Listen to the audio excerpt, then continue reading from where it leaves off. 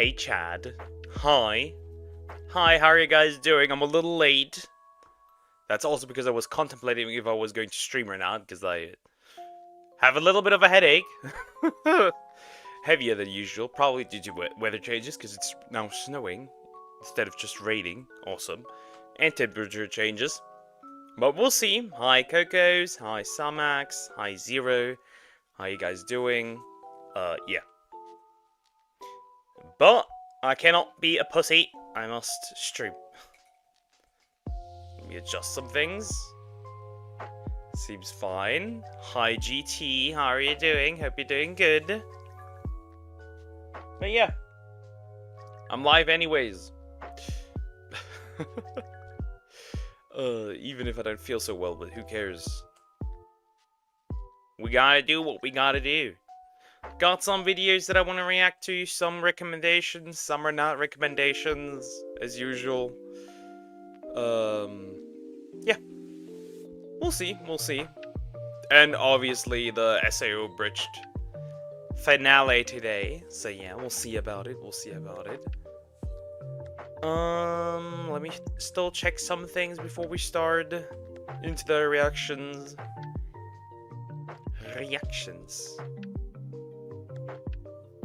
Why the fuck are you calling me a duck again? I am not a duck. I'm a simp. I cannot be a pussy, I must stream. Yep. Hey, I could carry my head in my own hands and I'd probably still stream.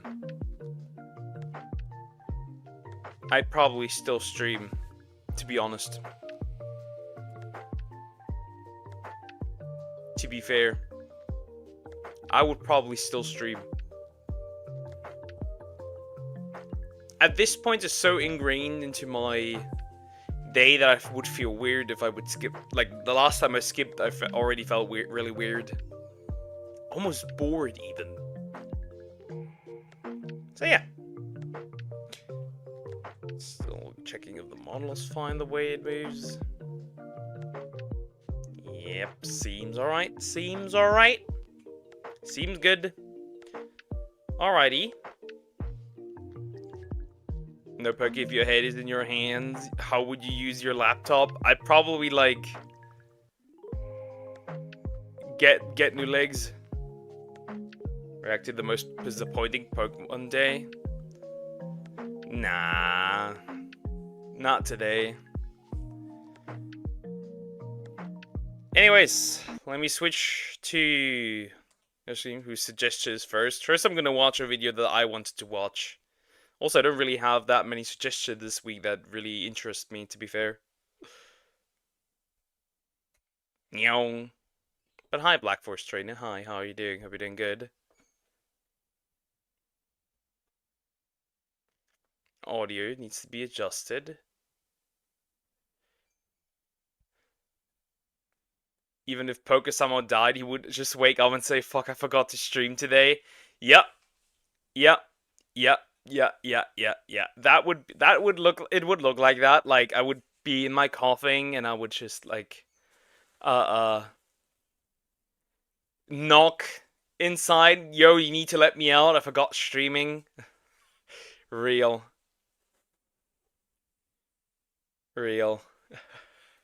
Yeah, or just pre-record for the next 120 years. Sure. That could also work. Something like that. Still need... I don't like how my model's positioned here. Why the fuck are you like this? Okay.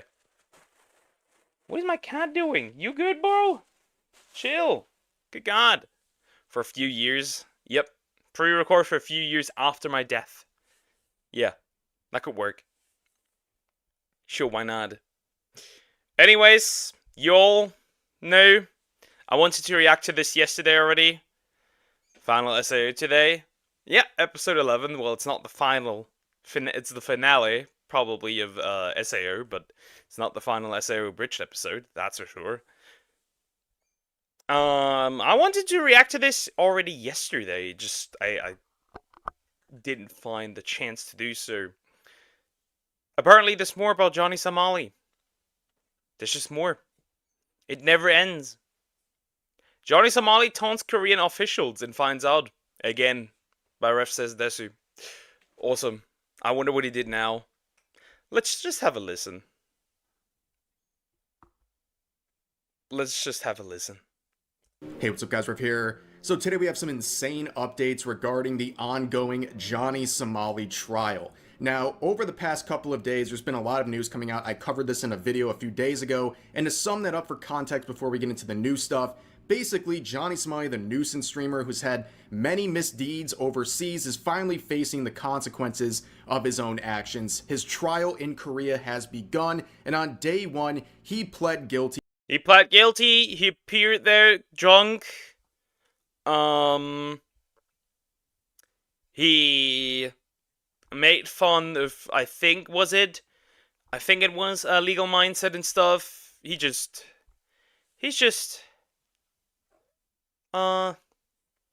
cooked. I think he's cooked. Hi, Ghost. Fuck around, find out. And he found out a lot. To 3 different charges. He was getting absolutely hammered in this courtroom in more ways than you might think. He showed up drunk, and then he was basically blasted by the judge because of his constant hostile behavior and belligerence. And of course, like I said, he pled guilty to 3 different charges, and he's facing up to 5 years of prison time for those charges. And in addition to that, there was a 4th charge that was revealed to him that apparently he and his... Yep, we got 4 charges. We got 4. I bet until he's in prison, it's gonna be like 5 or 6. I can guarantee. I hope so. So that he gets the full 5 years. That would be awesome. 5 charges, 5 years. Perfect. Johnny, I'm tired of this guy. He's the definition of dumb, dumb, and dumbest. He's all 3. Interesting.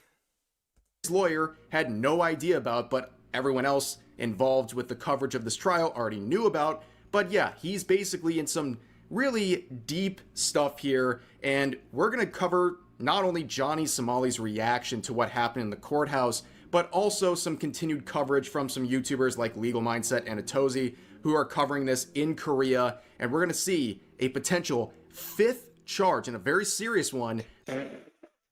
See what I just said? See what I just earlier said? See what I said the last time?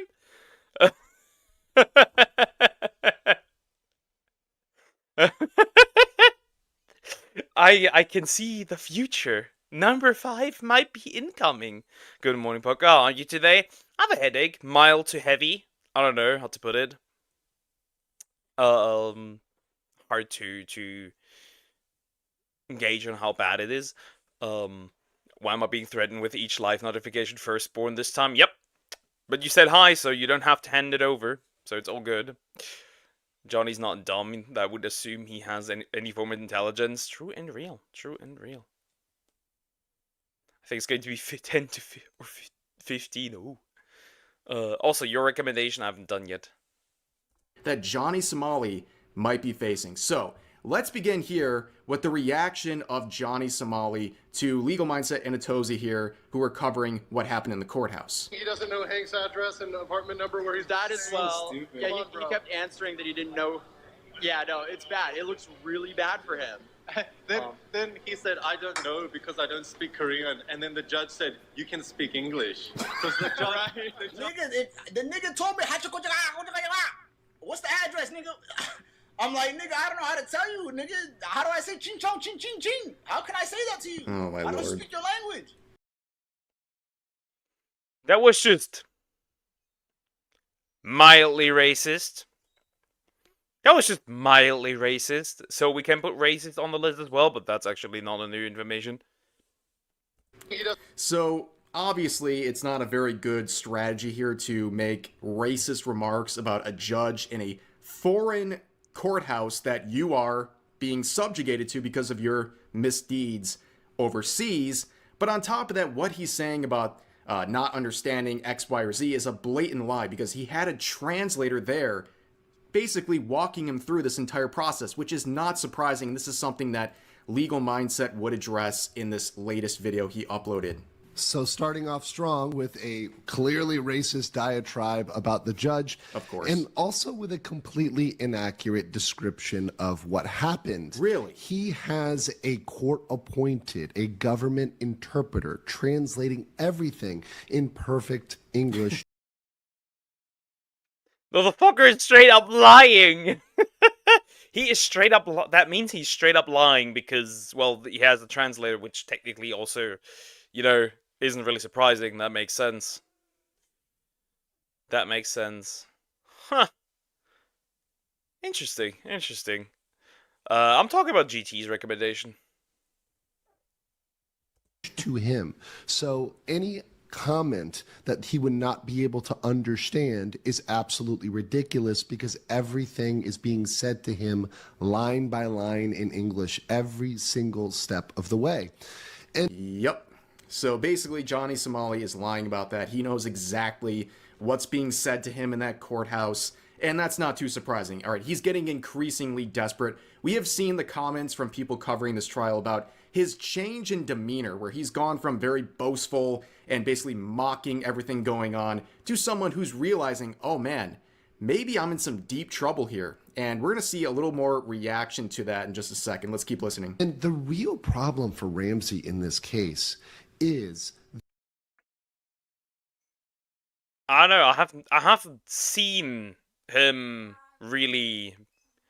I guess he has somewhat calmed down because, like, if he didn't care, he would just cause more chaos, I would assume. That's just my assumption there. But yeah, I guess he has calmed down. that this is on in front of the world. He not only has us YouTubers here, people like myself, Atozi, others that were in the audience, including Korean YouTubers, but he also has the Korean media. And we have a clip from the Korean media showing exactly how Ramsey's story is so different than reality of this tough guy act. Yeah, so the tough guy act is definitely very present, okay? So before the actual proceedings began, he was out front with his buddy here, and they're posing, and they're making it basically a big joke. They're making a joke out of this entire... He's certainly making it like a joke out of it. He's like posing, making fun of it, being dressed up all like good looking in quotes, because bro looks more horrid than me. That is an accomplishment. Yeah. His biggest problem is him. He's dumb. Yep, that's an accurate description. The biggest problem for him is himself. Yeah. All I have to say to Johnny Somali is calm as a bitch. Yep. Is finally getting to him, I think. Slowly. Proceeding, when in reality, Johnny Somali is facing the end. He's facing actual prison time, and it's becoming more and more of a reality, but he's trying to put on this tough guy facade, and it's crumbling very quickly. In fact, it appears that Johnny Somali was actually running away from reporters. Let's hear this. Watch this. They're claiming that like I came in and I was fucking blindsided by the fact that I had a new charge and motherfuckers was like sitting in the wrong place and niggas was nervous. This shit was a breeze. Here's the reality. Tough guy Johnny Somali. Middle finger to the Korean media. That's interesting. That's very interesting. Gotta say, his teeth are so big. Bober curva. I mean, yes. Is there anything you want to say? Do you admit the charges? Don't you want to apologize? I love North. Oh. Yeah, you are cooked, bro. You are cooked. You are so cooked. He didn't just say that. Oh, God. Yeah, bro is fucked. That's not good. Yeah, so basically there's the reality of Johnny Somali literally running away from a tiny Korean reporter. because he can't face the reality. He can't face real confrontation. He loves sparking potential confrontation, but he can't handle it once it actually happens. And here he is just running into the courthouse because he can't handle the heat. And also, did you notice he said something about North Korea? Probably not the best idea, right? Probably not the best idea if the South Korean government is literally asking you what your affiliation with North Korea is. Yeah, clearly the smartest thing you can do. 100%. Especially since he alleges he's being investigated by South Korean authorities for a potential national security issue because of his comments about North Korea. But let's also refer to the confidence of Johnny Somali regarding this trial and how it's going so far. It wasn't really that big of a deal. It wasn't really that big of a deal. It's not a big deal. I showed up drunk. I showed up happy. Like, the charges that they have me put on, the charges that they have me for are such minor, minuscule charges. It's fucking obstruction of, like, bro, spilling a cup of noodles. Yeah, he goes on in his little cope session about how this is not a big deal. It's no big deal. He's facing 5 years in a foreign prison. A foreign prison system. That's a big deal. I would be very nervous. And also, just basically say the obvious here. How is Johnny Somali gonna fare in a South Korean prison? Especially since his crimes and everything he does in that country revolves around being a new... All his crimes revolve around disrespecting... It's not just all his crimes, right? It's also the things that he has done that revolve around disrespecting Korean history. So, I don't think the prisoners are really that excited to see, or maybe they are excited to see him in prison. Who knows? Dropping soup, throwing the noodles at people. Remember that? You know, doing inappropriate things with those statues. Yeah. Nuisance and disrespecting South Korea. It's not going to go well, that's for sure. But we also have some other interesting things going on here. Speaking of that whole national security thing. So I played this clip in my previous video. Let's just watch a few seconds to get some context. South Korea's National Intelligence Service visited Johnny Somali, who told him he was under investigation for the National Security Violation Act. Okay. Bro might be cooked. I'm not sure, but isn't the death penalty still a thing in South Korea? I don't know. Maybe. Who knows? Will he drop the soap and then get shafted? They're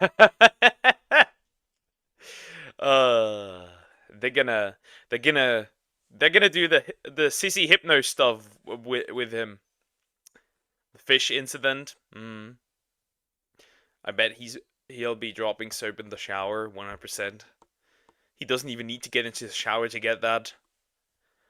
Little World theme park. Could be. I don't know. Think this shit is a fucking game, nigga? Bro, I got Korean investigation documents. These niggas been interrogating me for months. So he eventually goes on in the video. He talks very briefly about some deepfake related issues.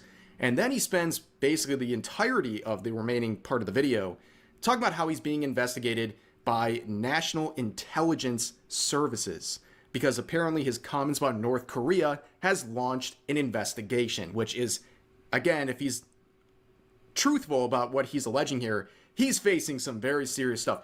National security investigations. That doesn't sound good, right? But also, I think the national security stuff was a bit of a red herring because in reality, it turns out the documents he's referring to, it appears that those are related to another potential charge that Johnny Somali is facing, and one that is very serious in South Korea, as it should be, as we'll see, involving deepfakes. So again, let's hear from Legal Mindset. And he literally said, I don't understand this racial slur speak. They right this shit in Gook language. And what we found out. What the fuck? This motherfucker is okay. Whoa. At this point, just making a show, just look for a big place, you know, and just like, you know, put him into these, you know, middle-aged things where like you stick your like there's wooden things where you stick your head and your hands through, and just let Korean people beat the shit out of him. Make it a public event. Sell tickets. Sell fruits to throw at him. I don't know, vegetables. Who knows? I've heard the prisons are worse than the West. The what language? I do not know, but it was a racist slur.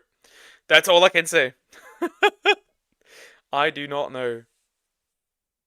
Unlikely that he'll get the death penalty, but if he doesn't, he will probably have to put in a solitary confinement for his own safety, probably. Also, like, he has not deleted a person yet. That is still missing. Hi, JDX. Bro, how are you shiny so goddamn lucky? I have the shiny charm.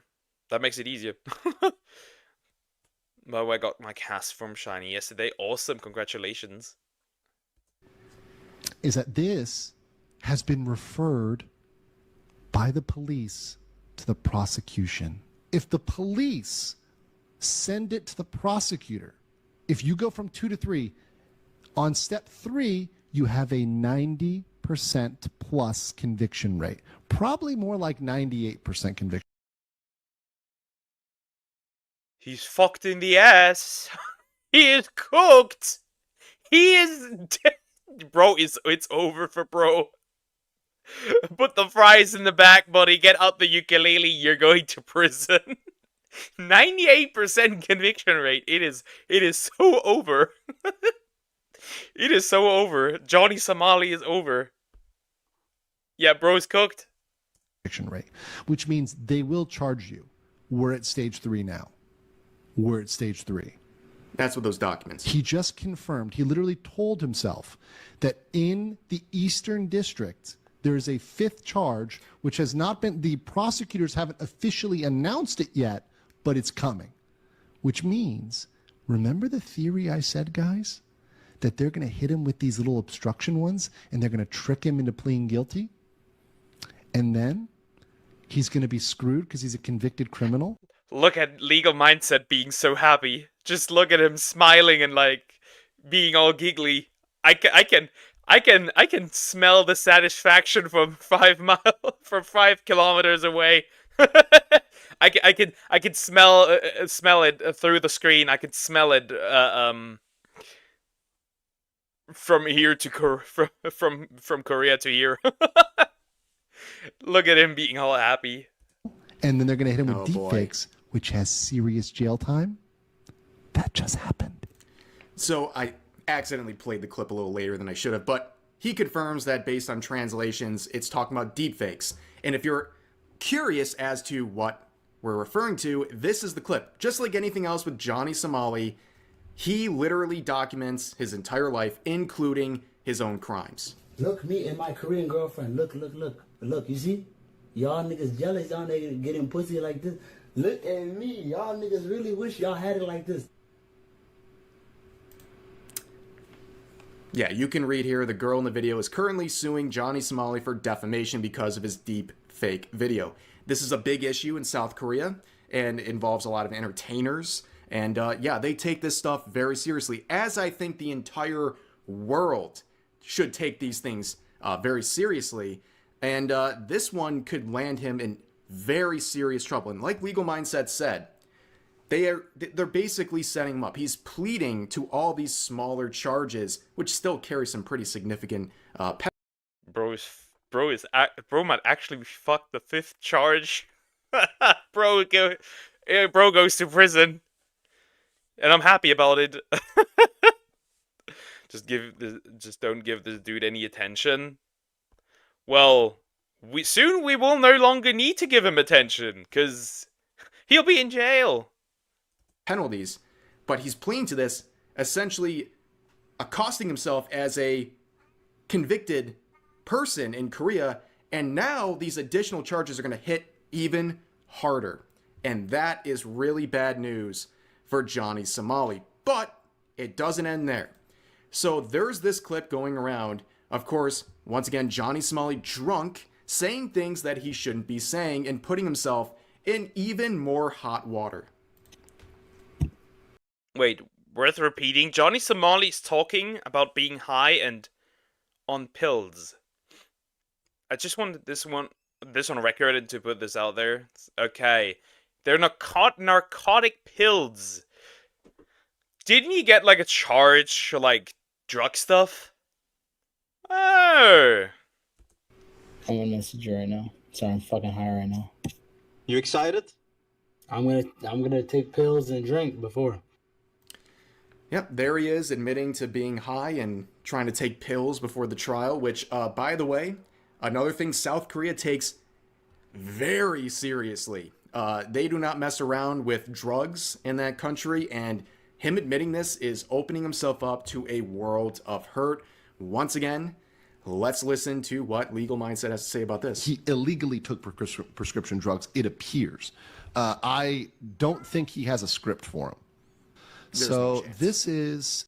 Oh, so he took pills that you need a prescription for. Oh, well cooked. a picture where he admits he's high, and he's clearly, if you watch him in this video, he's clearly on something, right? I'll pause it for a second too. Like I joke about him being like a lightweight when he's drinking, you know, his like 2 beers, and he's in a later clip puking all over his friend's apartment. But like maybe this explains why he's so messed up. It's not just alcohol he's taking. Apparently there's also these prescription drugs that he's admitting that he's taking, or I should say, well, prescription that he probably doesn't actually have. Hold on, I'm gonna open a private message with you. I mean, come on, I'm dude. gonna message you right now. Sorry, I'm fucking high right now. So we figured out why he was high, right? You can see the medicine here. Oh my god. Bro, why it was at this point it's just so over. It's just so over. Like, you have him admitting it. You have the medication there. You have everything. You just have everything. It is so over for bro. He'll be getting tons of attention in prison. Yeah, he's gonna ride the wiener carousel. God. And what happens when you get stuff like this and you say you're high and you have this photo in the background of Hanky Poo's apartment and you say you're high and you've been taking pills? Well, Not you figured good. out through the power of the internet that it is likely the drug Zolpidem,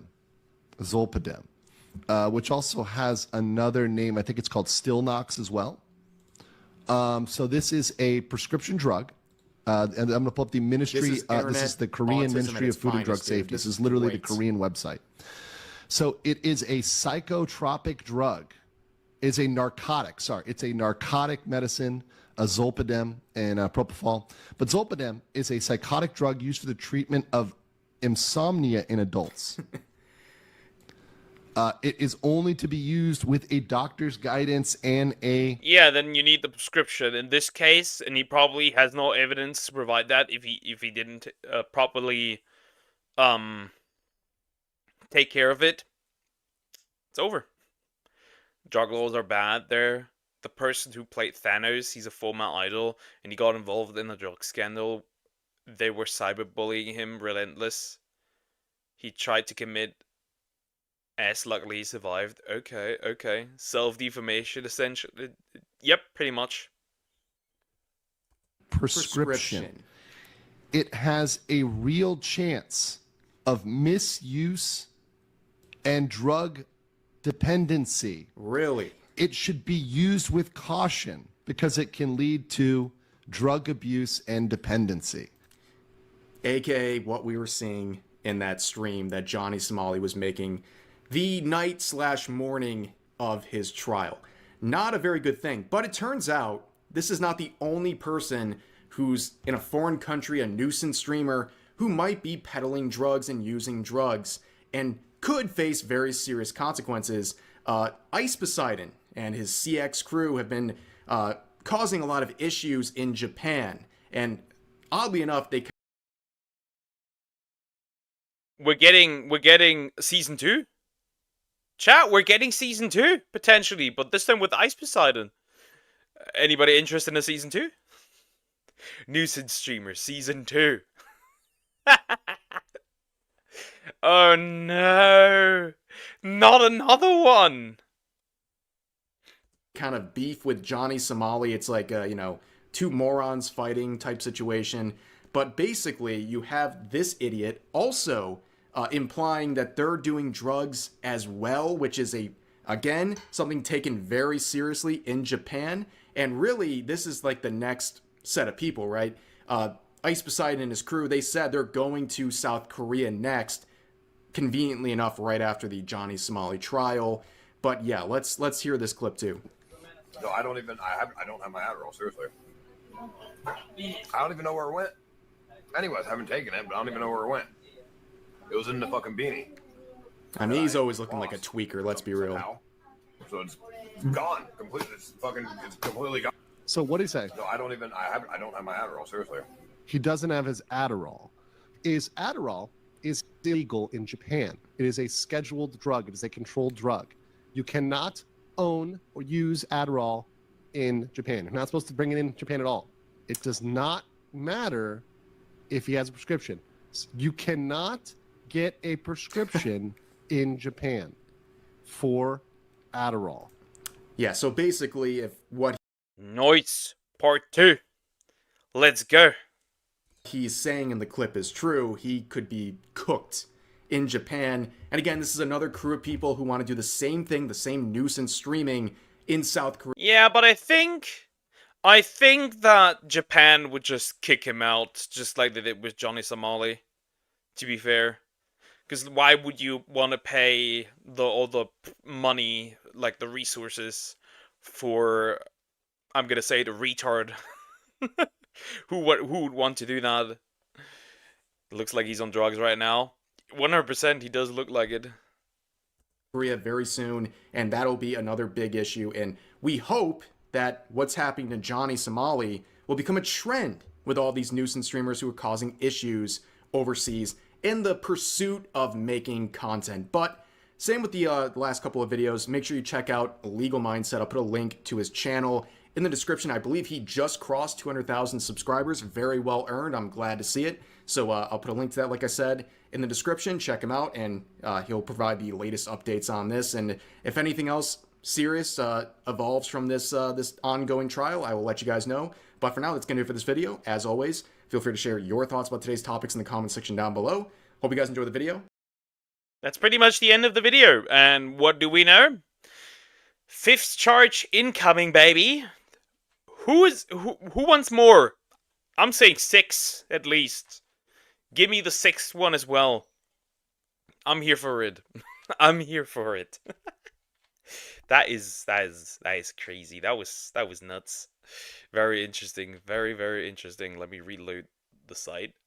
Ugh, I have ads. Why do I have ads? Where do ads come from? I didn't have ads earlier. What is this? Wanna watch Here are the video that Salmax sent in, because that looked interesting. Okay. Switch the topic. We'll watch another ref video later, which is something that I was interested in. I think he just uploaded it today or yesterday. I don't know. I just picked that up. Most epic origin stories in history by Serious History. Interesting. Interesting. Let's go. Let's see. Here are the most epic origin stories in history. Ashoka. It's the year 304 BC. Ashoka. Okay. Origin stories. I have an epic origin story. and the Mauryan Empire is welcoming a new royal child. Lovingly held by his mother, he's given the name Ashoka, and the emperor, a man named Bindusara. Really? The art is very interesting, I have to say. That's very flattering or unflattering. But he does have kind of a Chad chin, I have to say. One video is now unavailable. Yep, got nuked apparently. Who knows? Honestly, I'm surprised he's getting as light of a sentence at the moment that he is. Yep, I'm surprised as well. They probably can pull out more if they wanted to. Bindusara stands near and gazes at this newborn. In this son, he sees a future of... not much, really. See, the emperor already has another son named Tsushima, born from another one of his wives, and he's actually his choice to become his heir. To add to this, Ashoka's mom was a commoner. Whoops! I mean, how did that happen? Commoner. Phew! Spit on that thing.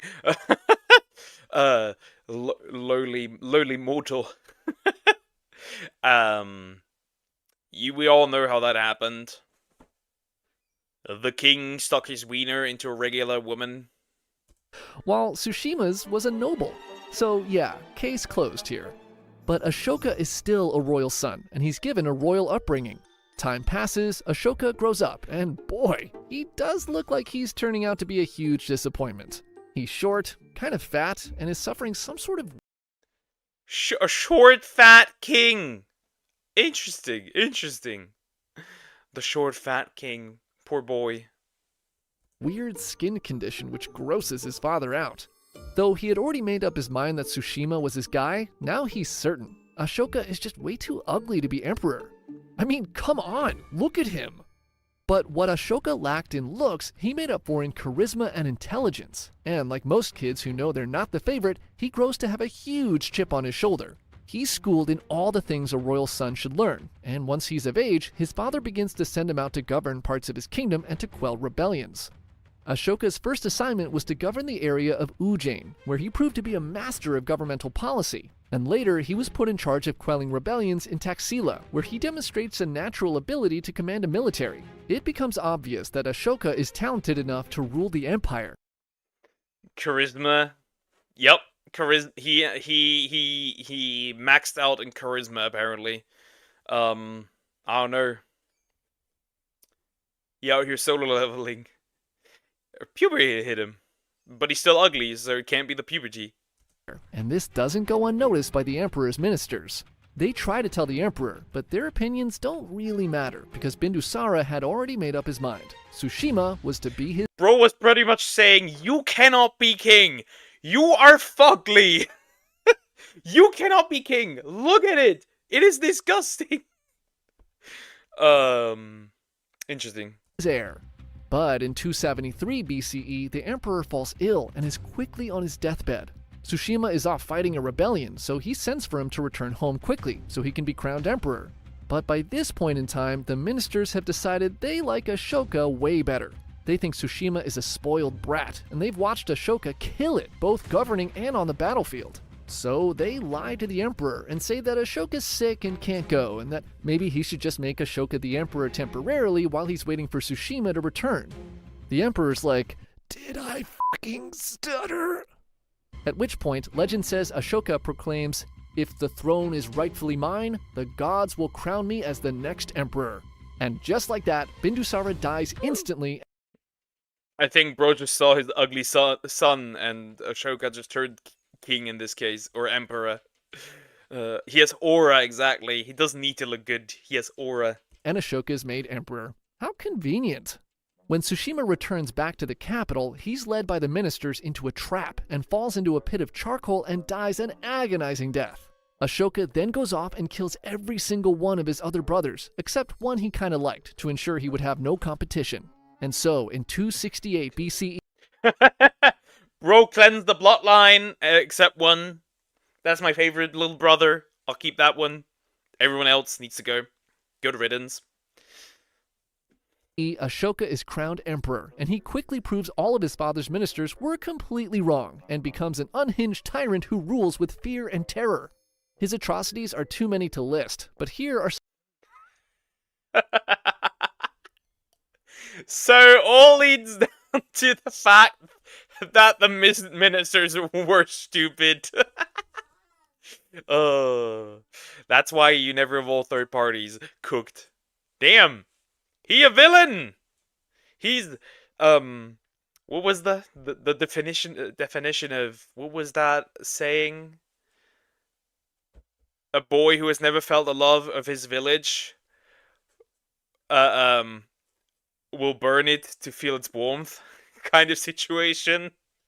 some of his greatest hits. He once gave his ministers the impossible task to cut down every flowering or fruiting tree, and when they failed, he chopped off all their heads himself. Oh my god, we should have totally gone with sushi. This other time, while walking through a park with his concubines, he sees a beautiful Ashoka tree, which puts him in the mood for some afternoon delight. The concubines are so grossed out having to touch his gross skin that as soon as Ashoka fell asleep, they go and chop all the flowers off the tree to make sure it won't happen again, which I find hilarious. Hey, that's even worse than what I've got through. They even, they said, yo, we need to make sure that we have to never touch kiss this man again. Manipulator, master manipulator. He's going Link, killing every other Link, pretty much. But when Ashoka wakes up and finds out what they did, he has them all burned to death. And perhaps as pièce de résistance, he constructed a beautiful palace, which he then fills with the most evil torture devices imaginable. Burning pits, fire chambers, molten metal for pouring down throats, spiked walls and ceilings for impaling, rotating blades for chopping off body parts, and iron hooks for hanging were all said to be found within the walls of this palace. The only thing he was good at was looking good and being a good person, see Poker. Despite all odd and being fugly, he did it. Yeah, but I can't. I am unfortunately not the son of an emperor. Welcome. Hey, Ender Steve. Hi, how are you doing? Hope you're doing good. The only things he was not good at was looking good and being a good person. I guess so. Yeah, that makes sense. He's a sadist. Sounds like some X-Man. Palace that's given the name Ashoka's Hell. No one who enters the palace ever comes out alive. It did evidently have a beautiful garden in front of it, though. Now, at this point, you may be wondering, Sounds like my basement. why are you even talking about this psychopath anyway? Well, it's because, believe it or not, he's often referred to today as Ashoka the Great, one of the greatest and most beloved rulers in the history of India, and his redemption arc begins in 262 BCE. Ashoka has dreams of surpassing his grandfather and father, who had successfully grown the Mauryan Empire to encompass nearly the entire Indian subcontinent, modern-day Afghanistan and Bangladesh. For his first conquest, he sets his sights on the kingdom of Kalinga, an unconquered area located on the eastern coast of India that his grandfather had once tried to take, but failed. The Kalinga were a proudly independent people who had wealth, trading ports, and a well-trained military, and defeating them would be a great first step to show he'd surpassed his forefathers. So, Ashoka... So he got there and got cooked? Is that what this is? We're just looking down at another rattlesnake. That was close. What is it with you and, life-ending situations? Do you, attract these or what? And I thought I had bad luck. Nah, he's too extreme. Yeah, you just say that. So he's the most popular one, apparently so. Ashoka takes an army of 600,000 infantry, 30,000 cavalry, and 9,000 war elephants and attacks Kalinga. I'll be honest, originally that did not look like they were riding horses. But they were riding horses. I'm sorry, my brain just went south. With the entire might of the Mauryan Empire. The Kalinga, though heavily outnumbered, refused to surrender and fight bravely to the end in a desperate but ultimately failed attempt to defend their homeland. The war does not last long, but is literal hell on earth, and the death and destruction are at levels unseen until World War II. The Mauryans win the war, but at a heavy cost, and when Ashoka goes to the battlefield to bask in his greatness, he's instead horrified by what he sees. The bodies of over 100,000 dead Kalinga soldiers litter the ground. Every step he takes is into a pool of festering blood. The stench of rotting flesh is unbearable, and the swarm of flies feasting on the corpses is deafening. He sees women, young and old, searching for their husbands, their fathers, and their children amongst the rotting bodies. Some are unlucky enough to find their loved ones, and their howling cries burn Ashoka's ears. He was not the first nor the last. Bro, bro fucked up. Bro realized. Hasn't been in the war so much that he realized the horrors of war. Interesting. 9k elephants. Yeah, apparently so. That's interesting. He's the great. He never loses. I guess he just lost his will to fight. Ruler to be confronted by the harsh realities of war. But in this moment, he's perhaps one of the few rulers in history who was filled with a deep sense of remorse. Was this the greatness he was seeking? Ashoka leaves the battlefield a changed man. He will no longer seek glory through war, and he invests himself wholly in the study of Buddhism. He begins to erect pillars throughout his kingdom with edicts on how he wishes for his people to live, peacefully with respect for one another, no matter their cultural or religious background. For the rest of his reign, he goes on no further conquest. Bro sees the horrors of war and decided to become a man of God, and then decided to become all peaceful and hero. His only goal was peace and the betterment of the lives of everyone living within his empire. He begins to use the empire's treasury to erect shelters for travelers, plant fruit-bearing trees along the main roads to feed the needy, and digs irrigation systems to provide clean water for everyone. Through his efforts, Moria grows prosperous and enjoys peace that lasts for decades. He funds Buddhist missions out of India in an attempt to foster world peace, and his efforts spreads the philosophy throughout Asia. When India regained its independence from British rule in 1947, Ashoka's chakra was chosen as the central icon of the country's flag. Cyrus the Great. It's 600 BCE, and a king named Astyages is lying awake in bed, troubled by a strange dream. Very interesting. I don't know, I obviously have the opposing forces around me, but probably. I destroyed Usar, left, and reevaluated my life. I'm a new man now. I'm a changed man.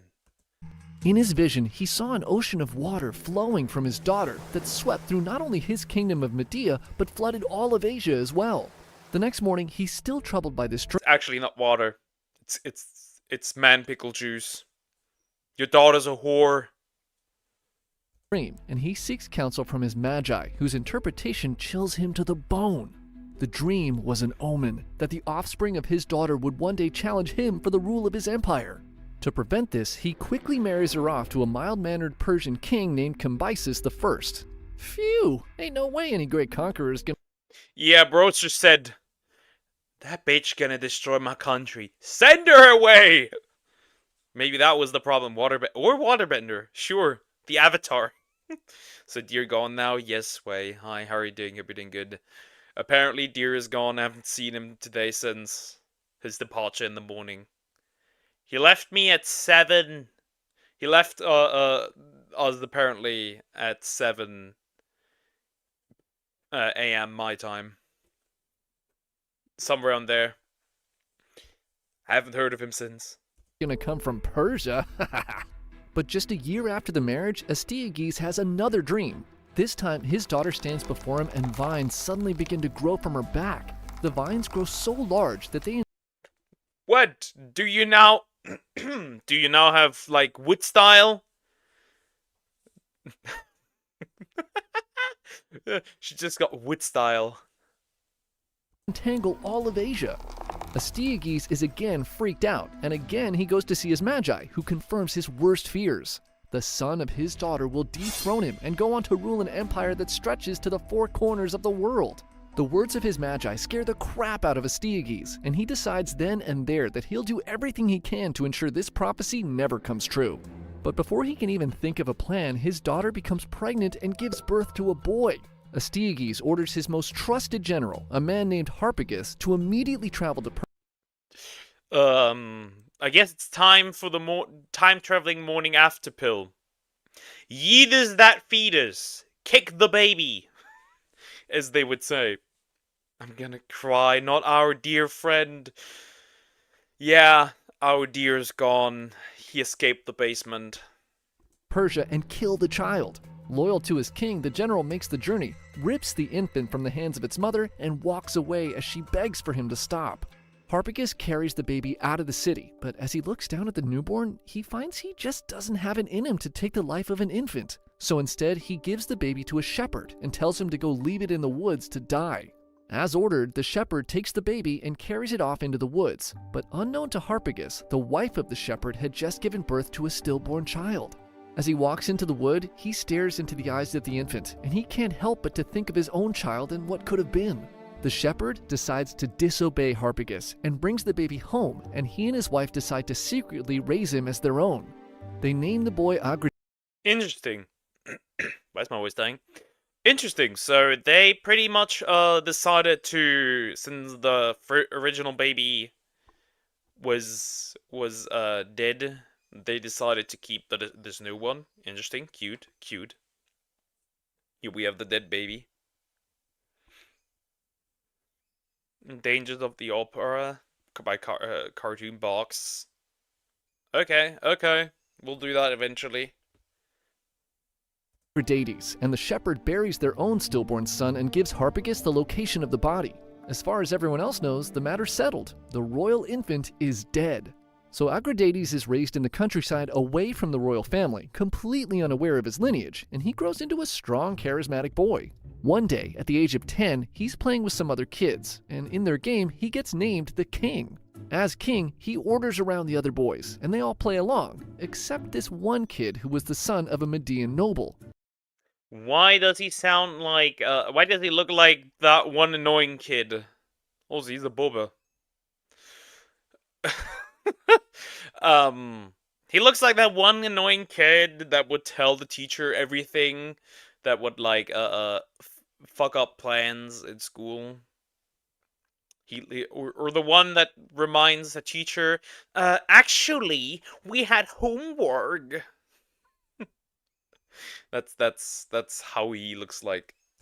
When the kid refuses to listen, Aphrodite orders the other boys to rough him up to teach him a lesson for not listening to their king. The noble boy goes home crying and tells on Aphrodite, and the boy's dad can't stand the injustice, and he immediately goes to Astyages to complain to get this shepherd boy punished. Aphrodite and his shepherd father are brought to the throne room in Medea, and at first look, Astyages is immediately suspicious. This boy looks exactly like him and is the same age his dead grandson would be. And on top of all this, he speaks and conducts himself with class far above a commoner. He turns to the shepherd and demands the truth. Who is this boy? The shepherd defends that this is his son until Astyages threatens him with severe punishment if he's lying, at which point he reveals everything. The king is furious, not so much at the shepherd, but at his most trusted general who had failed him. Harpagus is summoned to the throne room, and as he enters, he sees the shepherd and the boy, and immediately knows he's f***ed. Harpagus knows there's no use in lying. I'm cooked! I'm gonna be beheaded! Surprised I don't know this story. Only playing with friends becomes king thingy. Yeah. That's actually somewhat a used trope in fiction, to be fair, though. Interestingly enough. Like Randall from Reese's. Yep. That's exactly what he looks like. So he tells the truth. But surprisingly, the king seems to keep his cool. He tells Harpagus that he had often felt bad about, killing his grandson, and he's actually somewhat relieved that he's still alive. Tell you what, let's celebrate his return tonight. Come back later and, could you please send your 13-year-old son a little earlier so my grandson will have a companion? Harpagus is relieved and goes home and tells his wife, This is gonna backfire. I don't believe him. This is gonna backfire. That son is dying. And kid, what's going on? He sends his son to the palace early, not thinking anything of it, and starts to get freshened up for the feast. When his son arrives at the palace, Astyages orders his Yep, that son is dead. That son is dead. Cooked even. soldiers to kill him and chop him into pieces. Some parts of the boy are then roasted, and other parts are boiled. These cooked pieces of human flesh were then placed on silver platters for later in No, the no, evening. no, no, no, no, no, no, no, no, no, no, no, no, no, no, no, no. He's not getting fed to his own dad. The dad is not gonna eat his own son, is he? At the royal feast, Harpagus is seated with other nobles, and mutton is served to everyone. Harpagus's mutton looks a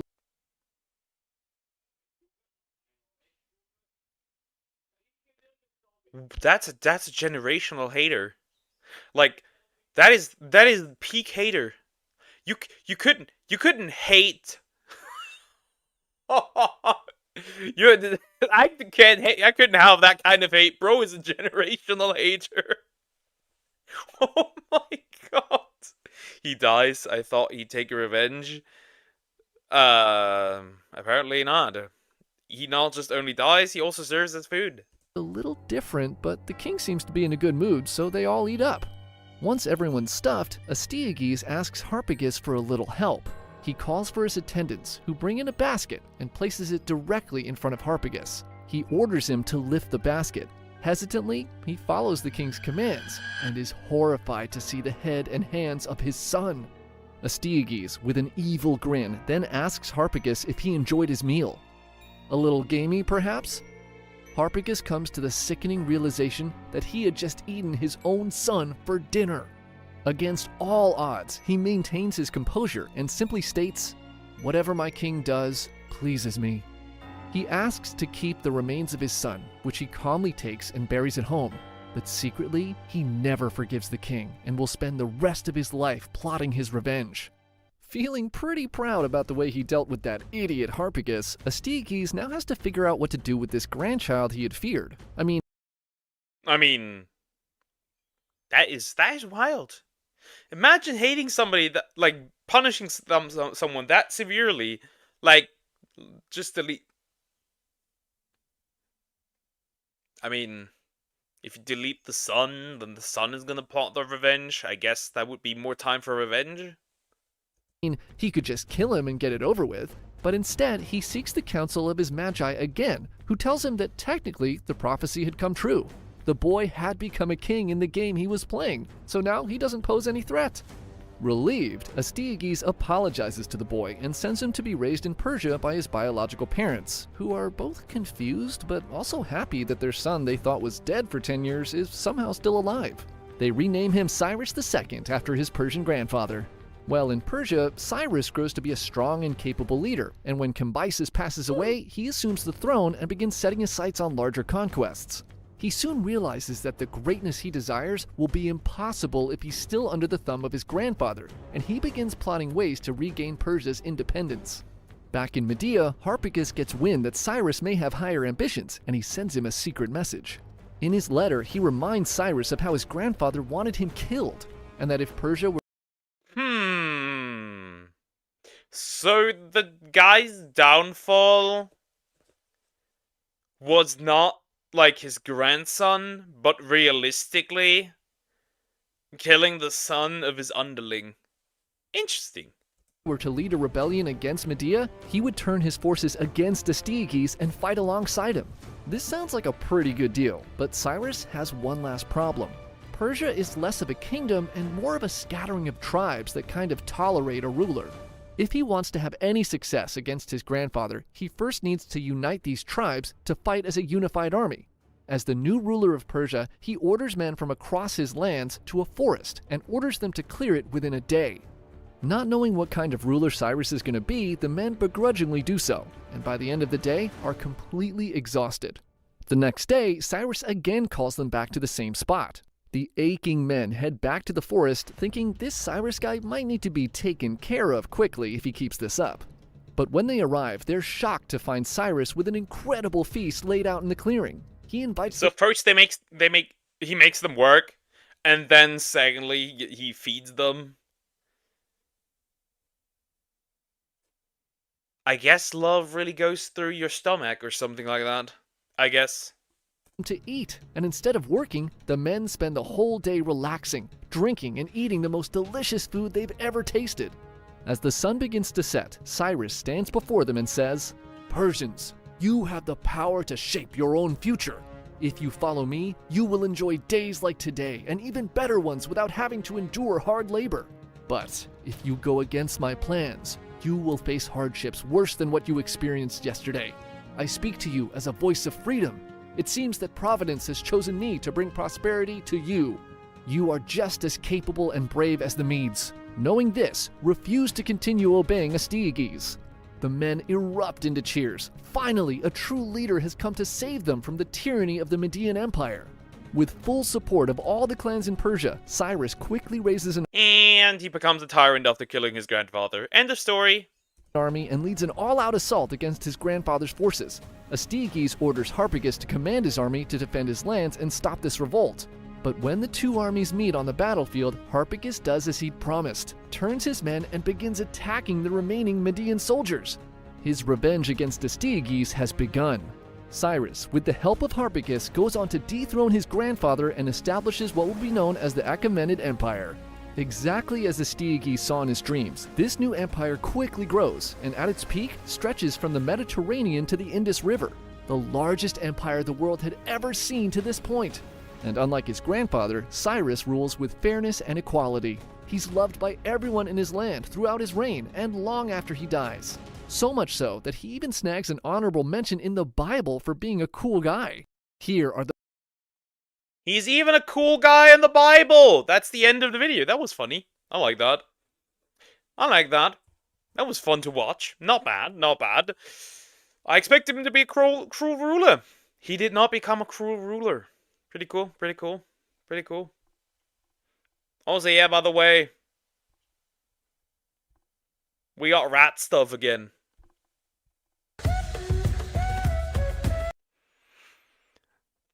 That Ender Steve send.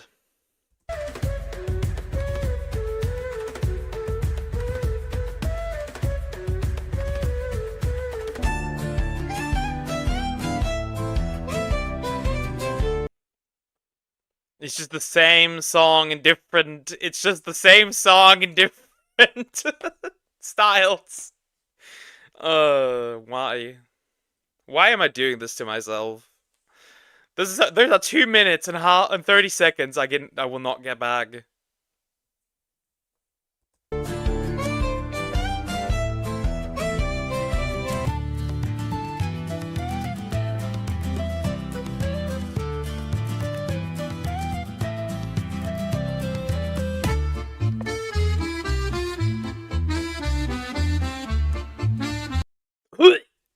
French. Oh, I'm gonna vomit.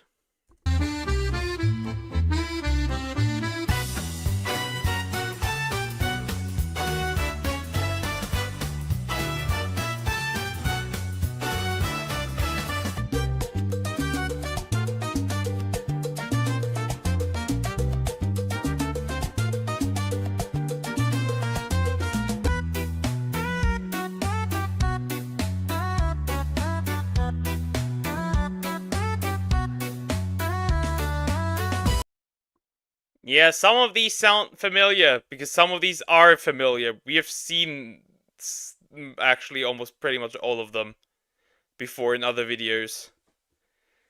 We don't need to get through that. You don't get copyright from the music. I do not know, which is why I'm not going to stay too much here.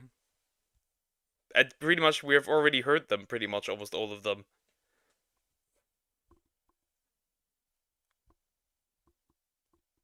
It's just rat.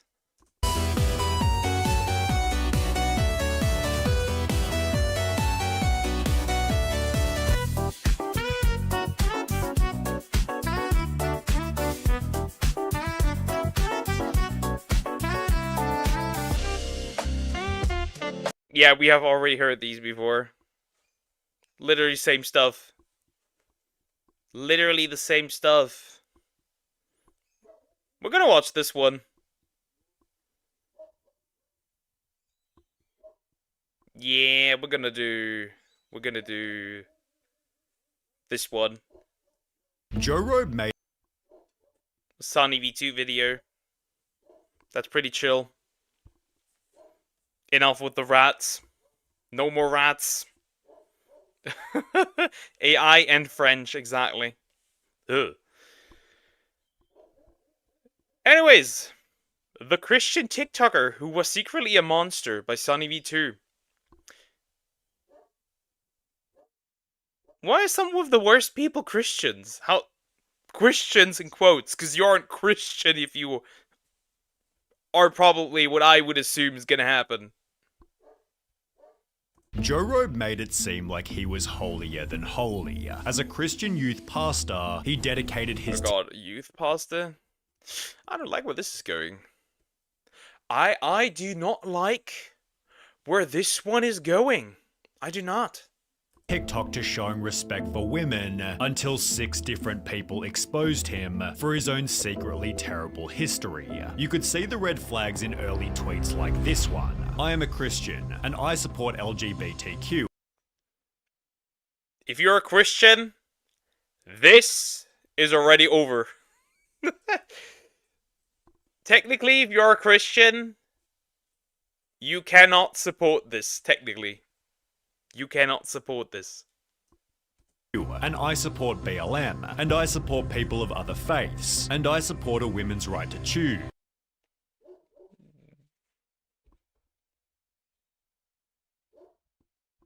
That technically also does technically not work.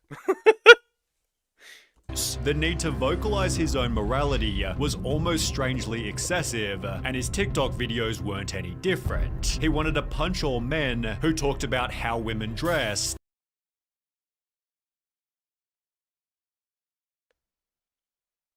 Interesting. Christian, by the way. Christian, by the way. I mean, the red flags already show, I mean, overly, like, overly, like, pick me, overly, like, good guy. Like, it already brother, it shows. It shows. You are a walking red flag. Here's Croc-Rock. Hi, Croc-Rock. While reminding his female followers that they had total control of their body. On their body, their choice does technically also not work as a Christian, because as a Christian you have to be anti-abortion. That is also not working. Bro is...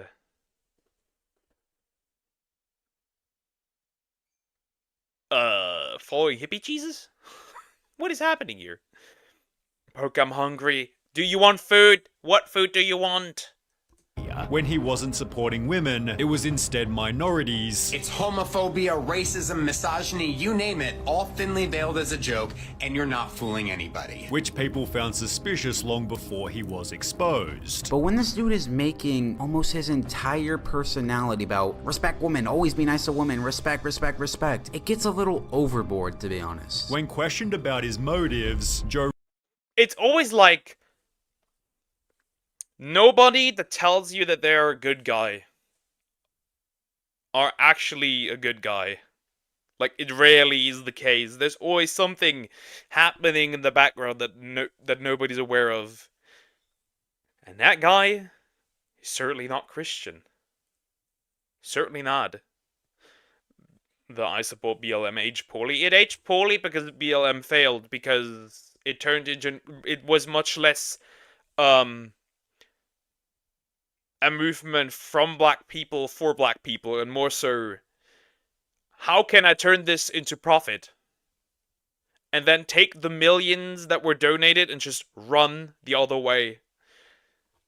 Nobody's batting an eye. Nobody knows what the founder of BLM is. Or maybe they do know.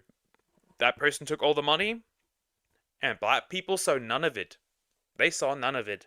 Robe snapped pretentiously. Just imagine being so worried about losing your male privilege that you would call anything that has to do with equality for women anti-men. Believing that when all men are killed, he'd be spared because of his TikToks. And the definition of pick me! Bro is so picked, it's over. They're not gonna pick you! when he did also occasionally support men, Now I've talked about men getting body shamed, women getting body shamed. the objective was still the same. Try to make himself seem like a person who did no wrong. Or rather, I'm not like other men. Guess that backfired, because apparently you technically are in this case.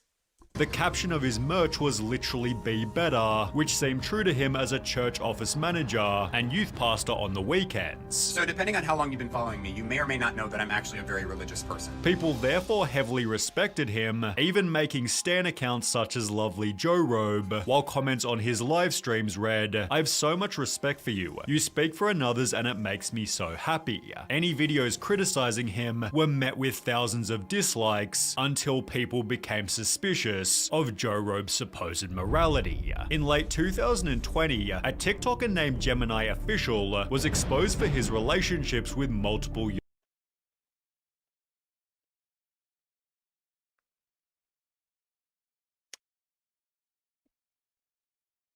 Half a wood chipper? young girls. Being in line with Joe Robe's content, people asked him to talk about it, although for whatever reason, Joe Robe avoided the topic. Message Joe Robe saying, hey, this is a problem, can you speak about it? Which is bizarre that it would take you so long to talk about somebody who's grooming children. Joe Robe later explained on Discord that denouncing the actions was simply too obvious, although having previously claimed the goal of his TikTok was to create a safe space for young people, it seemed odd that Joe Robe didn't want to talk about it. Perhaps he was simply avoiding drama, but this wasn't the only example where Joe Robe deflected an obvious topic. He'd become friends with a TikToker named The Calvin Brandel, whose videos promoted a similar sentiment to those made by Joe Robe. Not another one of these.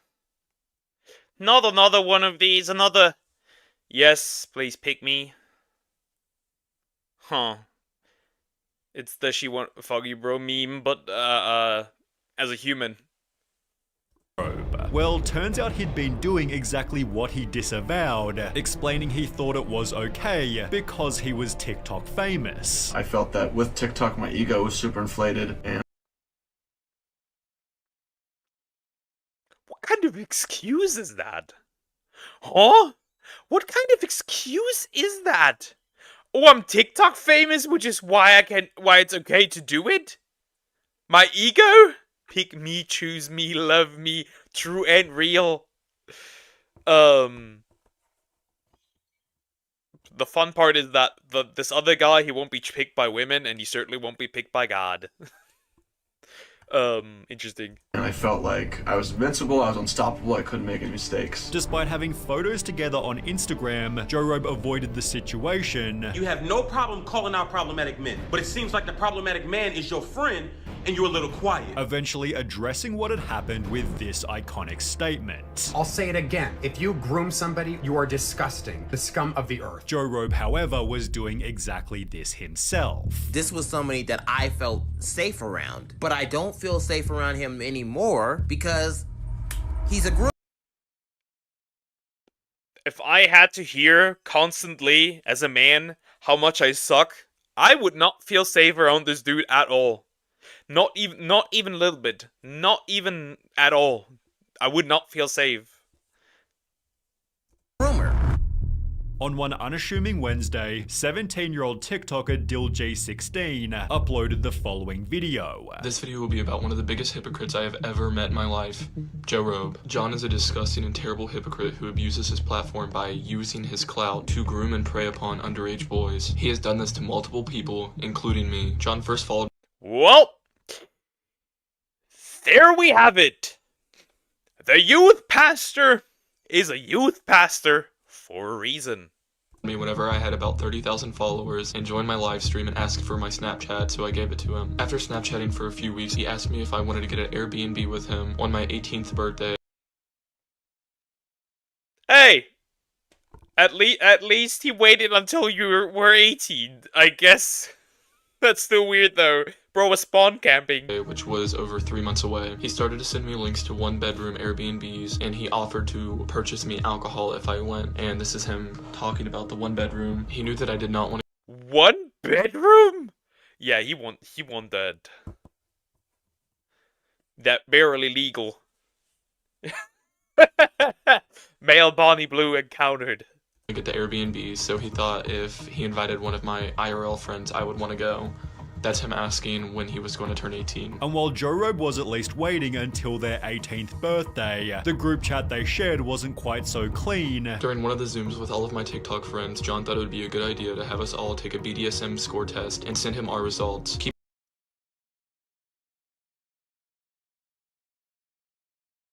Christian, by the way. Keep in mind, the youngest was 15 years old, and the oldest were 19, and there were only two 19-year-olds, and everybody else was 17 and below. Which had Christian, by the way.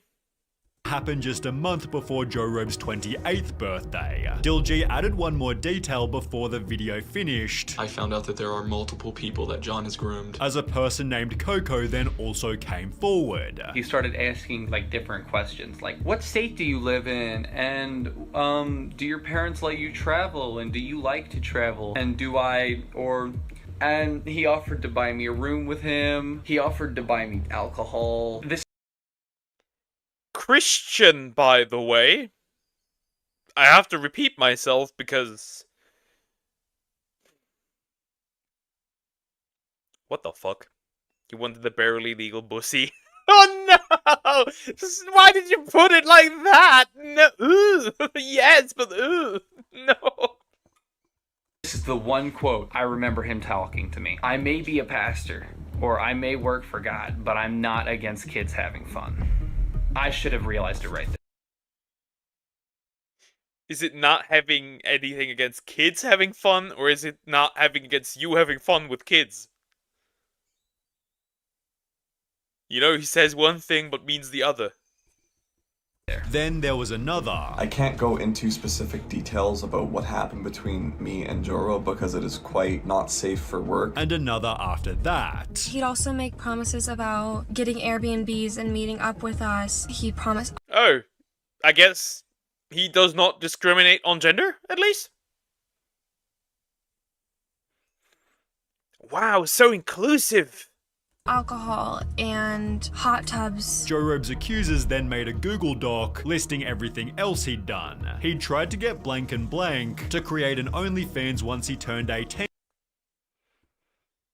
Christian, by the way. Christian that supports corn. Wow. Wow. And said he'd set it up for him and subscribe, also strangely bribing the group to call him hot, and locking a girl who was also intoxicated out of Zoom for calling him old and refusing to call him hot. Bro, what? What? Bro is so inclusive. He even wanted the pronouns hot. What the fuck is going on? Papa Gut talked about the document in this video here, after which he'd be messaged a story worse than every other one combined. I ran a small fan account for Joe Robe on Instagram. He eventually asked for my Snapchat. He told me no one else had his Snapchat and made me promise to not give anyone it or to tell anyone what we talk about. Conversations got really weird and he sent me a lot of dirty pictures, 4 of which were included to prove he wasn't lying. I was also 14 at the time. He didn't even bother to ask how old I was or for any form of identification, but he would call me a baby a lot and would try and force me to call him daddy.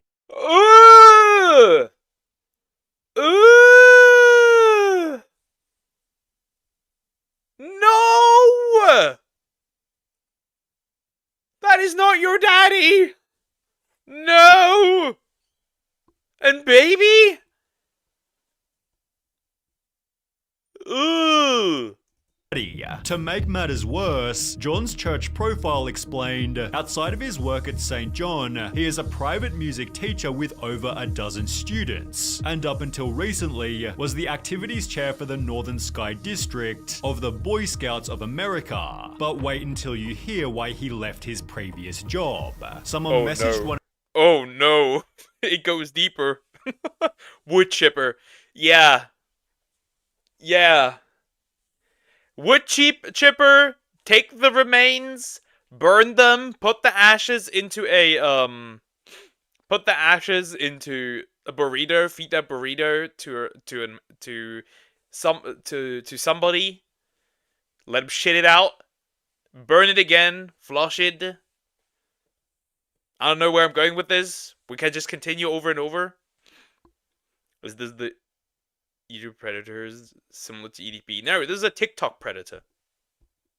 And it quotes a Christian. One of the accusers, I wanted to reach out because I'm on staff at the church he used to work at. He was removed from staff over 2 years ago, and he was really upset with our church and strict protocols for working with youth, so he left to go to another church. We're currently in the process of contacting the other church and places he's at, as well as local authorities. Joe Robe's LinkedIn partially confirms the story's legit, as it shows he previously worked in the very same church as the lady who told the anecdote. Unsurprisingly, people demanded Joe Robe also lose his new job, St. John Lutheran Church. You have some explaining to do. with Papa Gut even calling the church directly. This is the church that he works at. Papa Gut said, you gotta go. I've seen this guy occasionally on TikTok, though, funnily enough.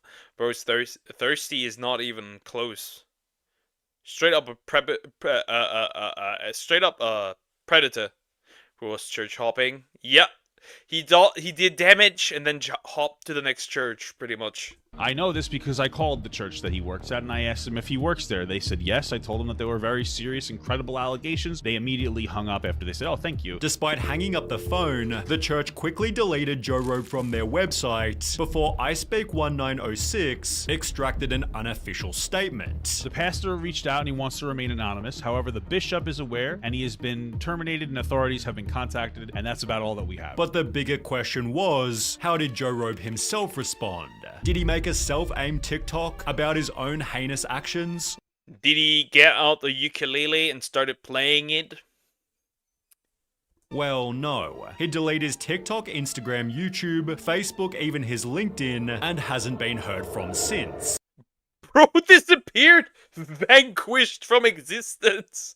His refusal to address the two previous situations suddenly all made sense, while others were less surprised. The accusation can't be real. A white knight influencer being secretly an awful person is unheard of. Not even surprised. It's always these types of men that end up being predators, but no one was less surprised than one of Joe Robe's former friends. As someone who personally knows John Bell and lived with him at university for a year, I can assure you that he's not the good guy here, and that these accusations line up with his past behavior. The dude was all-knowing, manipulative, homophobic, and tried to give off this ultrapious Christian facade. Interesting. Like I said, Christian. In air quotes. Why deleted everything? Yep, everything. Gone. Annihilation. He knew that he could not get himself out of this. Nothing about his online presence was genuine. Karma is taking a toll on him, and I'm glad he's getting thrown off the internet. Before any of this happened, Vegan Teacher had stated, John Robert Bell, you're going straight to hell. And it turns out her song hit the nail on the head. Apparently so. Well, now we know. Bro is cooked. Bro was cooked. Disgusting human. Not a Christian. We know. But that was clear from the get-go.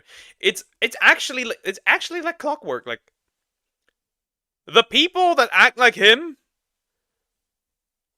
are horrible motherfuckers. It's always like that.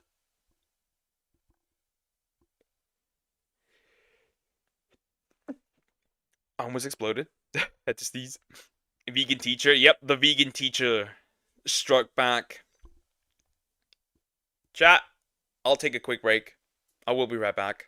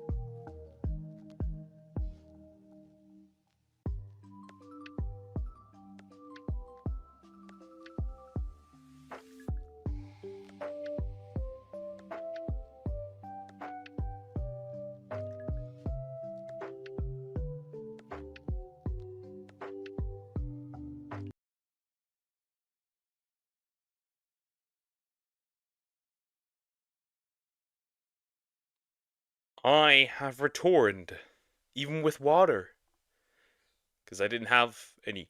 Give me a second. Perfect. React to something funny. But I don't have your face on in my list. I'm sorry. That's just a joke. That's just a joke. That's just a joke. It's ironic vegan teachers in the right. Yep. Very ironic. Very ironic. You want something funny? Alright. You want something funny? Alright. I got you. Yeah, they're touring exactly. Hi, tourist. I got you. I got you.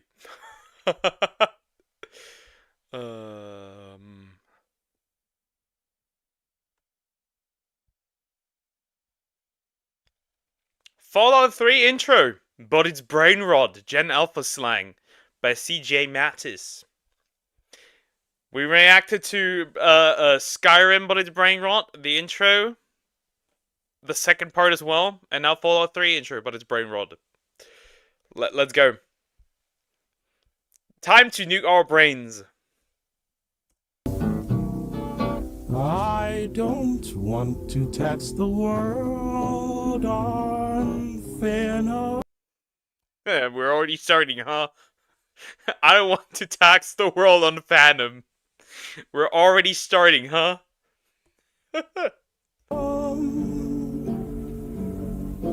I just want a shot to raise up your yard.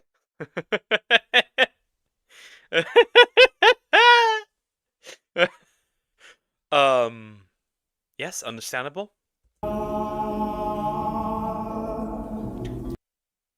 You see that?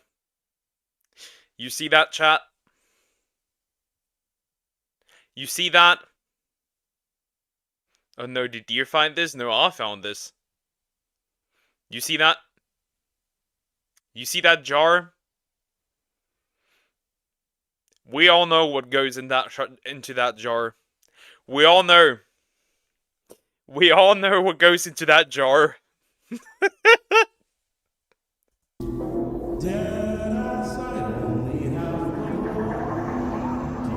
There's even a horny bonk stick. Look at that.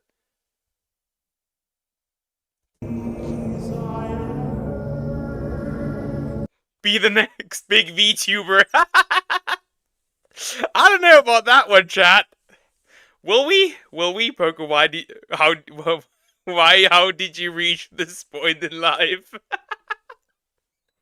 I know, it was just my recommendation since I watched Skyrim, but it's Brain Rot. So I decided, hey, it's time. Fallout 3, but it's Brain Rot.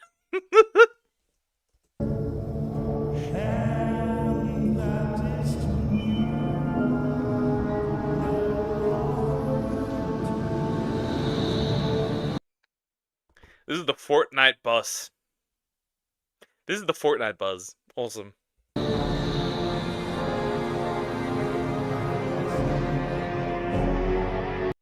And Among Us. Can't miss that one. Deadass. War stays the same. On God. Since our step ancestors first discovered the rising Step ancestors? At least their subtitles was good. power of Instagram and TikTok, Nut has been Now there's been buzz in the name of everything. Also, we got the tissue. We got the... You know what? The cream. bus in the name of everything, from Gaiat to Hawk Tua to simple gamer rage. Mankind's goonish nature couldn't lock in. If you don't know what Skibidi Toilet is, now you do. As the world was flushed down a skibbity toilet, thousands of incels spared themselves from having to touch grass by taking refuge in enormous underground shelters known as echo chambers. It is here you were put. Echo chambers? I mean, wait. So they just hid in Twitter? They just hid inside Twitter? Also, weren't women also surviving? Were those women then the femcells? So the femcells were hiding as well? Put on. It is here you will eat a grimace shake. Because in Echo Chamber 101, no one ever thinks, and no one ever touches grass.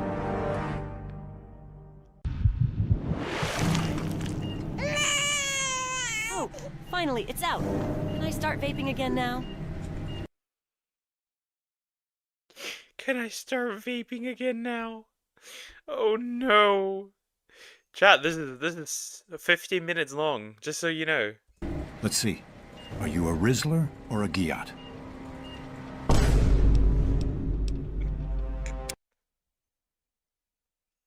Boy? Choose sex, boy or political? Yeah, identify as political, I guess. A girl? Did you really have to go and bus out a girl, Catherine? Just seems a little political to me, not gonna lie. James, can you please not be a cringy loser for 2 seconds? I just crapped life out of my front trunk. Cut me a break. Front trunk. Front trunk. So cute. You're gonna cop me a ton of likes on the gram, no cap. This is killing me. Catherine, I really wish you had shaved your bush before this. The baby... The baby.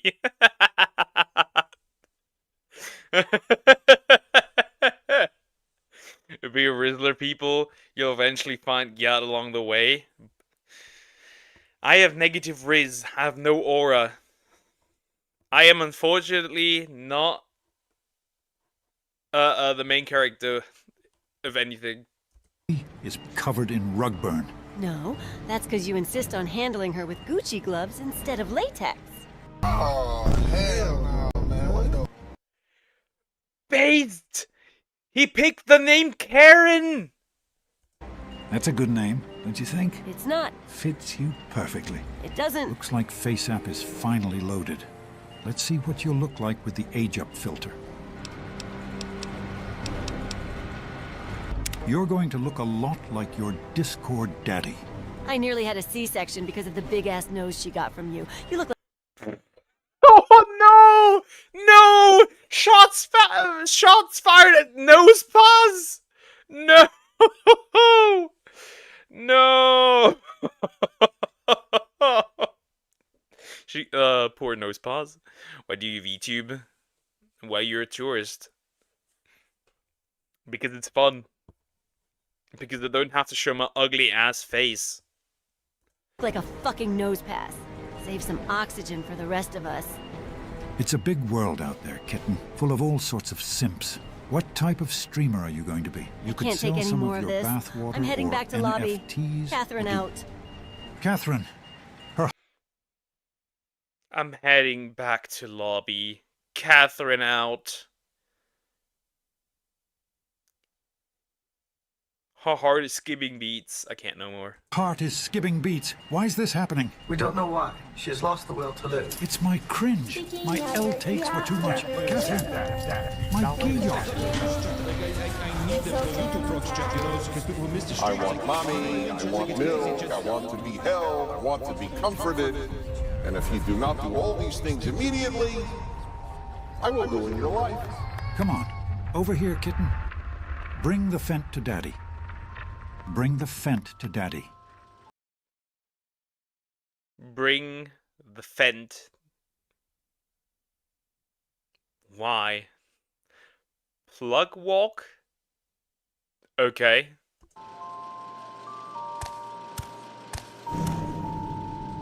You've guillot to be kidding me.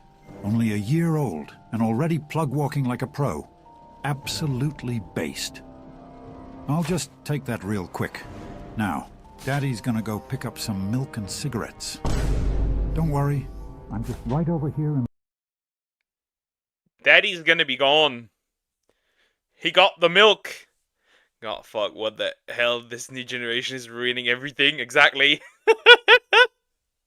the next room. I'm not going anywhere. You just keep reading, kitten. Daddy will be back 8... You're special. Is that actually a book from the game, or is it just edited? I think this is edited. ASAP Rocky, I promise.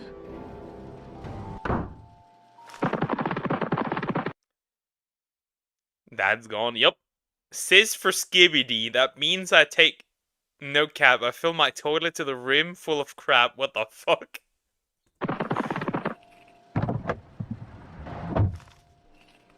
Peas for peep? A fun word to say. It means I can spot a gya from miles away. Oh no!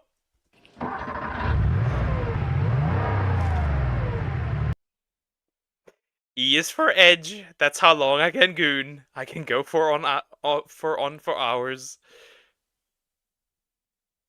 Is that a spelling mistake? I can go for hours. Shouldn't it be saying I can go on for hours? And never boss soon.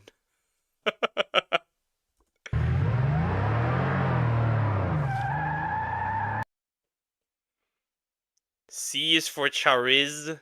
I shine like a light in a prism. My riz exists to mask my crippling social autism.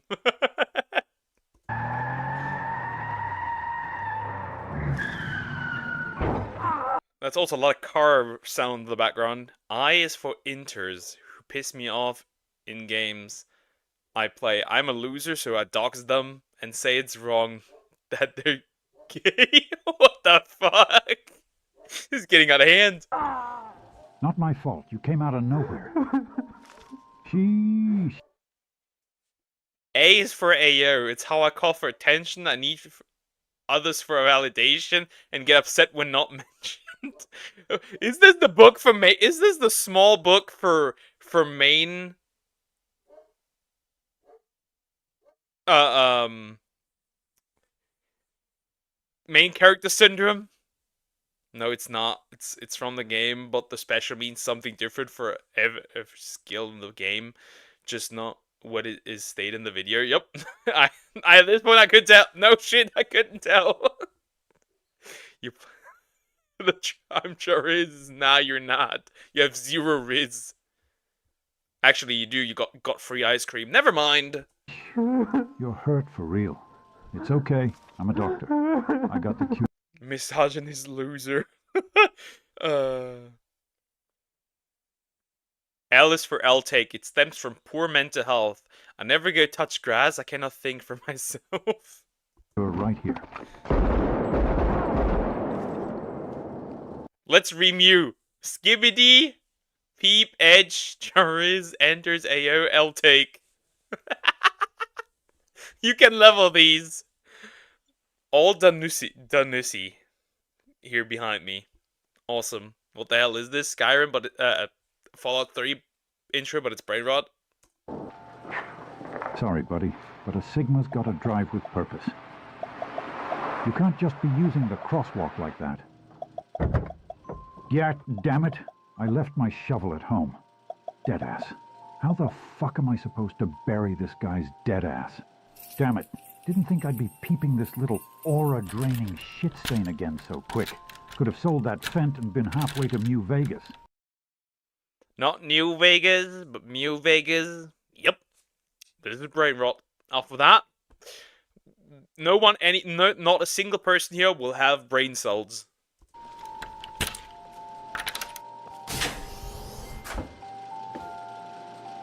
Hey there, kitten. Not gonna lie, there's a beta out here who went to sleep after hugging Daddy's car a little too hard. Now, some simps out there might call Daddy a criminal. I am Alpha and Sigma, the Chud and the Chad.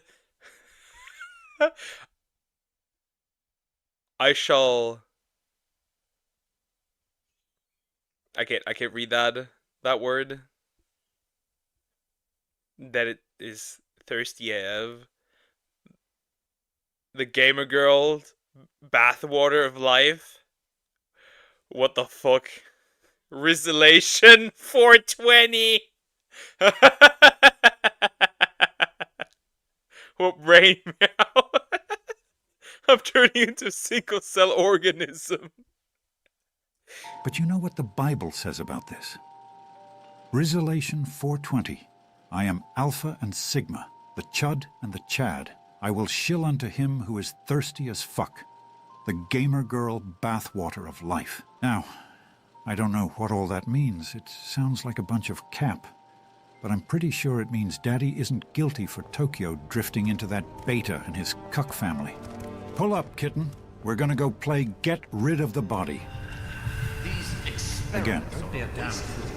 You've been a handful on God.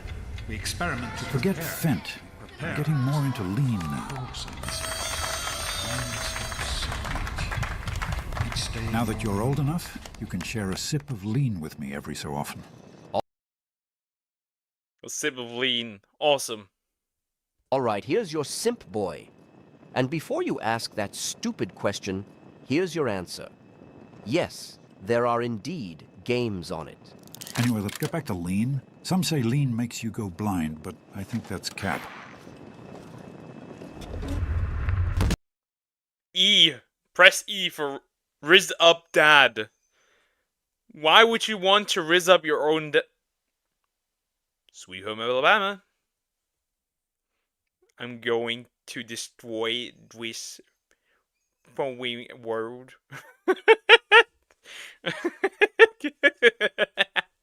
Good God.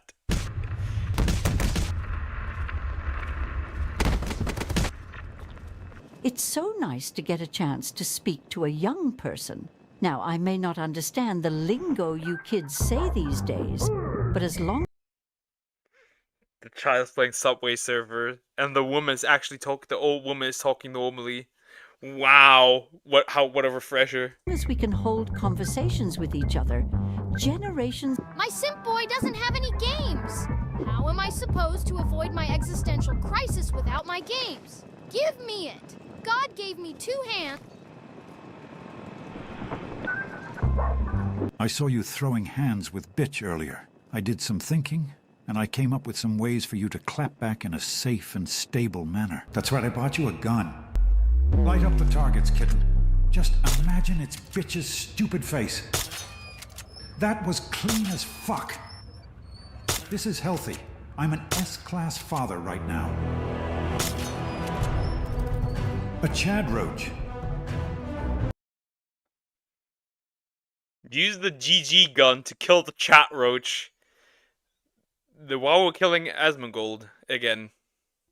Minus the Chad. And the chat theme playing in the background. It's my kitten's first boss fight, no kizzy. Chat, are you seeing this right now?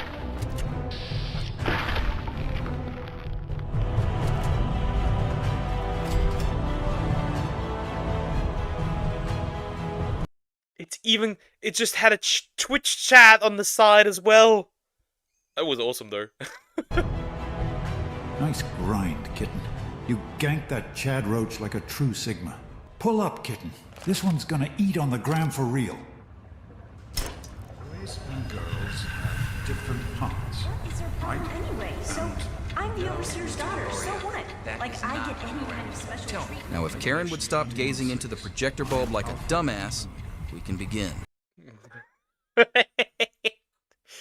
Karen, goat. Goat. Interesting. I can't read that. Generalized. This is aptitude test. I think occupational is that. I'm an S-class human poker. I'm not. I'm an E-class. Come on, class. Let's get through this quick so I can go have an afternoon cry. Question 1. You get rizzed up by a vault NPC who screeches, "I'm gonna plug my quantum Riz harmonizer in your photonic Gaiat chamber." What's your response? Why does this... Are we combining brain rot words with sophisticated speech? Let me read. Hold up, doctor. Wouldn't that cause me to contract Sugma? Sugma balls. Only tier 3 subs can do that. Say nothing but edge to the NPC's ramblings. Scroll TikTok. No, Poke, you're an F class. I'm a G class, even.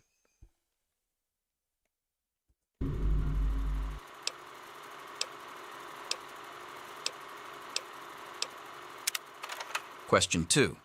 After doing foot stuff to a Discord moderator, an NPC shows up to the doctor with a weird fungal infection. It's sick maxing at a goonish rate, but the local doctor has dipped out for a hit of his vape. What do you do?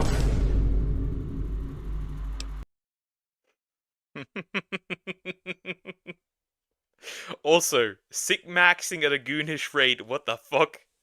Amputate the foot, it's nasty AF. Scream for help at the mention of Discord mod. Real. Pour some prime on the infected area. Alright, that would work. Merely sit there and peep as the infection sick maxes. I guess.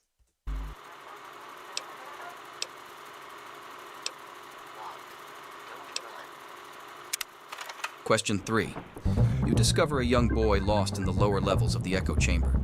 He hasn't been on the internet in several minutes. He's hungry and frightened. What do you do? Give him an iPad? Bug, you have an S-class in brain rot? No, I have an S-class in bitchlessness. Maxed out level. Okay. 2 words, Minecraft YouTuber. Ugh, we know how that goes. Beat the shit out of that low-level NPC and cop his loot. No, Casey, what the fuck? Run the boy's pockets to cop the loot for yourself and ditch that brat. Sigma Grind said, send him on the first bus to Ohio. Good God. Yeah, after this one, no brains. I will pour some gamer subs, 20% with the code Poke. I do not... we do not have sponsorships around here.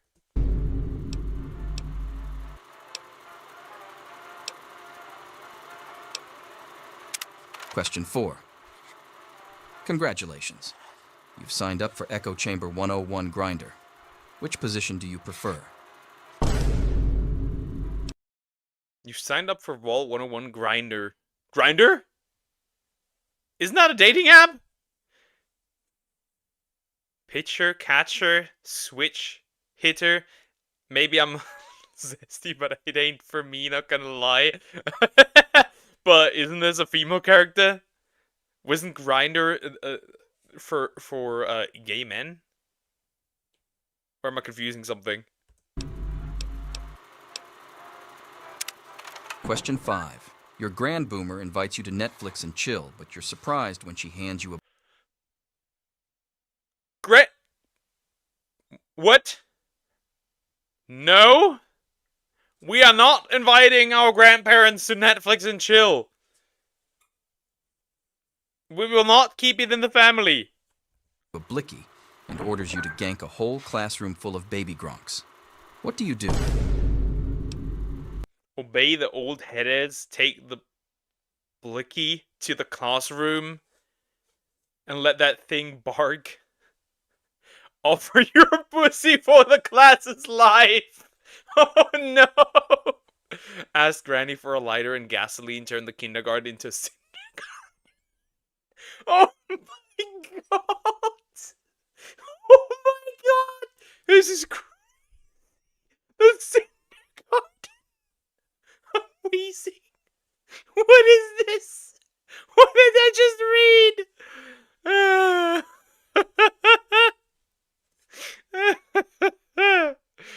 Chuck a grimace shake in that boomer's face. Go to the centrist route. A little bit of a column A, a little bit of a column B. What the fuck? Poke, I'll invite you to Netflix and chill. Nope. I am only into women, and there are no available women, so I humbly decline this offer. Maybe GT wants to. I'll hand it over to GT. Double it and give it to the next person.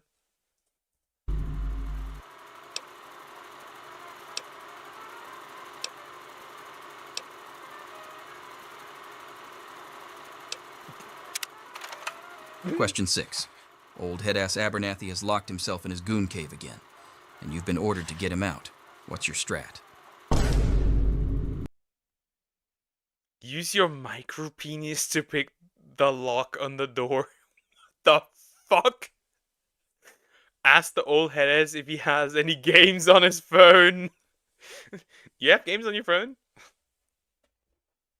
That would be an awesome strategy to check your partner's phone, you know? Just ask her right back at you. I'll hand it over to Diagonal.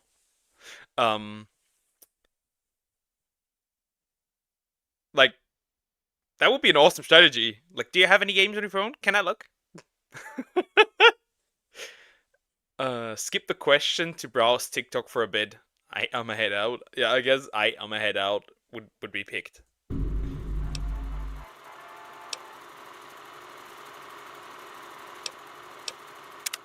Question 7. Oh no. You've been exposed to brain rot, and you can't keep your hand out your own pants for 20 minutes. What's the best course of treatment? A bullet to the brain? Yep. Large doses of grass administered directly to the bloodstream. Prayer, maybe Todd will spare you in exchange for life or for a life of pious devotion. And Skyrim purchases 2 bullets to the brain. 1 bullet or 2 bullets sound pretty good.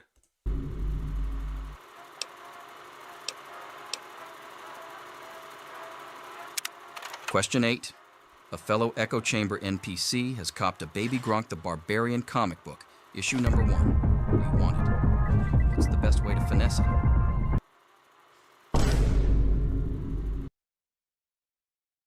Trade the comic book for one of your math textbooks with the pages stuck together, you filthy nerd. Ugh. There's male pickle juice between those pages. Turns cock into a key. Yep. Run his pockets and snatch the comic at gunpoint. Buzz into the resident's goon cave and steal the comic book. Cosby the resident's Nuka-Cola and take the comic book when he's unconscious. The last 2 have been a lot less brain rot.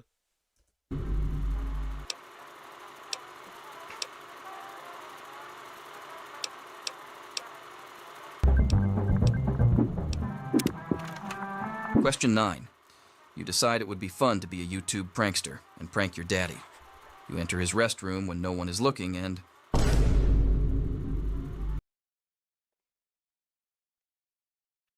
Uh-oh. Cleverly loosen the bolts on some pipes, then when the sink is turned on, you cleverly run in the bathroom and shoot him, pranked. Put the camera in the toilet.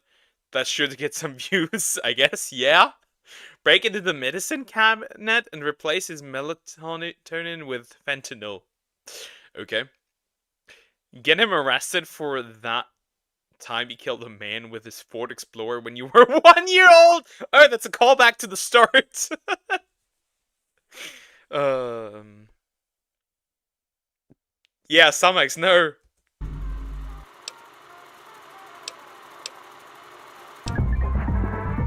Really? And lastly, question 10. Who is, indisputably, the greatest game developer of all time? He who blesses us up with re-releases, and to whom we owe everything we grind for, including our wallets. Todd Howard, CJ Mathis? Just kidding, Todd Howard and Todd Howard. Are you also reacting to music? Usually not. Usually not. Mika, Klaus, I would call you Klaus. Usually not, because I don't like to get copyrighted. Or even the stream taken down. Hi Jacob, how are you doing? Hope you're doing good.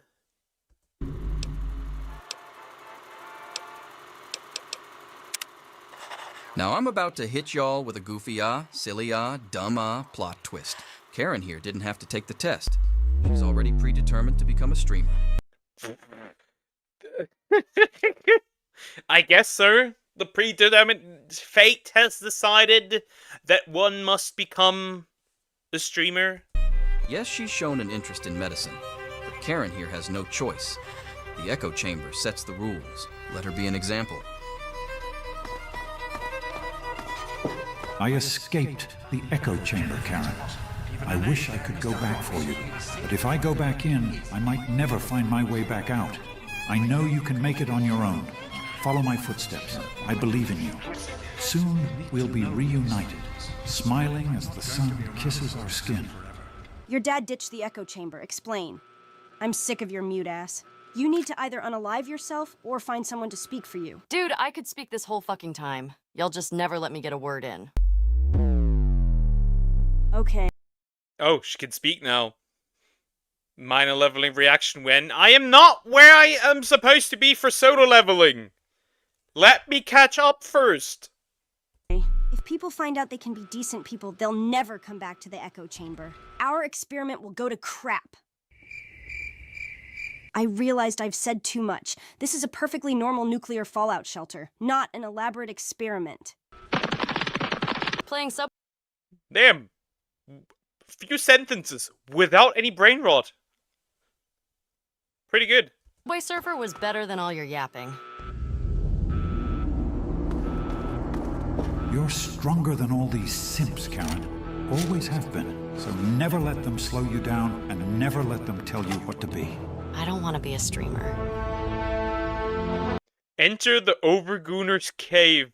She got the horny bonk stick. Yes, let's go. Take a nap.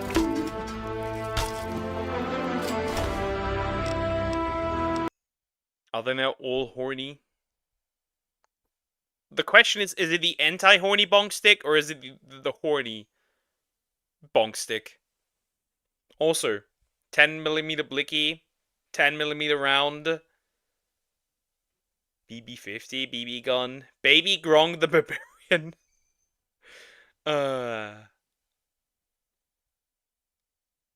Echo Chamber 101, Security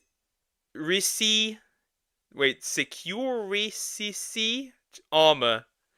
What the fuck? What the fuck?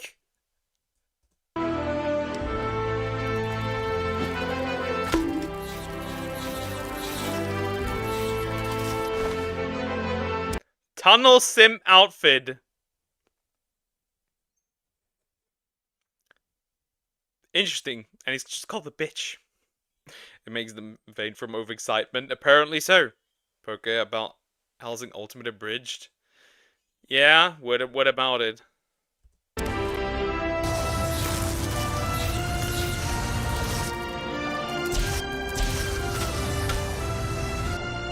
You know, I'd sub tier 3. No thanks.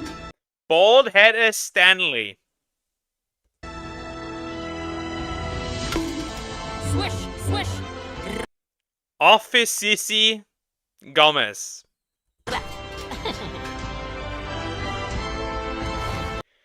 Security Saucy Bug. What the fuck? Good God. Damn, I got a pretty mean swing if I can bust through these helmets. Whoops! Holy shit, I gibbed him!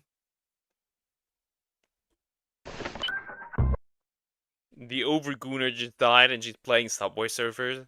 Makes sense.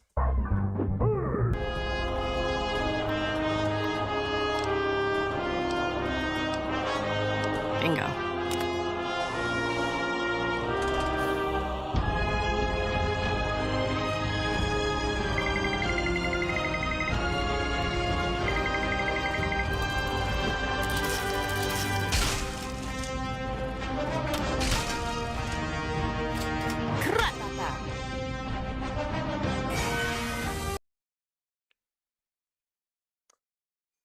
Wow.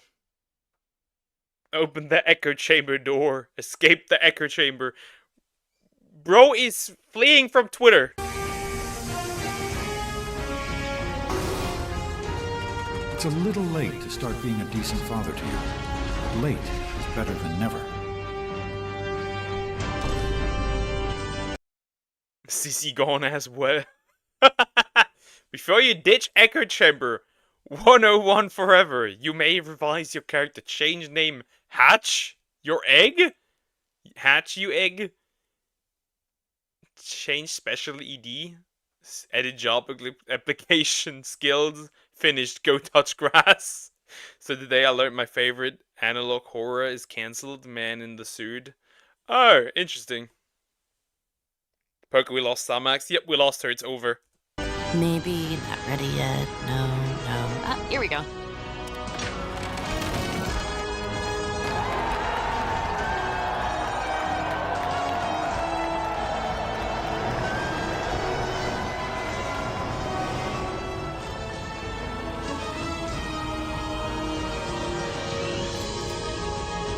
Wait, where the fuck is he?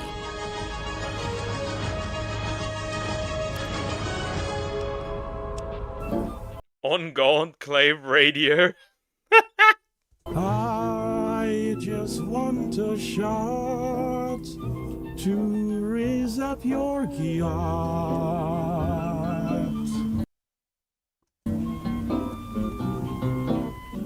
I don't want to tax the world on Phantom, sweetheart. I just... That's pretty much the end of it. No, save me, don't lose hope. There is no save. There is no save. You cannot be saved. Even I cannot be saved. I wonder if there's more brain rot. Yeah, that was fun. That was fun. Man-made horrors beyond my comprehension, but that was fun. First Stage Productions having an audition for new gen male talent. It ends April 15th. Ah. Okay. Interesting. I'm never joining a corpo. That's not happening. Bro could turn it off before we lose another mod to the brain rot. We'll just... I don't know. There was a solution, remember? 1 bullet or 2 bullets. That was a crazy video. That was a crazy video, good god. I need water. That was wild.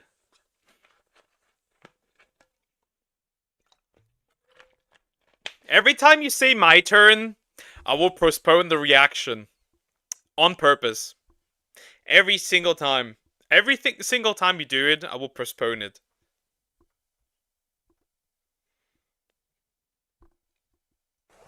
We'll do GT now.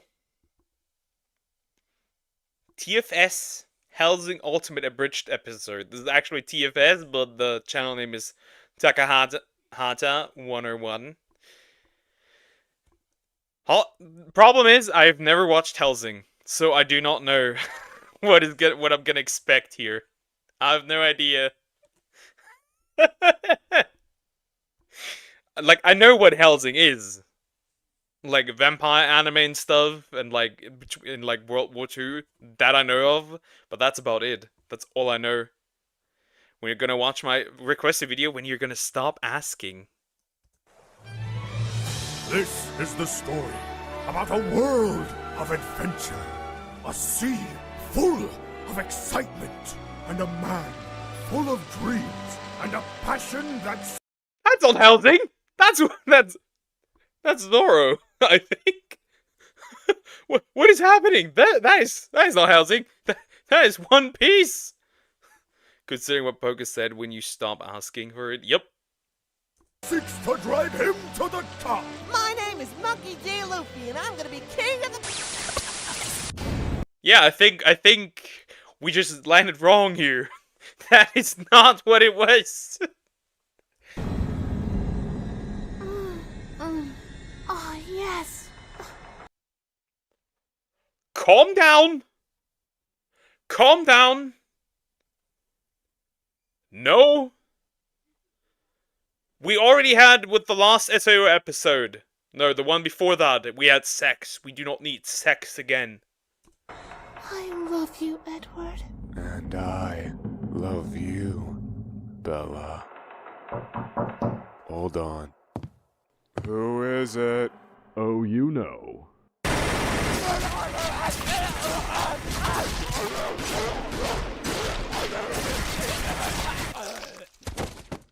A real fucking vampire. Real fucking vampire. I mean, like some of these things I obviously know. Some of these things I obviously know. But also, was that just the voice for TFS Cell? Perfect Cell?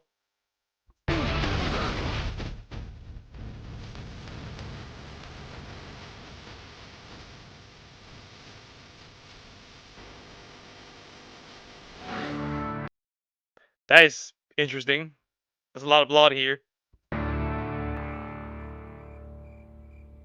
Hey, police girl. Do you have the target? Okay, Master, my name is Ceres. And yes, I have the target in sight. Well, better take the shot. You're letting her get away. If you just give me a second to concentrate, I could... She's getting away. She's running. I get it, I'm lining up the... Going to miss it. Going to miss it. Just be quiet and let me... Hey, police girl. Hey, police girl.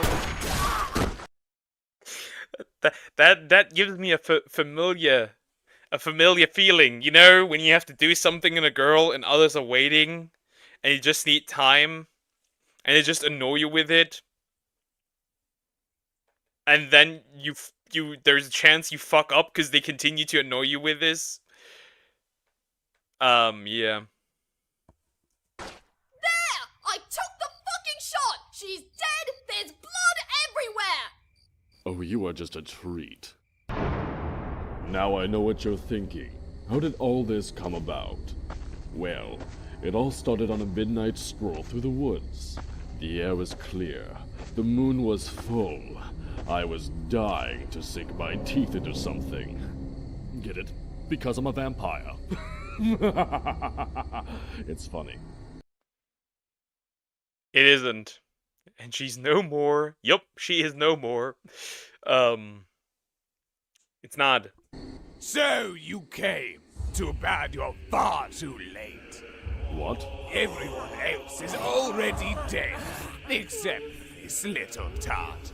But trust me, I still plan to kill her. Mm-hmm. But first, I'm going to rape her. Neat. Well, that escalated. That escalated quickly. That escalated way too quickly for my taste. Not the beautiful woman! Leave her to me! But before I can do any of that, I'm going to kill you! Oh? See, that would be intimidating if you were, well, intimidating. Are you mocking me? Oh, no. Yeah. Shot through her hard! Not the hard, more like the breasts. Not the best part of her! It's a priest too. Oh no! They're never beating the allegations! Bitches love cannons, apparently, sir. Maybe I need to get a gun license. That wouldn't do me much of a favor here in Germany, but okay. Well, that should about wrap things up here. Oh yeah, forgot about you.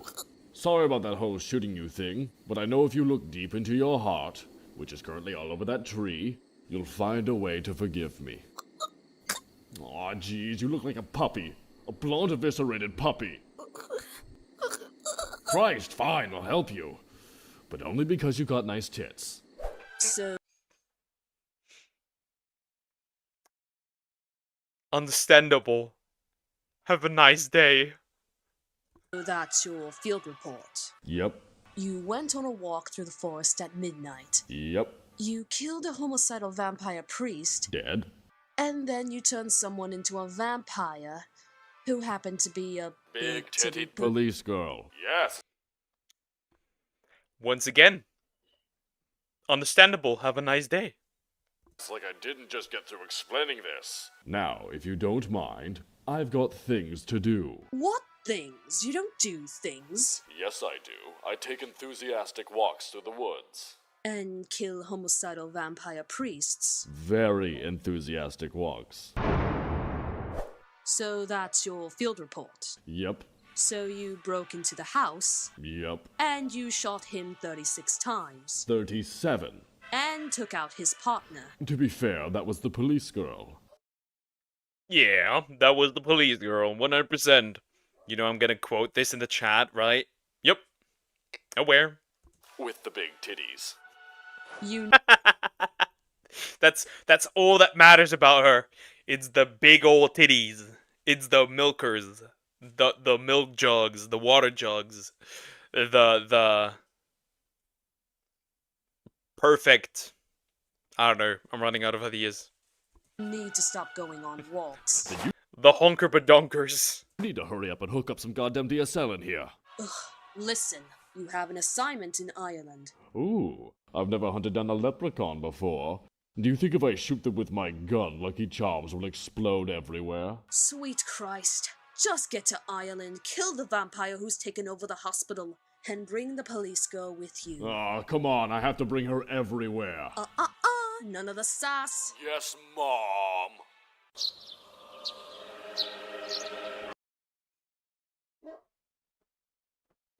Italy? Was it Ireland earlier? Why Italy now? Huh? So what can I do for you, Father O'Malley, O'Connell, O'Carroll, O'Reilly, O'Brien, O'Sullivan? Who is also Italian. Tell me, Anderson, what is your favorite thing to do? Spreading the word and love of Jesus Christ to the many people of the world, teaching peace and love for all. And the killing of vampires? Just try to fucking stop me. And what about Protestants? Second verse, same as the first. Now put me on a plane so I can put him in a hearse. I liked the accents. I liked the accents. I did. Hey, police girl. Police girl. This is awesome. You should totally join in. Seriously, there's like 40 zombies in here. Just one shot to the head and they explode. It's like House of the Dead, only like 100 times more awesome. Fine. I'll shoot some of the rotten bastards. Can't be that much fun. Oh. It is fun. Also, House of the Dead, that's funny.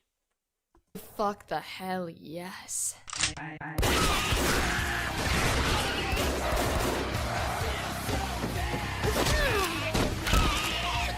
Sweet black fucking Sabbath. If I wasn't holding up for that beast of a woman. Black Sabbath mentioned. Black Sabbath mentioned. And Integra, I'd fuck the red right out of those eyes. That escalated. Also, a lot of swords. Well, kinda like that, only with less symbolism and more my penis in your vagina. And then... Interesting. Huh? Suddenly it reeks of hypocrisy in here.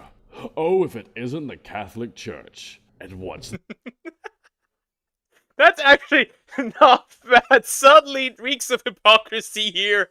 That is actually not bad. I'll keep that one. That one goes into my collection. This, no little Timmy glued to your crotch. Progress. And look at what we have here. A bloody heathen.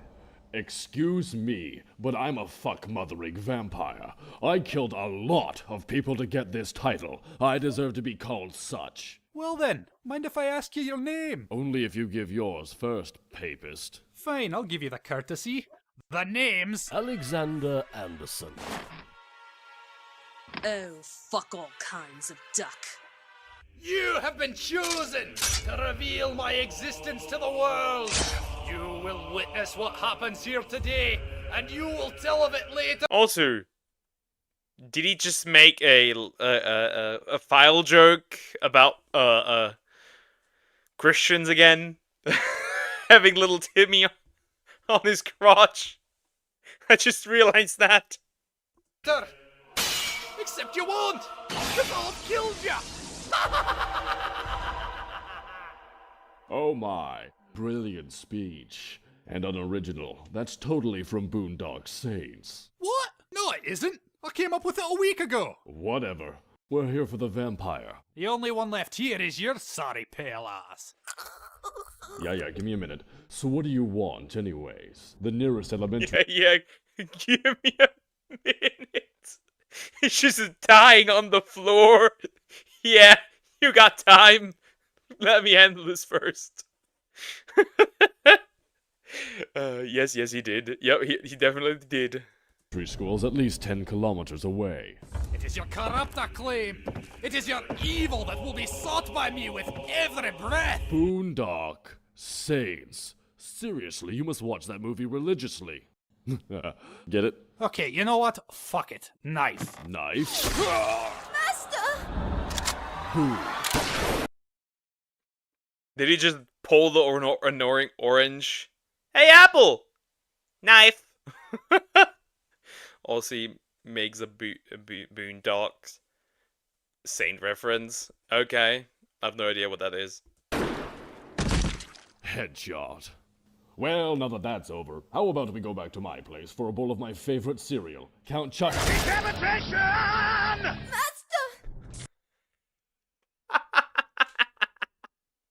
Oh, where did that sound come from?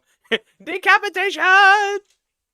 Well, now that that's over, how about we go back to my place for a bowl of my favourite cereal, Frankenbit? Oh, son of a Protestant whore! Well, you know what time it is. See? Huh? What do you mean what time it is? It is not the time to grape! What? Okay, this one is very unhinged. This kind of shit is why I stopped going to church. Police girl.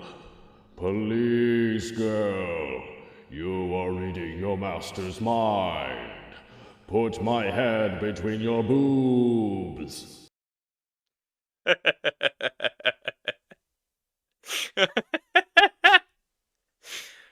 Once again, understandable. Have a nice day. Hello, man with a shotgun. Hi, how are you doing? Hope you're doing good. Now I'm all alone. The only one I had left was you. Very good. Now the next thing I want you to do... This is so stupid. This is so stupid. This is so dumb. ...is put me between your legs. God damn it! It's a shame for you lost your head. A careless vampire wound up dead. You wore your sin like it was some kind of prize. Too many lies, too many lies. What do I do? What do I do? I could try seducing him. Wait, no, I'm not an 8-year-old boy. Shit! Say your prayers, wee lass. That Trinrina, though, she's not a boy, so he does not care. Put my head between your legs, God. Yeah, once again, understandable.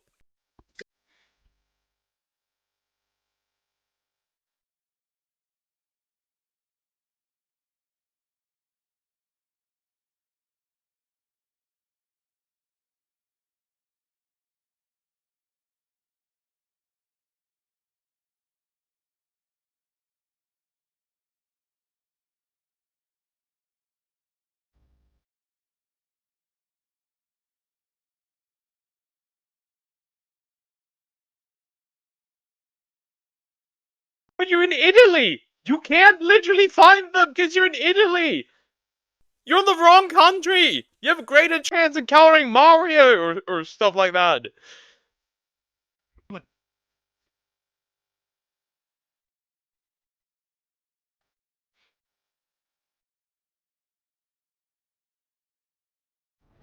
That's step 1. What about 2 through 10? Ah, Christ.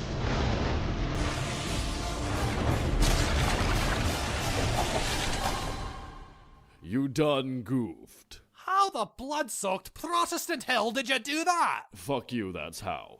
You know what? I've had enough of this. To hell with all you dirty heathen. Eat me, don't forget to write. Oh my god. We survived. So... What? Do I get to go after him? No. Aw, come on! No, and that's final. We've got bigger things to worry about. Whoever's behind these vampire attacks, it has to be some kind of large organized group. Like the Nazis? That would be retarded. Meanwhile, the Nazis. Gentlemen? I can hear the German accent. I can hear the German accent from a mile away. I can hear it. I can hear it. Oh no. Wir? Are Nazis? Sieg Heil! Sieg Heil! Und wir? Will have war? Sieg Heil! Sieg Heil! This is gonna get me banned. This is 100% getting me banned. Oh no. Und wir? Und wir? Gesundheit! Gesundheit!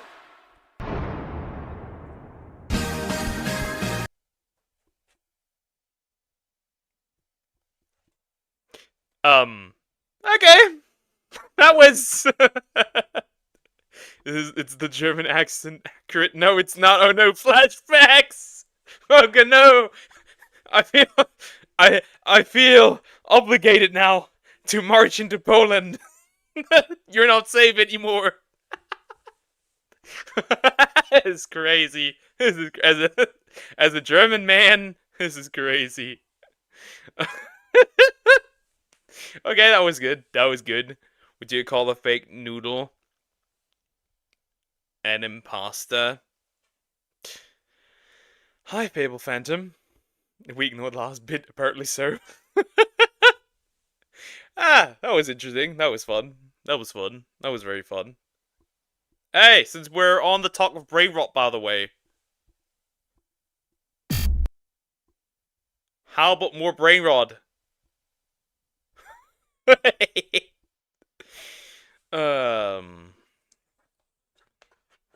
like seeing 9/11.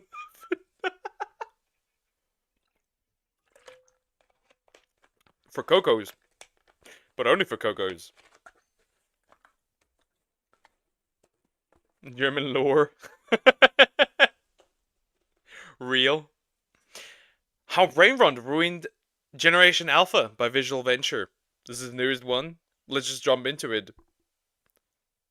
Maybe he pulls up some stats that I do not know. His videos are usually really informative, so let's see.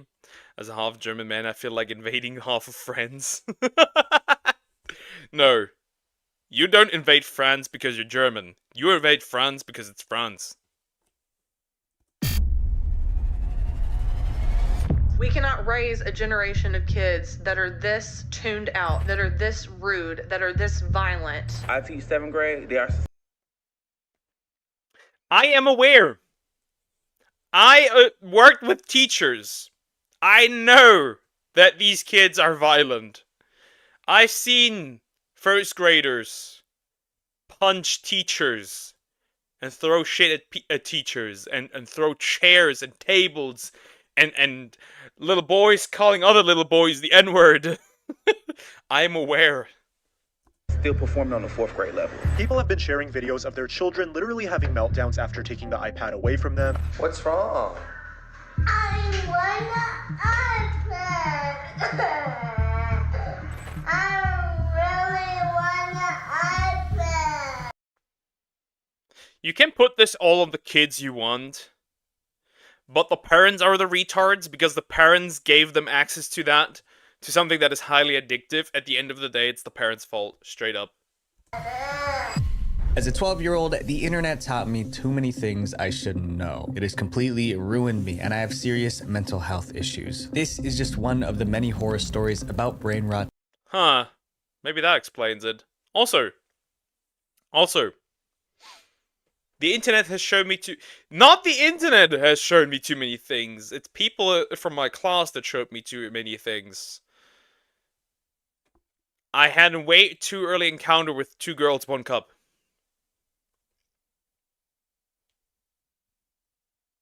I immediately turned my back. I immediately ran away because I knew that what I was seeing was wrong, but still.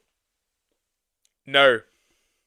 Destroying Generation Alpha. It's gotten so bad that the Oxford Dictionary made brain rot the 2024 word of the year. But although everyone is complaining about brain rot, most people still don't understand what it is exactly or how much damage it's causing. Today, we'll break it down like never before and show with proof how brain rot is destroying an entire generation. So my goal this year is to give you guys double the amount of videos without sacrificing quality. And to do that, we gotta keep growing. So 75% of you guys aren't subscribed, and it would mean the world to me if you did, and I promise to give you more fire content. The disturbing rise of brain rot. Bro wants to double? That's interesting. Let them cry. Give them a Nokia phone, the one with the buttons. Yeah, true. But then they get bullied in school. I remember a kid that didn't know how to read. We were in fucking 8th grade. Don't ask how he passed because I don't fucking know. That's the result of pretty much the no kid left behind policy. I worked with a 4th grader who was not reading level, was not even on 1st grade. Like end of 1st grade. That bad. I had to read with him 1st grade books, right? And he was supposed to tell what would happen, like, just retell the story of, like, the book, right? And it got to a point where he just had to read 2 pages, and even then he would tell a completely different story on what would happen on those 2 pages. Brain rot is the idea that exposure to certain content can turn you into an idiot. It's based on the belief that the internet is rotting the brains of kids who spend too much time watching videos. Bro is multitasking Minecraft.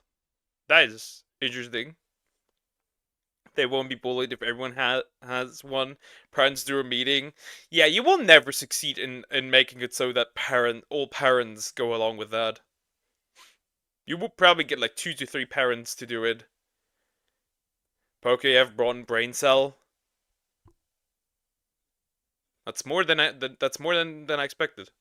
Online. Gen Alpha content's some of the most incoherent brain dead I've ever seen in my life, okay? Like, I can physically feel my brain cells frying every second I spend watching them. But this isn't just some theory. A mom saw it happen to her own sons. When the boys were toddlers, she would play videos on her iPad to keep them calm and entertained. It worked so well that she started calling the iPad Peace in a Pocket. Sometimes you... Peace in a pocket. No, you turned your child into an addict. That is all you did. And now when you take it away, the peace in your pocket becomes your worst nightmare. Poke, me, Sway, and Diagonal were watching a movie in your Discord, and Deer showed up. Ah, the lost deer. The lost viewer. have an important phone call, or you've got a parent-teacher interview, or whatever, that you just can't be interrupted in, and it's so easy. It's peace in a pocket. But that peace didn't last. By the time her sons were 9 and 7, they were exhibiting disturbing behavior. The boys didn't want to do anything except watch videos online and play games. They didn't even want to go to school or do homework. And when she tried to take the screens away, this happened. And they would become sort of aggressive and throw tantrums and that sort of thing if they played for ages and ages. She ended her story with a warning for other parents. When the kids will be Yep, they will be. Poker, what is it, Sway? He lied. Well, he hasn't responded to any messages from me anymore, so I think he's gone. I think he disappeared from me at like around 7 a.m. 7:30 a.m. he disappeared. Yeah, they get aggressive, they throw tantrums. Yep. 100% accurate with my experience. There's something about it that changes their brain. And she was absolutely right. Researchers found that too much screen time physically changes kids' brains. One result that keeps showing up, parts of the brain related to reading, language, and decision making are often weaker in kids who have more screen time. This shrinking of the brain is what we call brain rot, and by the time parents notice, it's already too late. What's wrong? I want an iPad. I really want an iPad. No, you don't. Just let him scream. Just let him scream. Just let him scream. Don't give in to your child's desires. And then he disappeared, just like poof, and he's gone. Yep, deer is gone. Poke, your child will be aggressive. That requires having children first, and that requires having a partner first. And we know where those chances lie. That requires having a wife. We know where those chances lie, buddy. They're not very high. Hi, Private Fortune. Hi, how are you doing? Hope you're doing good. That's me, bro. Sorry to say that. One mom shared a story about her 7-year-old daughter who got an iPad for Christmas. No one realized how addicted this girl was until her birthday party. The house was full of guests, presents, and cake, but none of it mattered. The girl did not talk to any children invited and spent the entire party playing Roblox on her iPad. Roblox. Roblox mentioned. I was really happy when I got my Wii and my GameCube and stuff. I wouldn't get an iPad. I get an iPad. I have extreme brain rot. My screen time is 9 to 10 hours. My screen time would probably be on that similar level due to being a content creator. So yeah, my screen time is probably higher than even yours. Generation Alpha is defined as those born from 2010 to 2024. From the moment they could hold one, these kids had iPads in their hands. That's why they've been hit the hardest by brain rot. She knew exactly how to start it up. She knew from the get-go. From the moment she wakes up, Violet Bolton can't wait to get on her iPad. There are about 2 billion Gen Alphas living in the world. What happens when these brain rot kids step into the real world? Can we call that living? Is that truly what we would call it, or is it just like rotting away? I don't think we can call that. It's still snowing. The snow is going strong here. iPad kids. Studies show that kids who spend too much time online are more defiant and rude to their parents. A perfect example of this happened on a flight from Germany in August 2017. A mother and her child boarded the plane, and right away, you could tell this was an iPad kid. The moment they sat down, the mother asked the flight attendant to turn on the Wi-Fi so her child could use their iPad. We don't know if the Wi-Fi was turned on or not, but as soon as the plane took off, all hell broke loose. The passengers describe an 8-hour flight from hell with non-stop and nerve-jangling. It sounds not like a child. At first, it sounded like a little monkey. That sounded like a little monkey. Also, poor Poke. Why am I a poor Poke again? Rotting away, 100%. Yeah. While I was growing up, the only game that I had access to on my computer was Age of Empires, based with no internet, so I had to figure out everything everything myself. Age of Empires, based. You know what? You know what I spend like countless of hours into? You want to know what? Spore. You know, where you go like from like the phase of like a little like cell to like space traveling and stuff. God, that was my childhood brain rot.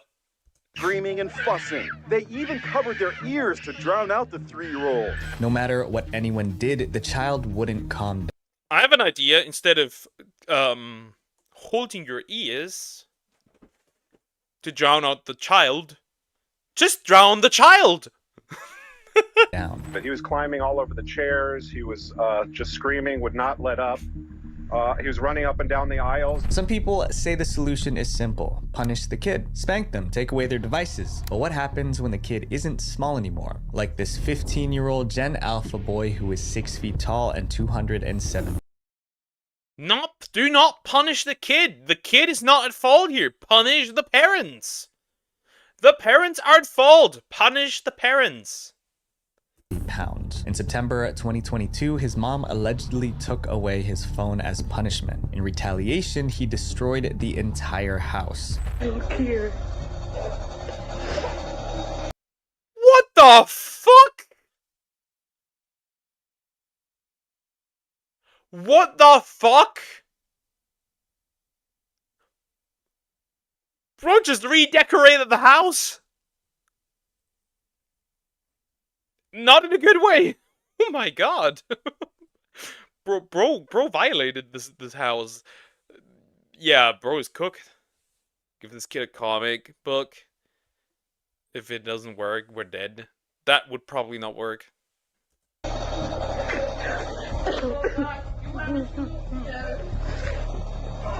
Desperate for help, his mother started a GoFundMe. He even like...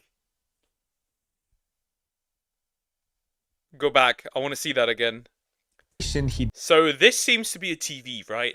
Small TV? Seems like it? Destroyed the entire house. I don't care. That's the fridge. That is the... Drew said it'll be the most I've been is 210, and I felt sick. Like, I wasn't massively overweight. Like, mostly, like 20, close to 30 kilograms. I lost that there. I lost all of that. Damn.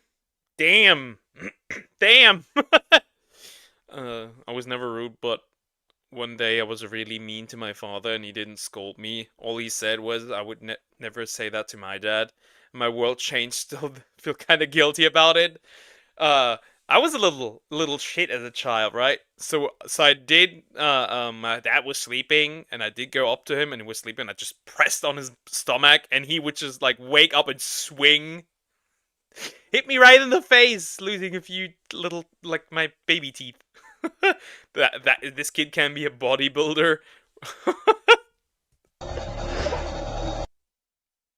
God damn, that's the stove. That looks like he chomped it off. I think that's the little fucker, right? Right there?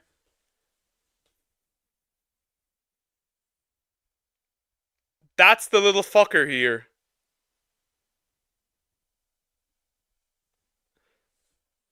For me, 210 LB isn't too much, even though I was fat. I don't want ever be that, I don't want to be ever that much out of shape again. Never again. Oh god. Does playing Game Boy count as an iPad kid? Not really, no. Desperate for help, his mother started a GoFundMe to raise money for repairs. But when people started criticizing her son for being spoiled, she tried to change the story. She posted another video saying her son was mentally ill and that his meltdown wasn't over a phone, but the internet wasn't buying it. They thought she was only saying that so more people could feel sorry for her and donate. But this kind of aggression from kids is everywhere now, even in schools. I've had a student throw chairs. And also, once again, do not blame the child. Blame the mother. Where's the dad? Probably not around. And shoes because I asked them to get their math book out, but they didn't want to. And nothing triggers aggression. Get your math book out. Immediate response. Stand up and throw the chair. Faster than a parent taking away the iPad. What? What's gonna happen? What's gonna happen? People have been sharing videos of their children literally having meltdowns after taking the iPad away from them. I mean, this one is literally picking up a chair to throw it. But Gen Alpha kids who aren't lashing out are facing a different emotional problem: depression. In 2021, researchers found that high school kids who spend too much time on TikTok experience memory loss, depression, stress, and anxiety. I don't need to spend time. I don't need to spend time on TikTok I don't need to spend time on TikTok to get depression. I just look back at my life. That's already enough. I think the government should make a license to be a parent. I don't know if that would help. Shut them up the first time they misbehave, and you always set boundaries early. Yep, set boundaries early. 100% Somex. Anxiety. Sometimes even healthy teens start believing they have a mental disorder just because they saw it on TikTok. Important story for parents to hear. Rise in teens on TikTok self-diagnosing themselves with rare mental health disorders, in most cases that they don't have, after watching videos on the social platform. But it doesn't stop at wrong diagnosis. Or the people that fake disorders on TikTok. Those probably also part of the problem here. I mean, I'd say Apple is doing a great job getting people addicted to their devices. Yeah, but just not just Apple. In one bizarre case, teens actually developed physical symptoms. Teenage girls showing up at their doctor's office with these strange tics, these strange movements and jerking movements. Nobody could figure out why. Doctors were baffled. It took a team of investigative reporters to solve the mystery. According to a recent Wall Street Journal article, doctors say all the girls have one thing in common. They're watching TikTok videos of people with Tourette's syndrome, which is a Shadow Tourette? Fake Tourette? Mental retardation? What do we call this? neurological disorder that can cause physical tics. No wonder TikTok is called the worst social media platform of all. It's pure brain rot. This next brain I'd say Instagram Reels is worse. I've seen videos about Instagram Reels, and I think it's worse. 100%. rot problem destroys the innocence of kids. Inappropriate content for kids. Kids who spend all their time online don't have to go looking for adult content. It finds them. Elsa Gate. And every other gate. In shorts. Huh. First, they stumble upon viral memes that might be funny for an adult, but can be extremely harmful for a child. For example, there are plenty of instances of children quoting the Haktua. Oh no, just like see an 8-year-old run by and say Haktua, spit on that thing.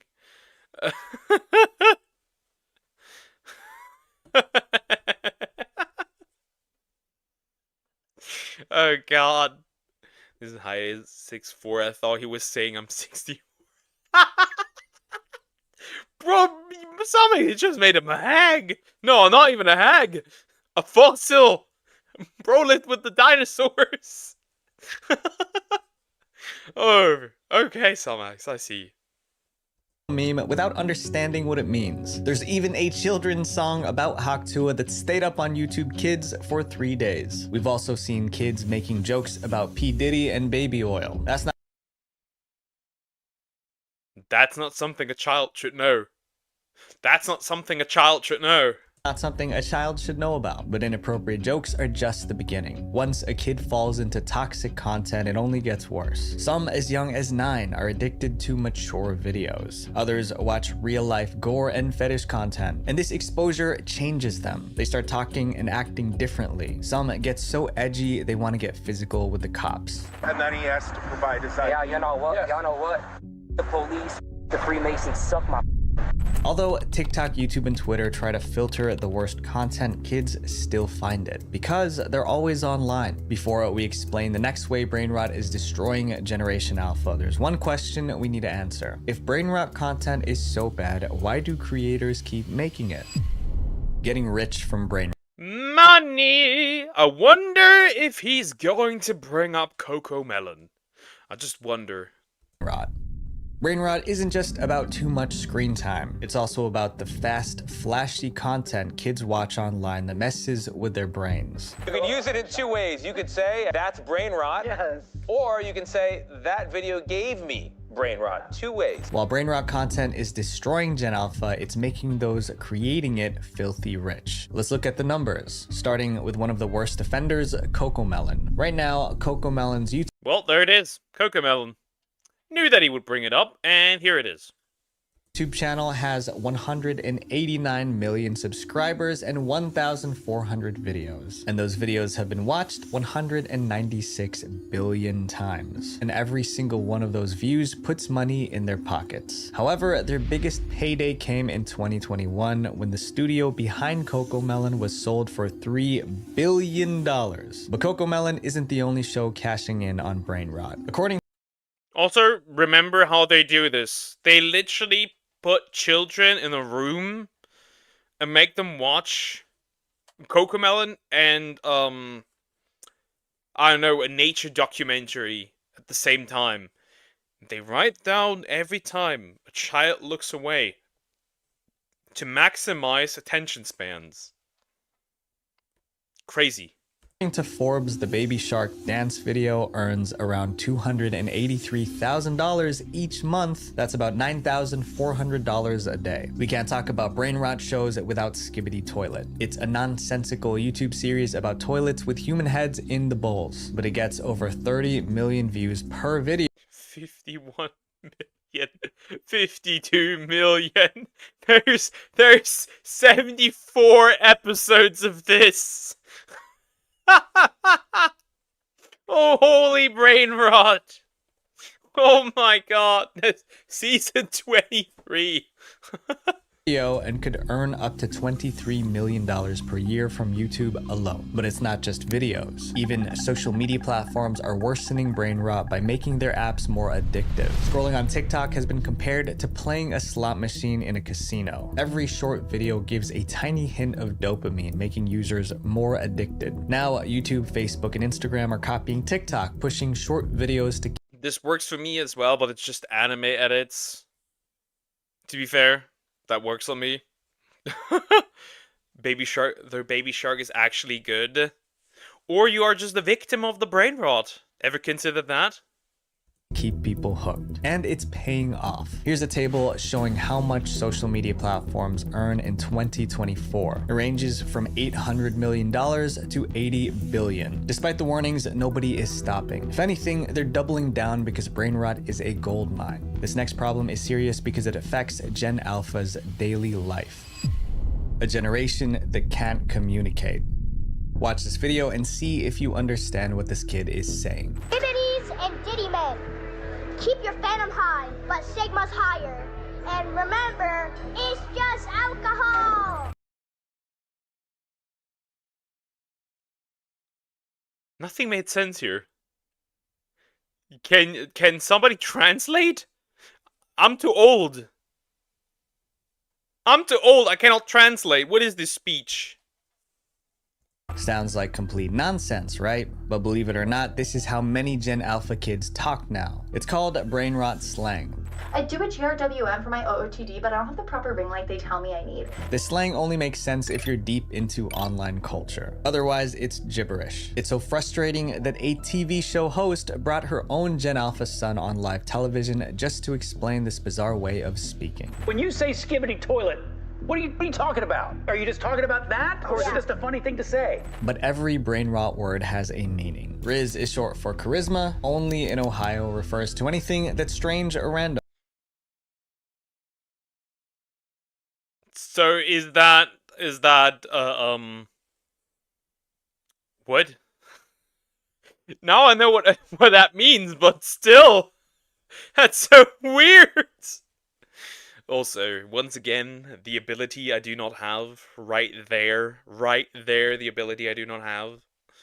And Skibidi can mean good, cool, bad, evil, or dumb, depending on the context. There are so many of these terms that someone started a brain rot dictionary to keep track. But brain rot slang is not a laughing matter. Many teachers have noticed that kids who speak brain rot struggle to switch back to normal English. It's like they're forgetting how to talk properly. But at least teenagers can still talk. Toddlers, on the other hand, are losing their ability to speak. They literally returned to monkey. Oh no, it's developing, but backwards. Is it messed up? I understand everything he said. Is that a rhetorical question? At all. My mother shared her experience with CoComelon, one of the worst brain rot shows. My youngest was watching CoComelon almost every day, and I just thought he was taking a bit longer with his speech. But after I cut it out, his speech picked up almost instantly. He started saying simple words like mama and dada that he hadn't said before. There's a reason for this. For starters, the scenes in CoComelon change every 1 to 3 seconds. 1, 2, 1, 2, 3, 1, 2, 1, 2, 1, 2, 1. It's so fast that kids barely have time to process what's happening on screen. Secondly, the colors in CoComelon are at maximum saturation, which can overwhelm a child's developing brain. That would overwhelm me as well, I'll be real. At least the fast cuts. That's why I cannot sit through a Mr. Beast video or any video that's beastified. I cannot sit through these. It's also brain rot. Get help. You're not helpless, hopeless yet. Act fast. You can farmer with a shotgun. You can still be saved. You can still be saved. I don't know. Just fight rabbits or something. Pokey, you so high that you become Skibidi. Yes, I can tell you're 18.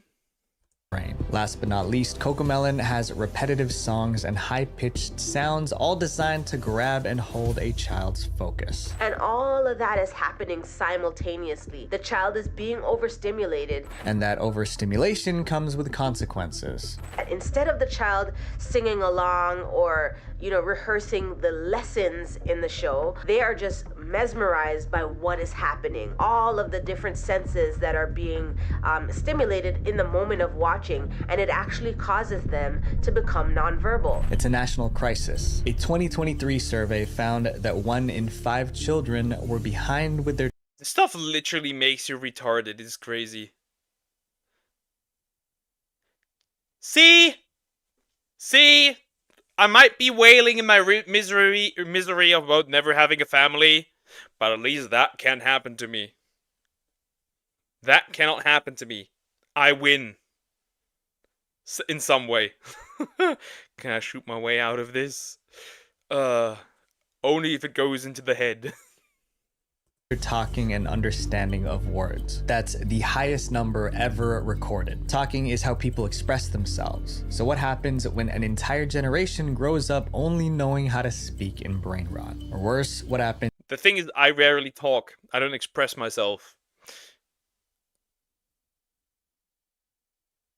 Like, I don't want to talk to you because I don't want to talk to you, IRL. I'm just gatekeeping my personality. When they can't speak at all. Following the cool kids.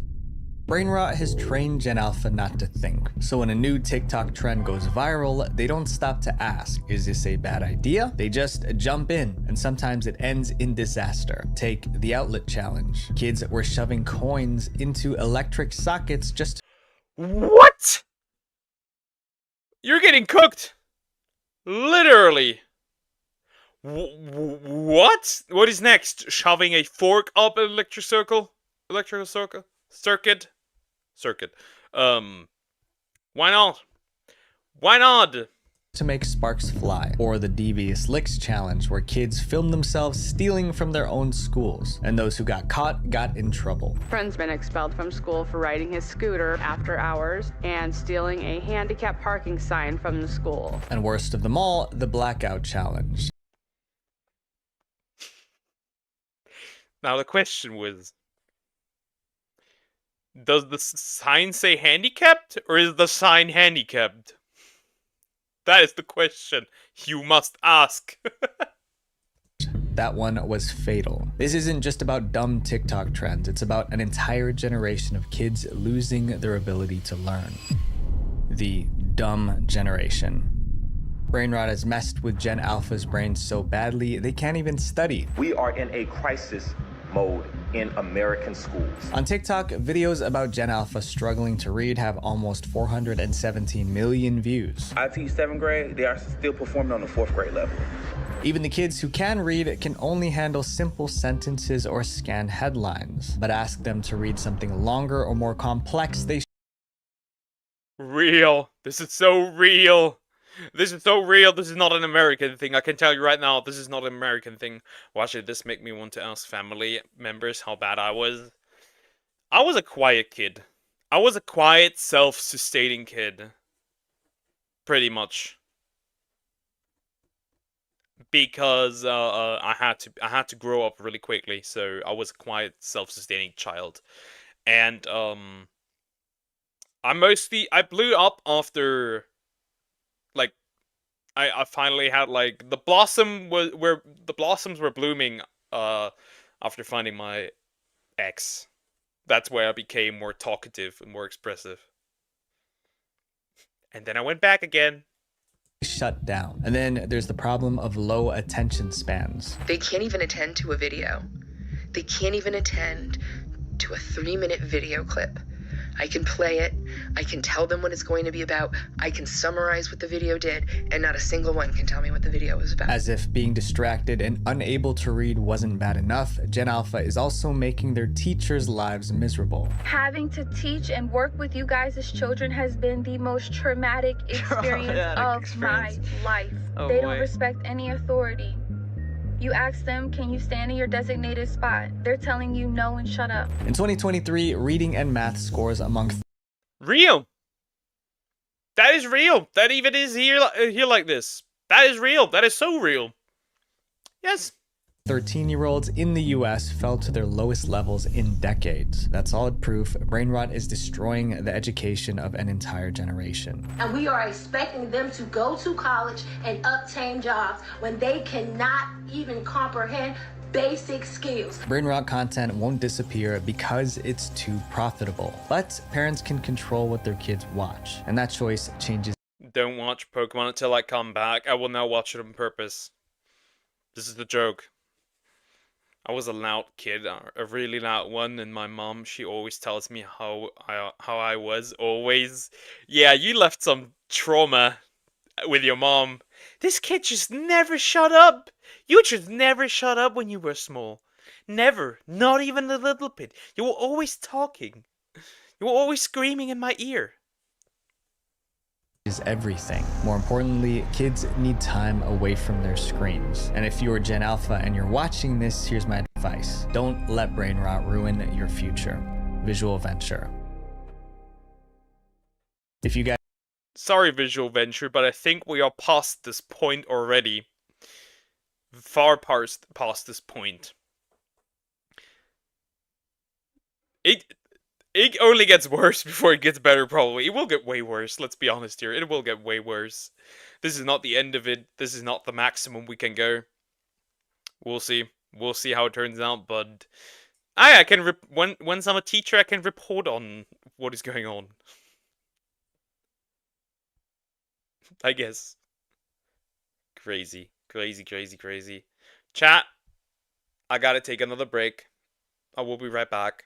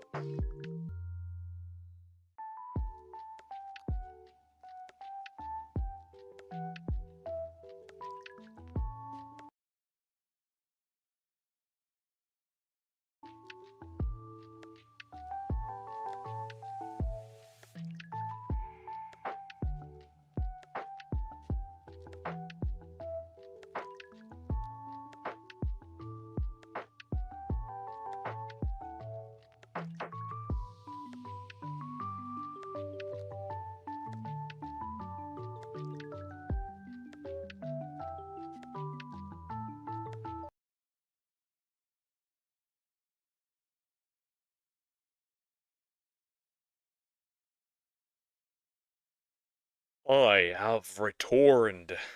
COVID pandemics, parents, and iPad's fault. Mostly parents. Exactly that. I was a crybaby. Well, I've heard a lot of stories. Huh. Weren't you originally calling Dear Crybaby?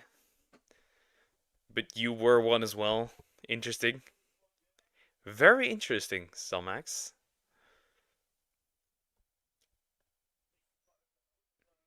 An annoying or an annoying Selmax in this case. Anyways, now this one I wanted to watch because I found it interesting. It's VTuber stuff, so it actually now you know, it actually affects me. Not really, but it affects the space, which sounds interesting. Which is why I wanted to watch it. Like I said, it was another ref video. Is it my turn? I put a few interesting videos. I can check real quick. Still. I can check real quick if I find if those are interesting to me. Not again rat videos, is it? Is it rat songs? Oh wait, this one, right? It's a rat song. It's the rat dance again. Okay, rat dance. What else?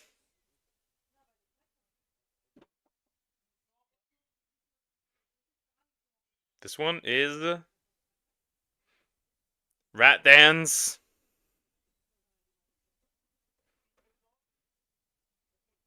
That one is rat dance. Why is it only rat dances?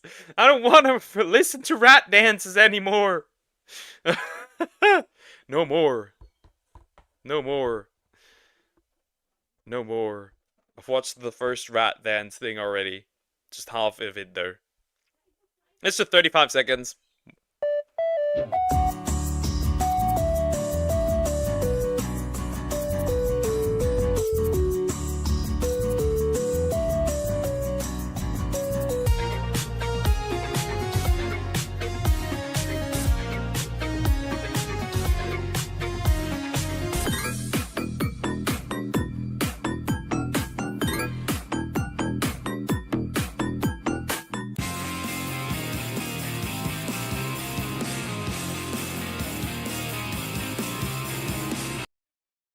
That's the rat stuff. Another one. Another one. Others as well. What were the others? So, this one was rat. This one was rat.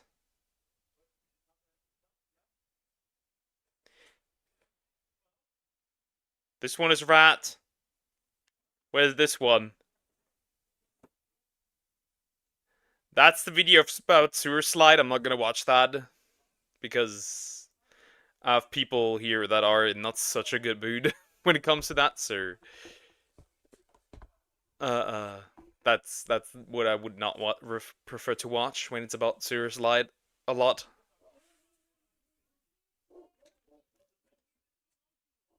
Please don't postpone my requested video. I looked at it, and,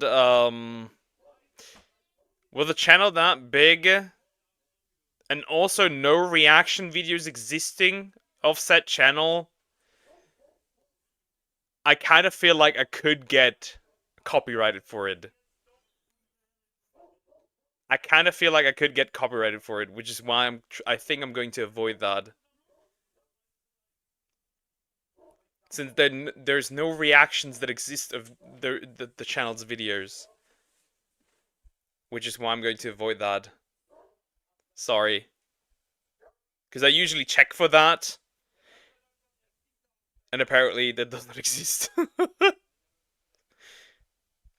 Anyways, VTuber stuff. Me want to watch VTuber stuff. Also, it's just not my style. Also, it's just not my style. That's also one part of it. It's just not something I would like to watch. This VTuber agency is 100% cooked. After members go mask off, by Riff says Desu. As far as I'm aware, this is about Rima. I think this is mostly about Rima Evenstar. Which she's such a sweetie for what I've seen of her. Her videos are high quality. She always says that nobody should get harassed. She holds the community to a high standard. From what I've seen on Twitter of her, she's such a cutie. So I don't know why you would go after her. Let's just see. Hey, what's up, guys? Riff here. So today we're going to be looking at a situation involving a VTuber agency and some drama. V&U official VTuber agency. Wouldn't be the first time that it would be a fucked up VTuber agency, huh?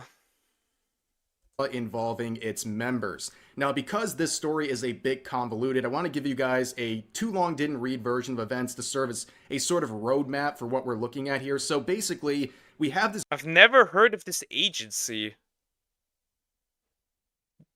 Probably because it's a really small one. 8.5k followers. Sounds like a small one. Probably dying, I would assume, already. Especially with controversy. Usually big controversies are usually the death of small VTuber agencies. I'm interested. Sadir's gone for now, but I still have sounds on him that he'll return on April 1st. So we'll have to wait if it happened or not. It seems like it is real. I think it is real. He wouldn't lie about that much. He even told his YouTube people and stuff that he's gonna leave, so I don't think so. It's a lie. This VTuber agency who has a history of greedy business practices. Recently, there was a leak where there was a document shared that allegedly belongs to this organization that shows a assembly line of VTubers in their agency who will be announcing that they're leaving the company. And ooh, stuff got leaked. Interesting. Okay. In the near future. Well, some of those start turning out to be true based on this leaked document, and a YouTuber decides to start investigating by looking at a graduation announcement stream. And I think that VTuber was Rima. 100% had to be Rima. Definitely. From one of those VTubers on that list. What ends up happening is that stream was immediately privated because they found out the YouTuber was watching, and then that member of the agency decided to make a call-out post against those actions, which then led to a bunch of harassment and even death threats from fans and even other members of the agency. So as you can see, it's quite a mess. So let's begin with the agency itself and the history they have that caused a lot of controversy. So you have V&U official, the VTuber agency, Virtual and Universe, VTuber and U. Bait. At the end of the day, it's a company, so it's not VTuber and U. It's just VTuber agency. It's just Virtual Universe here. A lot of these small agencies and groups have been dying because they cannot stand the test of time because the market is just oversaturated. And with the graduation of a lot of VTubers that are part of this agency, was only a matter of time. Whatever that means. But last year they found themselves in some big controversy because of this former member named Amano Sarafi. As you can see, they have graduated, their accounts are all shut down. Well, what happened is back in March, there was a series of... Okay, graduated, okay. Makes sense. It's also, like, seeing all these small VTuber agencies and groups dying makes me realize that if I ever get the chance to join one... Hell no! Hell no! I would never! No more requested video for now, not even next week, until Internet Anarchist or Sunny V2 have new good interesting videos. I'll request Sunny V2. Okay. Of announcements from V&U because basically this VTuber had gone pretty much silent on their accounts. They come out and say that basically there's issues between them and Sarafi, and they're gonna have to take legal action against her. Then, a few days later, they make another announcement saying that they're terminating the contract of Amano Sarafi, and also they try to basically throw her under the bus and say that she was difficult to work with, and they tried to basically come up with a plan. They were trying to give her a number that she would have to pay in order to leave and all this stuff. Well, unfortunately for them, this whole series of posts would blow up in their face because Amano, on her past life account, basically the account she used before she... Alien Mixture SVA. Why do I feel like I've seen this VTuber somewhere before in the past? Interesting. Moved over to the agency account, is now free to talk about this because the contract is terminated. There's no longer an NDA that she's going to respect. So she goes on this account, Alien Mixture, which she's active on these days, and she shared a Google Doc sharing everything that was going on with this dispute with the company. And also, allegedly, there was a document, a VTuber contract from the agency shared with Legal Mindset, who is a channel we have. Legal Mindset! Bro is everywhere at this point. Bro is the YouTube legal guy now for everything. I'm gonna sleep now. See you tomorrow. Bye. Good night, Zoom. Rest well. Crazy. We have talked about even very recently on this channel for his coverage of the Johnny Somali trial.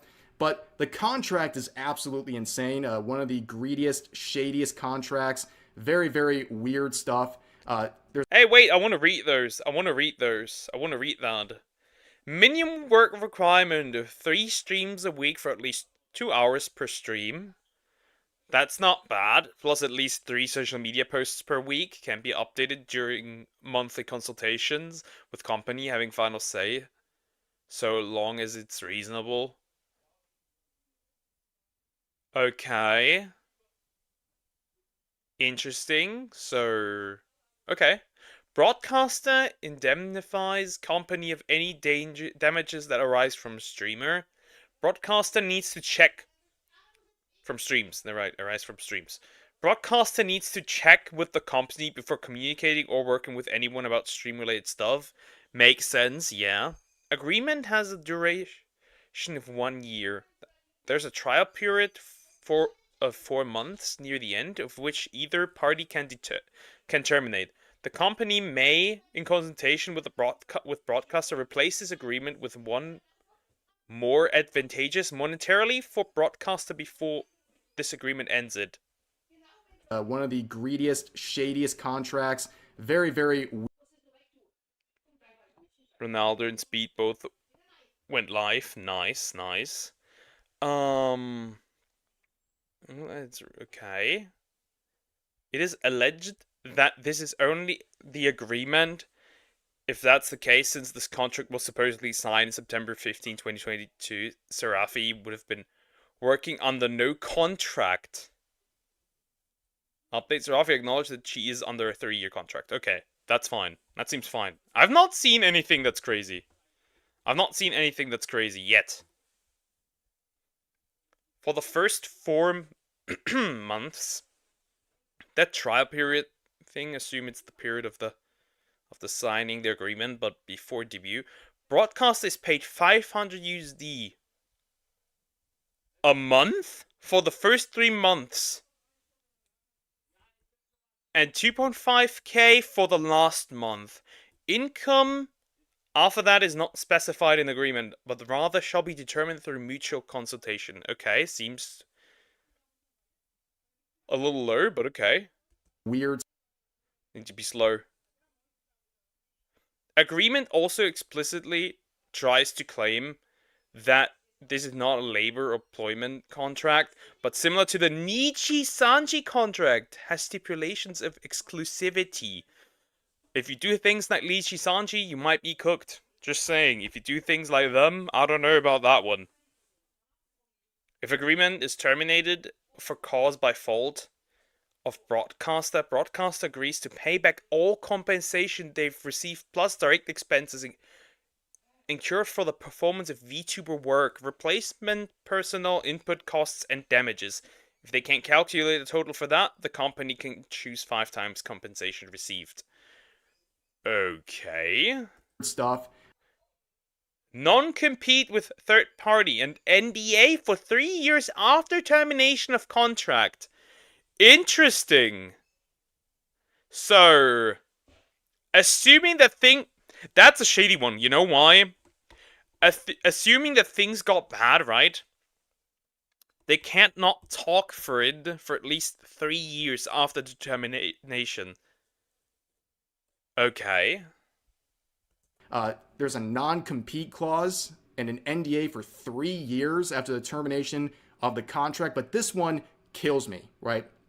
If this agreement is terminated for cause by fault of broadcaster, broadcaster agrees to pay back all compensation they've received plus direct expenses incurred for the performance of VTuber work. Wait, so now that he reads it, does that mean that if you get terminated on your and it is your fault, you have to pay back everything?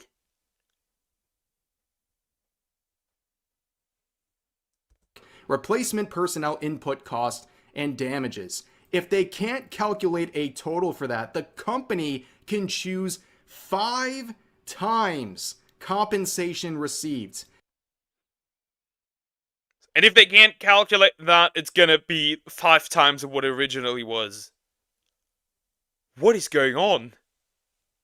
So if you can't figure out the exact number you need to pay them, they'll make one up for you, and then they'll multiply it by 5, and you have to pay it.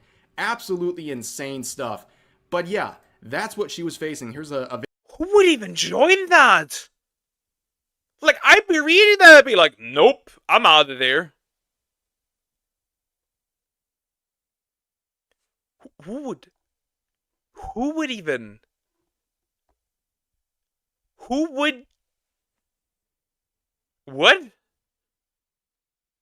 You must be crazy to sign a contract like that. Video from False ID going in detail about all this, and she shared some of this information on stream on her past life account, and also shared some of these documents publicly. And basically what happened is, in the final 2 months of her active times with the company, she was not compensated at all for those 2 months, including during that time a birthday subathon where she made around $4,000, where she didn't receive a single penny. Baby Niji? Is that what this is? Small Niji Sanji? Chibi Niji? What do you call this? Man. From that stream or anything from the final 2 months. So she basically, because of reasons like that and some creative differences and all that and wanting to move on, she tells them that she wants to break her contract and leave the company. Well, they say, cool. We'll do that under one condition. You have to pay us a certain amount of money, some compensation. That compensation being the equivalent of 455,000.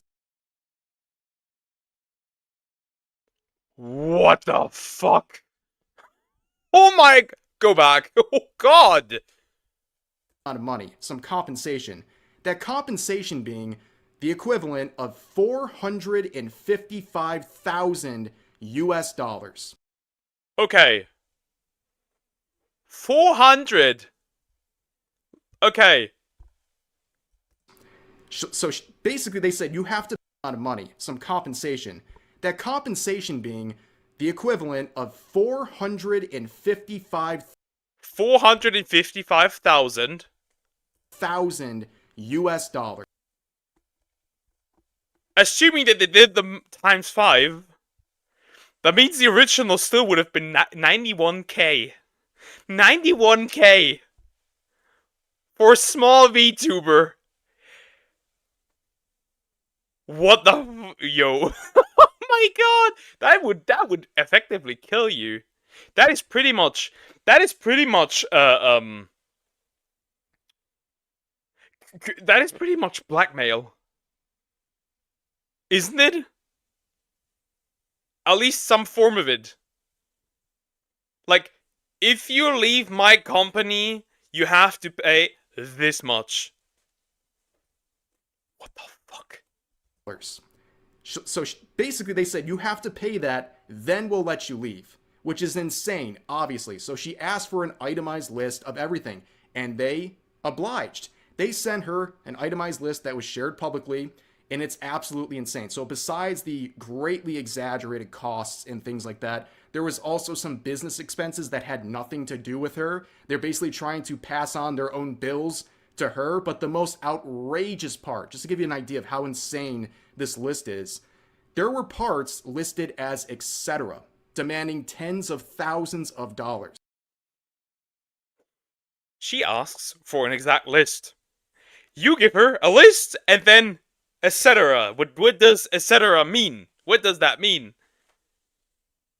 What does that mean? You're asking her to pay 455,000 US dollars. And she asks you, provide me a list of what were the things that I had to pay. And you still don't manage to do that. Speed is too rowdy. I particularly don't watch him, so I wouldn't know. They couldn't even make up a reason for that money. They just said, for etc. Absolutely insane stuff. So basically, she lawyers up, and her lawyer can't even believe what he's seeing. Basically, it looks like they had a PR team and a legal team that they found off of Craigslist. Like, it's absolutely insane how they're running this company. And the lawyer tells, now, of course, Alien here, that you're not going to pay anything. And that's duh. And they basically told this company that you have to come to the United States if you want to pursue any sort of action there because you don't like that she's breaking the contract. And of course, we know that they didn't do that. She's back on her past life account. Yeah, thankfully she didn't pay anything. Thankfully she didn't pay anything. Thankfully she lawyered up, because man, if I had to pay 455k for terminating a contract, they can't even provide me with what I have to pay for? Hell no. Making content. And basically, it was a really bad look for the company. That's basically why I'm telling you this. I'm laying out the type of company we're dealing with here. And now we're going to look at the dysfunction among some of its members. So what happened recently that generated all this? Well, it largely began with Legal Mindset, once again. So apparently someone in the company is leaking documents to Legal Mindset. Okay. Legal Mindset gets all that stuff, huh? He gets all that stuff. Crazy. Oh, this company's cooked. Oh, this is all the graduations. Interesting. This company's cooked. And some of them are a very bad look for the company. As he says here, leaked VNU graduation schedule looking very Niji-sanji. And you can see in here, there's basically an assembly line of graduation announcements and graduation streams. And if you're not familiar with yeah, 4 people graduating. Actually 5 people graduating. Spectra, Suri, Maeve, Sion, and Echo. Yep. Looking very Niji. The Niji strong at this one. What graduation means in VTubing terms, it just means you're leaving the company. Okay, so it seems very odd that they have this assembly line of people leaving and it's all pre-scripted. It's just a very odd look. And seeing this list, a YouTuber by the name of Rima. Yep. Now we get into the good stuff. Okay. It is Rima. The horse girl. She's not a horse. But we call her the horse girl. Just like I'm the orange. But I'm not an orange. Even Star, someone I highly recommend. She saw this and said, I'm going to do a little research on this and see what's going on with this company, because some of the names on that leaked document list, they were following through on those specific dates. They were starting to make their graduation announcements. It seems like the list is accurate. So she decided to basically tune in for one of these graduation announcement streams from one of the people listed. And things are going fine, but all of a sudden, the stream just goes away. VAU mass graduation leaked. Taking a look into this plus more as last stream. I didn't get to go through all my topics since my stream kept on crashing. New topics added today. Dead VTuber who came back, left. Okay, that's interesting. So the stream crashed. But why? The stream has been privated, and taken down mysteriously.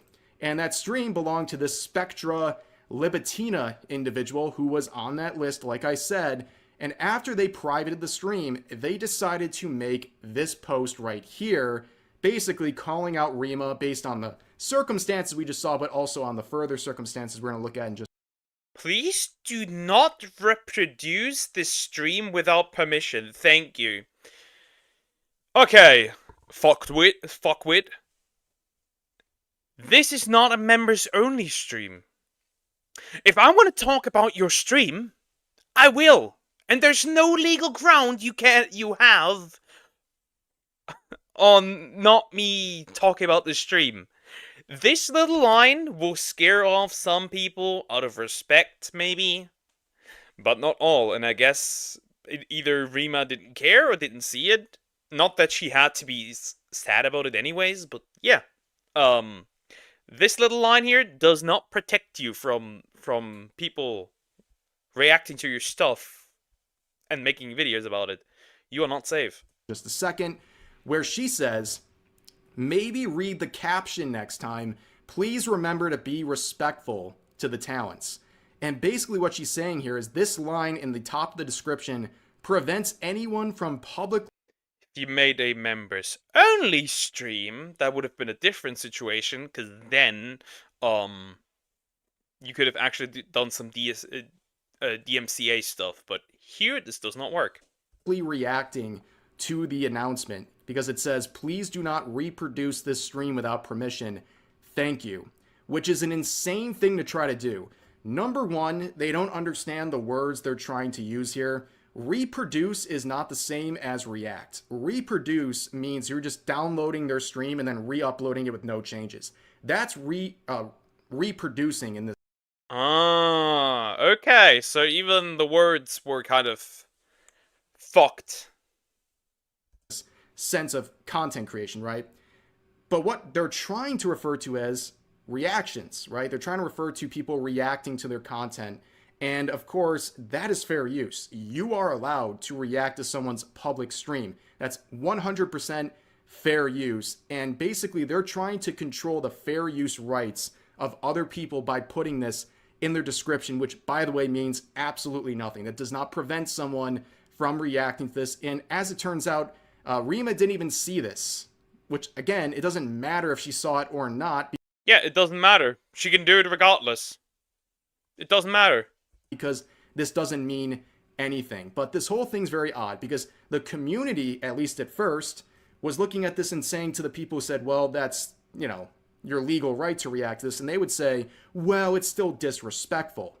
No, quite frankly, I think it's very disrespectful to make this post that's clearly very snarky and trying to tell people what they can or can't react to. I think that is pretty disrespectful.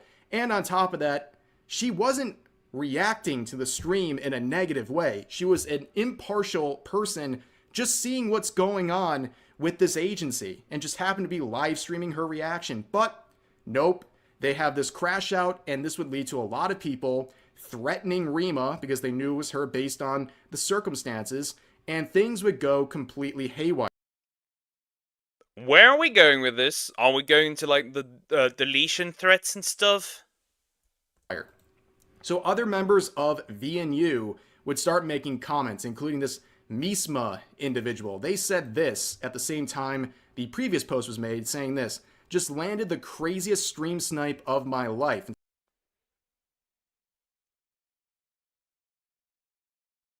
Wait. Is that why Rima's stream started crashing? Cause horse down. And you post this publicly. Is the brain down as well, Misma? And someone says, was it tense? And then she says, horse down, which is of course referring to Rima. She started off as a horse-themed VTuber. That's what she's always referred to as. So they were clearly talking about Rima with this comment, but this one is not even anywhere near the comment made, or series of comments made by this Tomomi individual who really went full edgelord here. Why do journalists never do the bare fucking minimum anymore? Hanging and quartering all drama. What the fuck? Hanging and quartering?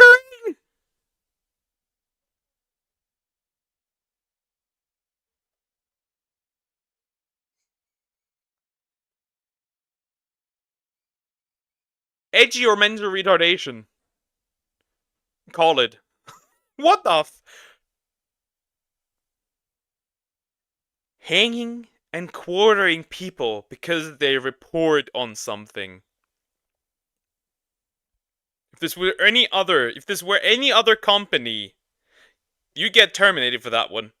Here, saying this clearly in response to what happened, saying why do quote-unquote journalists never do the bare effing minimum anymore, hanging and quartering all drama tourists. So let's just back up here for a second. So number one, they're basically saying if you're a drama YouTuber, you need to be tortured and killed. But in this context, it's... Technically I am, because I reacted to stuff. Right back at you. Even more insane. They're saying that Rima should be hanged and quartered because she publicly reacted to a public stream in an impartial way. That means someone should be tortured and killed. I don't know what's going on with people on the internet and why they're so publicly unhinged like this. But yeah, just like the previous tweet, by the way, this one would be swift. Because we give people with mental illnesses a platform that you shouldn't have. Deleted, and whether or not it was their own choice or their management told them to, it doesn't really matter. They were, of course, deleted. Now, this is where Parrot comes in, who's also a content creator. Based, Parrot 4chan. Based. Let's see what he has to say. Talks about VTuber news and drama. He would make this post essentially calling out all the individuals who said these things, these three members of VNU. And of course, Tomomi would take the bait with another now deleted tweet saying, okay, I hope this helps entertain you. Please enjoy. Which is a very snarky, again, entitled type of response that started off nice with all the reaction from their community, but eventually people outside of it see this and they see what she's mocking, which is the hanging and quartering comments that she made directed towards Rima, and they go, whoa, what is your deal? Like, what is genuinely wrong with you? And this would, of course, blow up in her face, and then Rima would decide, based on all of this nonsense that had transpired over the past day or so, she would go live to talk about this in a quick 10-minute stream. And this is where the damage control starts. So then this Tomomi individual, in another now deleted reply, okay, this is getting slightly somewhere where it shouldn't go.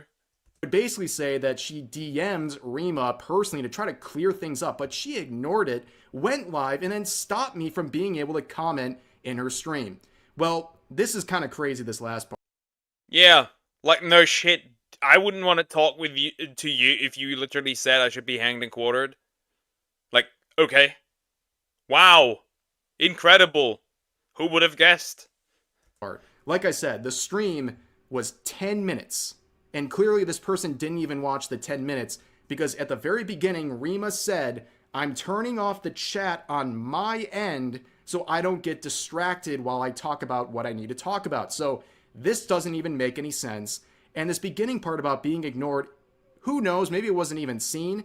But why does anyone owe you a response? Like when you tell someone they deserve to be hung and quartered, do you think they should give you the time of day to hear you out?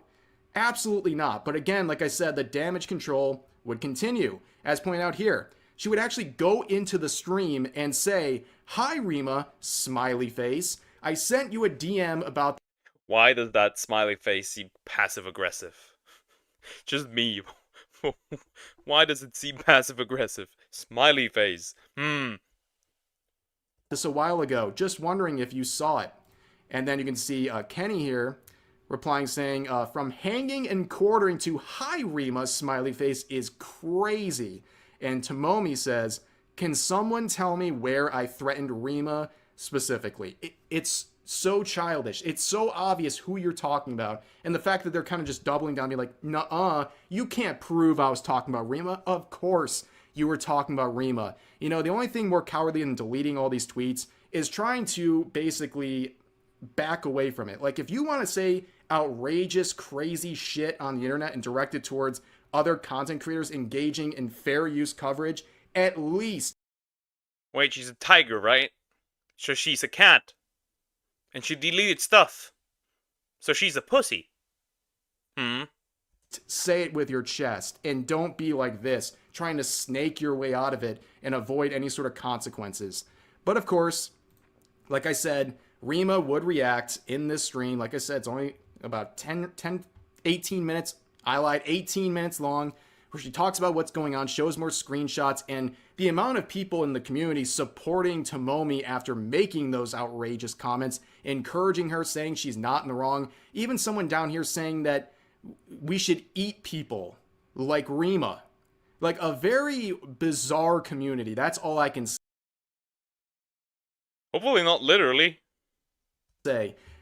People were absolutely going nuts in the replies about the initial tweets, in the replies about Rima responding to all this stuff. And even I responded very briefly in some various threads about what's going on, and I got death threats. As you can see, this post violated the X rules. That's crazy.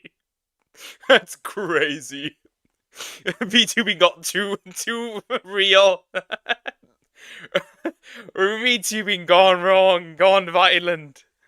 You can tell I take these things very seriously, but it's like you kicked a hornet's nest of spurgs. Like, you call out these people from this agency and there's like death threats flying around everywhere. These people are very, very strange. I don't know what kind of group of people they fostered, but yeah, they're quite unhinged. And all of this is over some of the weirdest stuff. Again, remember where we started. A YouTuber reacting to a public stream. Impartially. And we end up with all of this. It's really insane. So, it started, okay? So it started with a leak that was given to Legal Mindset. Rima started covering this stuff. Okay? Okay. Rima started covering this stuff. Gets told, like, first of all, gets her stream sniped, then gets told that she should be hanged and hung and quartered. Ref also received death threats. What the fuck is even going on? This is VTubing, ladies and gentlemen. This is why I say indie VTubing was probably one of the worst things ever happened. Shit got out of hand. Well, technically, basically, it started with the VTuber that had to pay almost $455,000 US. Almost had to pay. Oh my god, this went completely out of hand. So yesterday I stole my neighbor's Wi-Fi and currently using it to watch this live stream. Also, good evening. Hi Alexia, how are you doing? Hope you're doing good. I am not an orange. Rima is such a sweetheart. Why her? Poker become a non-VTuber. Poker turned into an orange. Actually become an orange VTuber. And cringe how all these people are acting just because they're so mad about drama tubers and all of this stuff. And I saw so many people reacting to this and trying to justify threats against people for covering things they don't like. It's so childish and annoying, and it's not going to stop anyone from doing it. It probably just encourages people like me to do it anyways. Because honestly, I didn't even see any of this.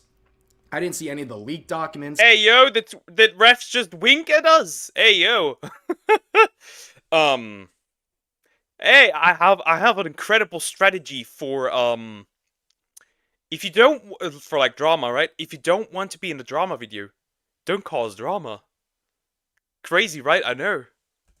I didn't see the graduation announcements. I didn't even really know who this agency was until I saw the hanging and quartering comment posted.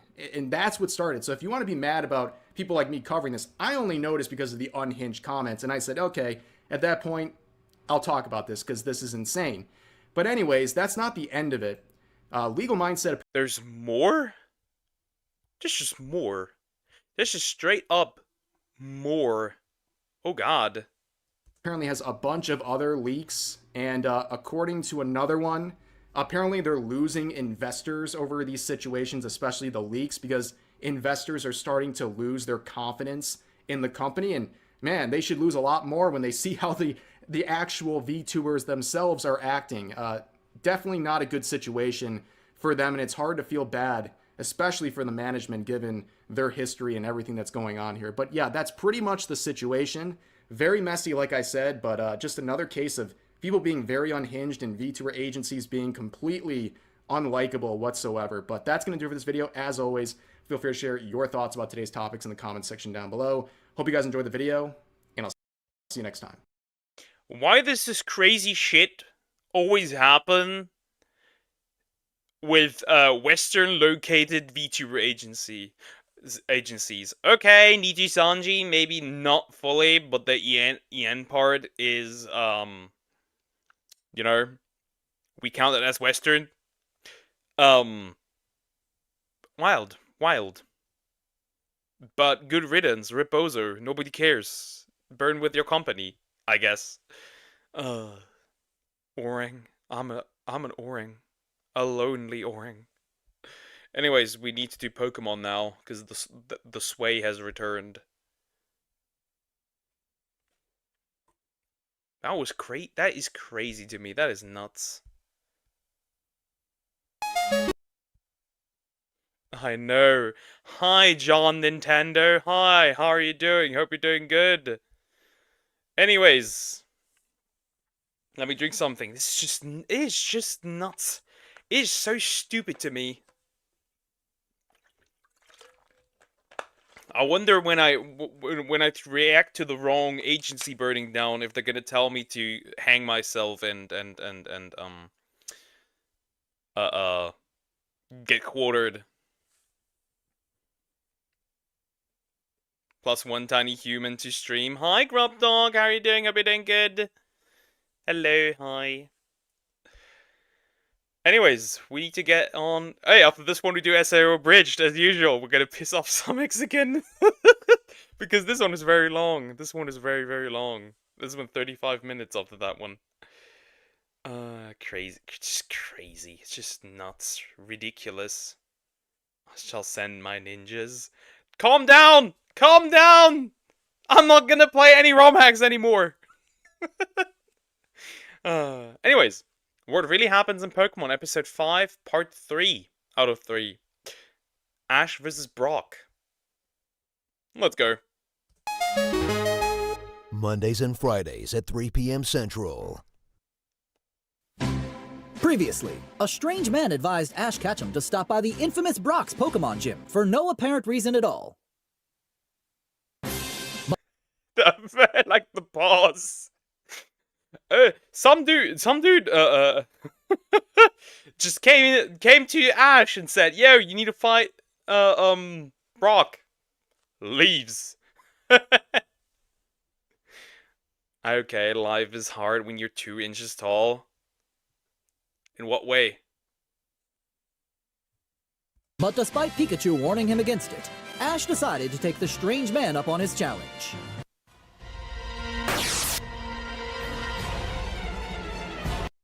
I occasionally do that.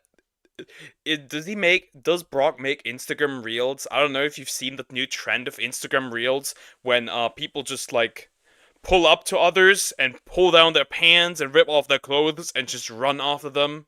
Is he one of those people?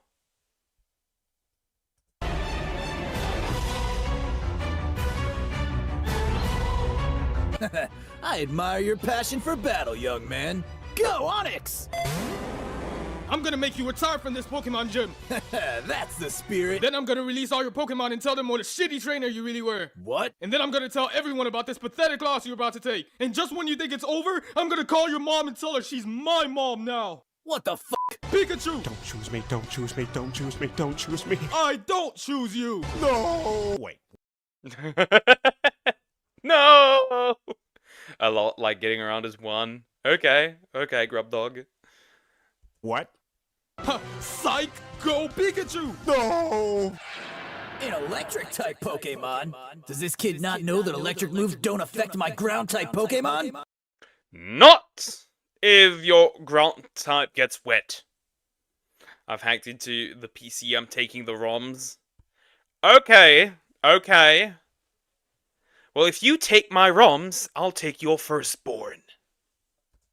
Oh no! Don't tell me this kid knows the secret aim for the horn technique! Pikachu, use Thunderbolt! And aim for the legs! Thank God. I don't have any legs though. Pikachu!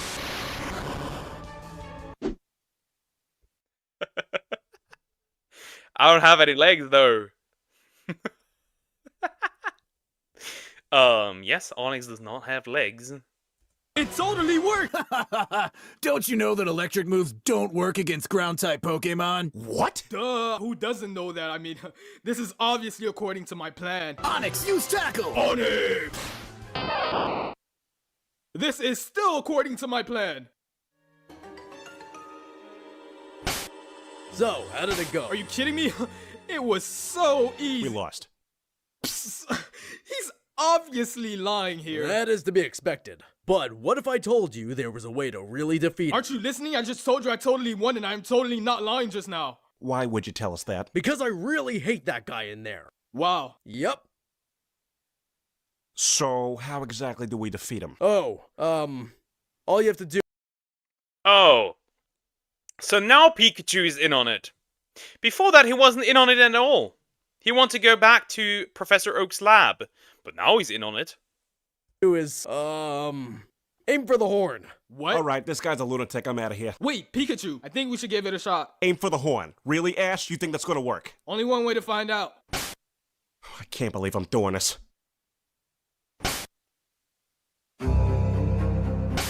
Oh no! Wait! Don't come in yet! I have to turn the lights off and set up my dramatic entrance first!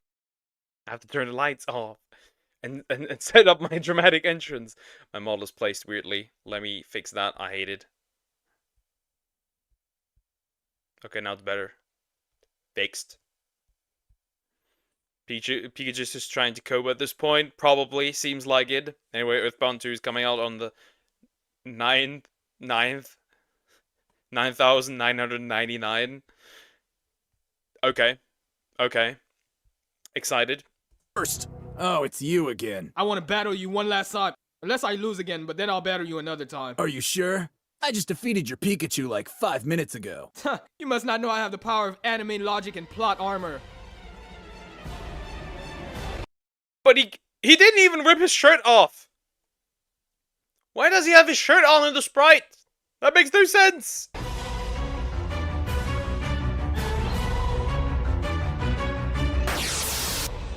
Go Pikachu! For the record, I did not agree to this rematch. You're Pikachu again? Are you sure you don't want to switch to your other Pokemon? So fuck that, I want Pikachu to battle. What? Plus I got this new technique I want to try. Ash, I'm telling you right now, this man is crazy. It's not going to work. I mean, It's not going to work. This man, he's crazy. Hi Chad, how are you doing? Hope you're doing good. Profile picture change. I could see it. I'm pretty sure you have a grass-type Pokemon at your disposal. Ground types are kind of vulnerable to grass types. Grass types are lame! I want Pikachu to die! I mean, Huh? You want Pikachu to what? Uh-oh. Poor Pikachu. I want Pikachu to battle. Alright, suit yourself. Go, Onyx! Alright, Pikachu, get your Thunderbolt ready. I want you banned from my funeral. You hear that? Aim for the horn, Pikachu! Pikachu! I guess that actually worked. Aim for the horn. I can't believe I lost. I told you it would work, Pikachu. I am questioning everything I know about the universe right now. Alright, you won fair and square. Here's the Pewter City Gym Badge. Gym badge? What are you, fucking stupid? What? I don't want your gym badge, I want your job. No! Please! I don't want your gym badge. I want your job. I'm gonna be the gym leader now. It's the only thing I have! Hello, Brock. Dad? Dad? Dad? Dad, you told them about the aim for the horn technique, didn't you? Why do you always do this? Because, son, I wanted you to become a space pirate. not a gym leader. Dang it, Dad! Stop enforcing unattainable goals for me! Oh, Brock. Space pirate? Hey, I don't want to be a space pirate. I don't know how to. But I'll be stealing alien women. This is so awkward. I still want you to quit your job as a gym leader. And so, Ash Ketchum was able to defeat the powerful Brock with his aim for the horn technique.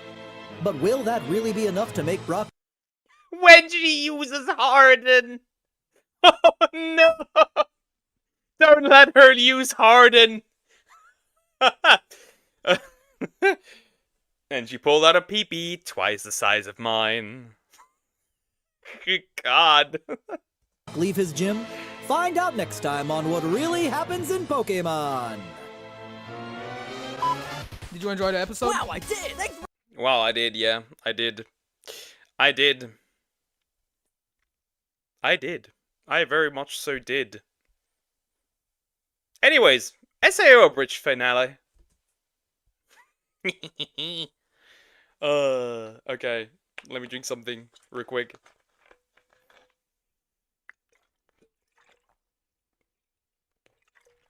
Can you feel the water going? Can you hear the water going down my throat? Anyways, SAO Bridge Parody Episode 11, the long one, 35 minutes, by Something Witty Entertainment. It is what it is, Chad. Let's go. The following is a fan-based parody. Sword Art Online is owned by A1 Pictures, Aniplex USA, and Reki Kawahara. Please support the official release. November 7th, 2024, floor 22. Captions on. Look at you, snoozing there like a sexy little baby. I hope you wake up soon so I can rock your cradle. We're 20 seconds in and it's already sexual. Nice. Understandable. Huh? Damn it, Commander! Freaking clam jammer. Kirito, get out! Just got a message from Heathcliff. It's time to go fight the boss or some shit. Alright, but I think you're gonna need to change my diaper. Diaper? Where did that come from? Diaper? Why diaper? Huh? After all, I'm just a sexy little baby. Ah, he was listening. Okay, got it. You heard that? I heard all of that. No. It's too bad we gotta go back. I mean, aside from the fact that our daughter died in front of us, thinking she was alone and unloved, this was actually a pretty great honeymoon. I know, right? And the neighbors are so nice. Why, hello there, kids. Beautiful weather we're having. It sure is, sir. Kirito, that man's not wearing pants. That's not how this is. He's not having pants. Damned exhibitionists. Yeah, I know. I'm just trying not to look directly at it. Oh, God. What's he doing with this? And honeymoon over. And he was playing with his pee-pee. No, don't go. It's not what it looks like. Oh, well. At least the fish are always here for me.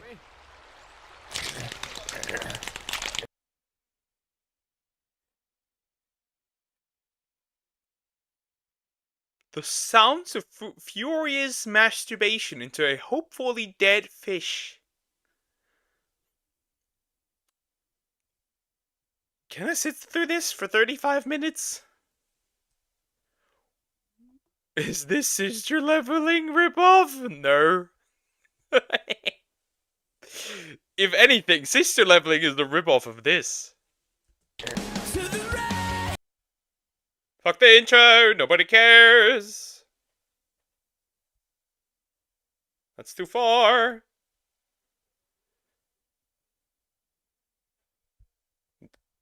And gentlemen, before we begin, I'd like to take this moment to thank all of you for your courage in joining me here today. What we are about to attempt would surely be impossible without the combined power of each and every one of you. If we are to be victorious, we must fight as one. has a single sword. I feel like multiple swords would be more effective, sir. No, you misunderstand. I'm not speaking literally. It's a metaphor for unity. Does it have to be? You are expecting that these dumbasses who can't even get up early to fight a boss understand the metaphor. A sword? Can we be like a single warhammer? Okay, look, the specific weapon doesn't matter. It's... My strength stat's not high enough for hammers. Could we be a dagger instead? Christ, it's like herding cats with you people. Oh, is Fluffles here? Thankfully, no. Between rounds of torture, gladiatorial combat, and Pictionary, oddly enough, I was eventually able to negotiate a...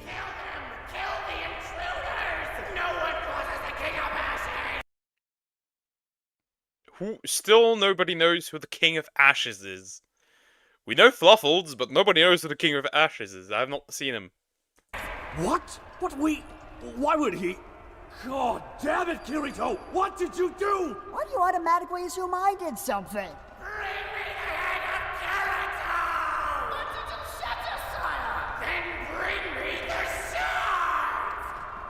I mean, he could be talking about anybody. Buckle up, people, we're going in hot! You ready to do this, Tiff? Let's crush this thing, just like those chimeras on floor 17. That takes me back. And I can finally break in this axe we worked so hard for. Man, that quest was brutal. Hey, couldn't have done it without you, buddy. That's weird. Why don't I remember any of that stuff? Because we have lives outside of you, Kirito. Main character, lives inside of you, Kirito. Oh. It's cute that you think that. Now, men, to battle!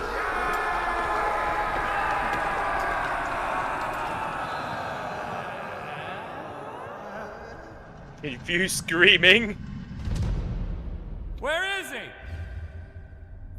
Maybe it's hiding or something? Wait, what if this is like one of those metamorphosis things the commander was talking about? Like, the real boss is the demons within ourselves. I don't want to fight my demons. My demons scare me. Oh, like my crippling abandonment issues with my father. Can't relate, my father's still around. I don't know. Is your dad a giant fucking centipede made of rib cages and hatred? No, why? Oh, so that's probably not him then. Sweet shade of Eradicus! What the hell is that? I expected them to give him a dumb name, but apparently not.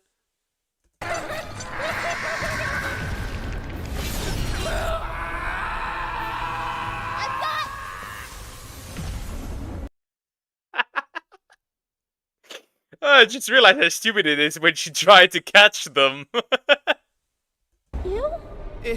It killed them in one hit. What? What? I put all my points into bartering.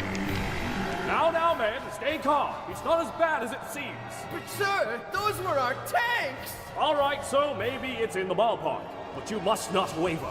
Steel yourselves. Remember your training. For if we stand together and fight with all our hearts, then this battle is already... Huh? What happened? Explanation? He just died. They didn't even fight. One? Oh my god. You were right, sir. We did it! Yeah! 3 cheers for Commander Heathcliff! Hip hip! Hooray! Hip hip! Hooray! Hip hip! Groans of defeat. We skipped that part. We skipped to the fight between Heathcliff and Kirito. Jeez. Leave it to SAO to not only have a boss that glitches out and dies on its own, but also doesn't even flag the goddamn exit to open! After all... So they're trapped in there now? Interesting. All we've been through. It ain't even a boss that does us in. It's a damn game-breaking glitch. Can't even... They turned it into a glitch. They turned it into a game-breaking glitch. Oh god. If it stopped at death. That'd be a mercy.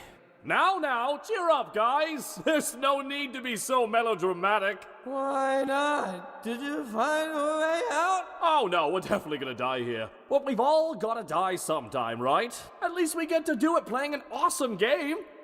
Awesome? You're kidding, right? Huh?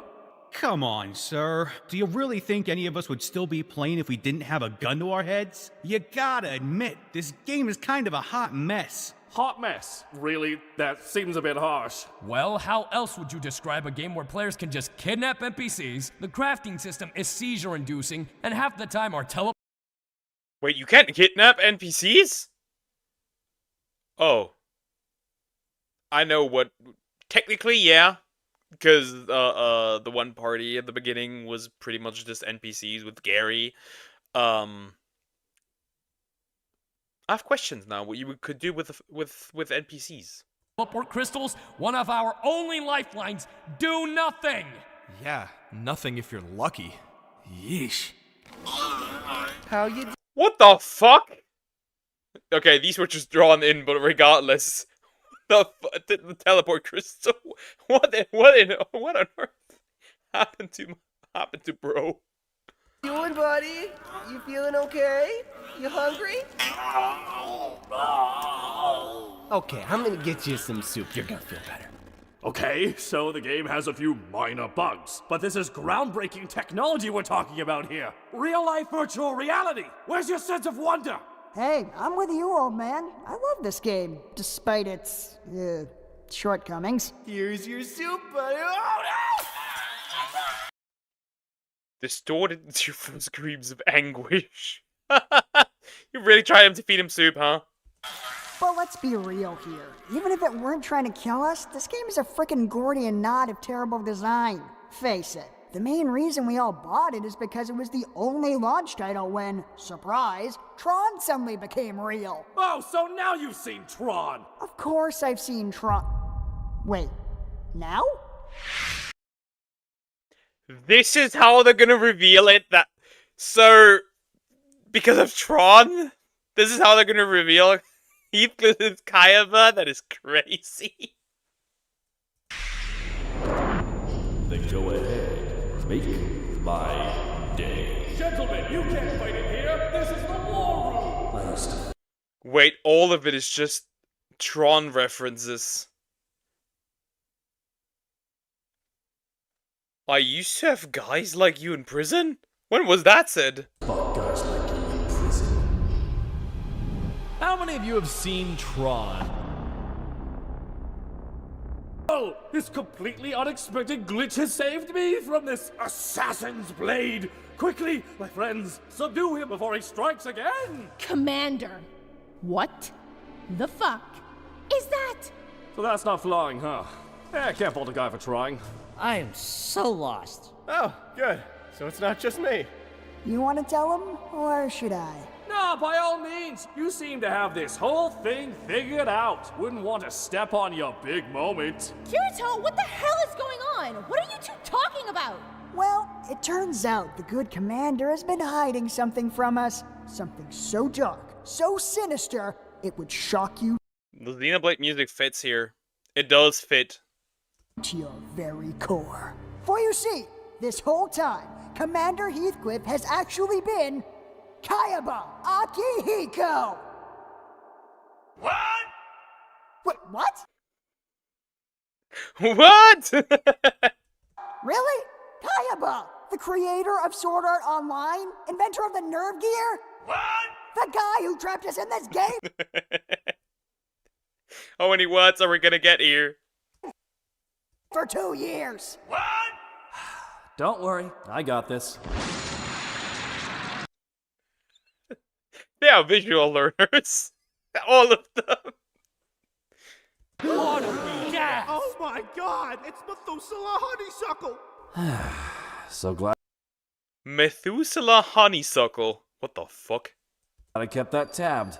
Out of curiosity, Kirito, what gave me away? Or was your plan to just stab everybody until one of them failed to die? Oh, it was all quite elementary, my good man. For you see, you're the only one I've ever met in this game who makes as many movie references as I do. Ah, yes. I guess I should have known that would...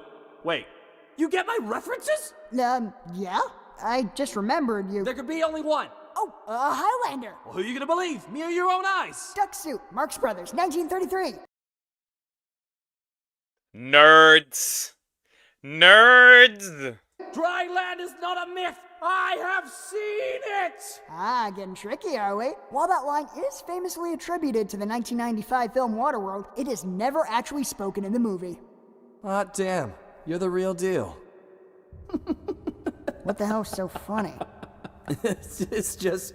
It figures, you know? Of course you'd be the only one who gets them. Strange to say, but I've always felt something of a kinship with you. You too know what it's like to grow up a genius in a world that just can't keep up with you. Oh, I don't like where this is going. Ah, I'm glad someone finally understands my pain. Gotta say, though, it's a bit surprising coming from you. Oh, don't get me wrong. That winning personality of yours and your general refusal to go along with my plans have been, let's call it, spiritually taxing. But that doesn't mean I don't respect the hell out of you as a player. Though, I have to admit, I didn't really get why you never tried to form your own guild. I figured with your skill and intellect, you should have been leading our... One word. One word only. Sachi. Clearing floor after floor with ease as the great savior of Aincrad. Could you maybe just, stab me right in the gut? Just really twist it in there. Because that honestly seems less painful than this conversation. But hey, if you were... Real. This conversation is dragging. Just kill him. We're just gonna let a prime opportunity like that fall by the wayside? I figured I might as well have some fun and give it a shot myself. And, I gotta tell ya, that was easily the worst mistake. Alright, is everybody And now they're all paralyzed but Kirito. comfortable? I fell at a weird angle and now my foot is behind my ear and I don't think it's supposed to do that. What the fuck? Huh? I fell at a weird angle and now my foot is behind my ear and I don't think it's supposed to do that. No, it's not. Fantastic. What the hell, Commander? Why'd you paralyze me too? I'm not gonna try anything. Really, Asuna? You expect me to believe that? Even in that state, I'm not convinced you won't try to set me on fire with your mind. You're trying to do it right now, aren't you? Stare. Easy, girl. Alright, now that I have... I can't relate to that. Sometimes I look at people and I'm like, just explode. Just blow up. Just blow up. Fuck all y'all! Oh yeah, you can tell this is gonna be constructive. I would never say that to my community. I would never say that to my people. This is not all content creators. Do you have any idea what it's been like trying to lead you people? You ignore all of my strategies. You adamantly refuse to work together, and then you blame me for all of your problems! Well, to be fair, sir, you're responsible for at least a few of them. Ah, yes, I see your point. Although, and hear me out here, counterpoint... You're dead. Just kill straight up, just kill him. Can he even do that? Ha! I tried, you know.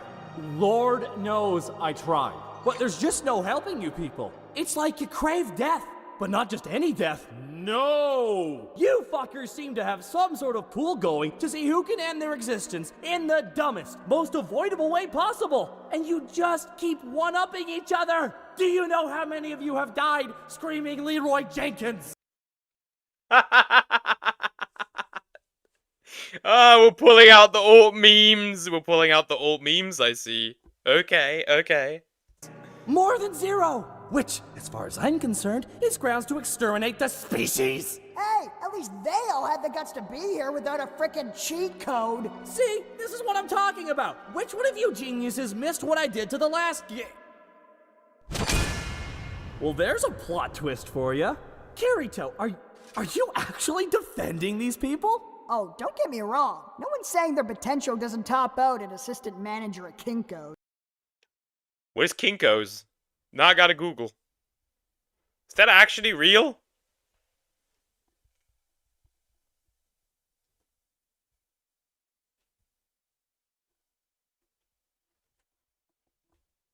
Yes. Yes, it is.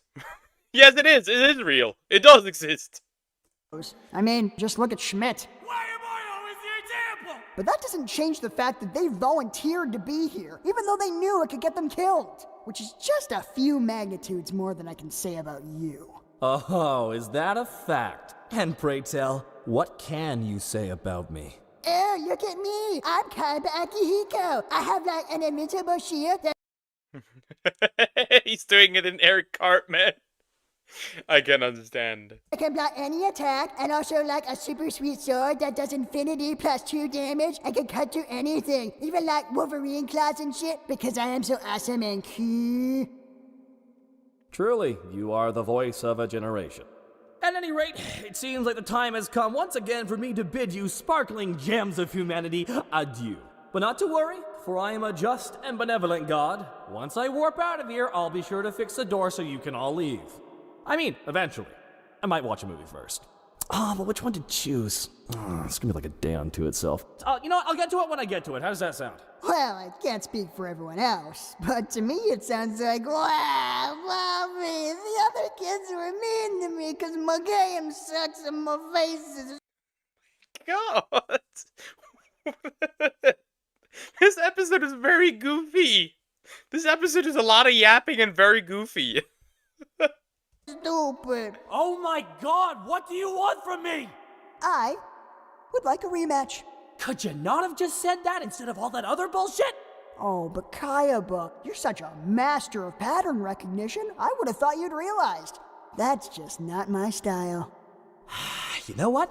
Sure, stabbing you in the chest sounds fucking therapeutic right about now. What are your terms? A fight to the death. Right here, right now, none of your bullshit GM safety nets. And if I can beat you, you put an end to this dumpster fire of a game and let everyone go free. Really? You want to just cut things off 25 floors early? Seems rather sudden and anticlimactic. What's wrong with... I agree. That is anticlimactic. I wish they went up to floor 100 and didn't just end SAO at this point. I agree. Fly? Chicken? Oh, Back to the Future, yes! That is definitely what I'm gonna watch after I kill you. Let's do this thing. That's a movie thing? Doesn't sound like a very good one. You shut your whore mouth, woman! I can end you with a thought!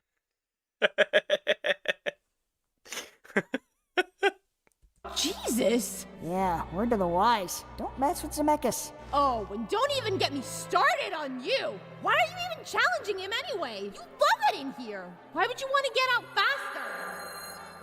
And to top it all off, you play the tough guy. This invincible warrior you can never hope to be in. Really? Really? It all comes down to the Rosaria thing? Okay. The real world. Getting stuck in this game was probably the best thing to ever happen to you. Yeah, I guess it doesn't make much sense, does it?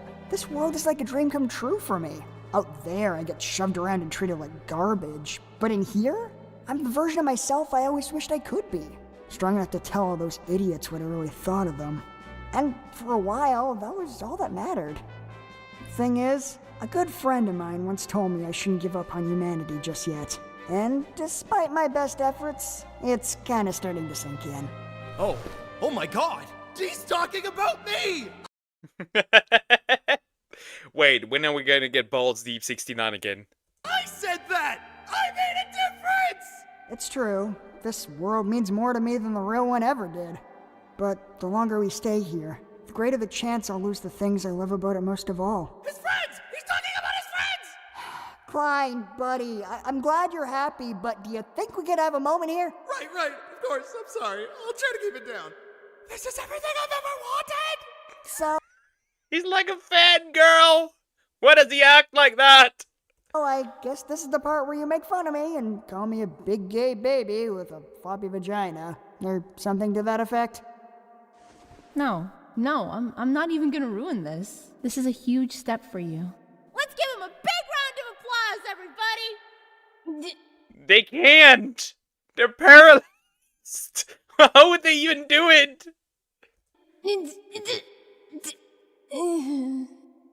Honey, I know how this looks, but I swear this isn't sarcastic. Ah, it's alright. It's the thought that counts. I'm gonna clap for you with my teeth, buddy.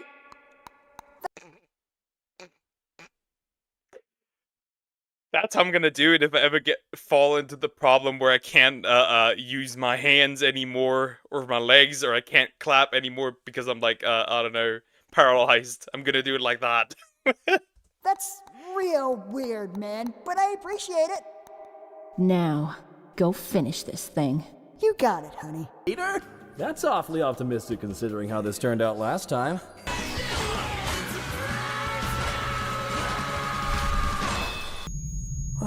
What? What I also always questioned, there was no way of Kirito to actually win this, simply not because just it's, you know,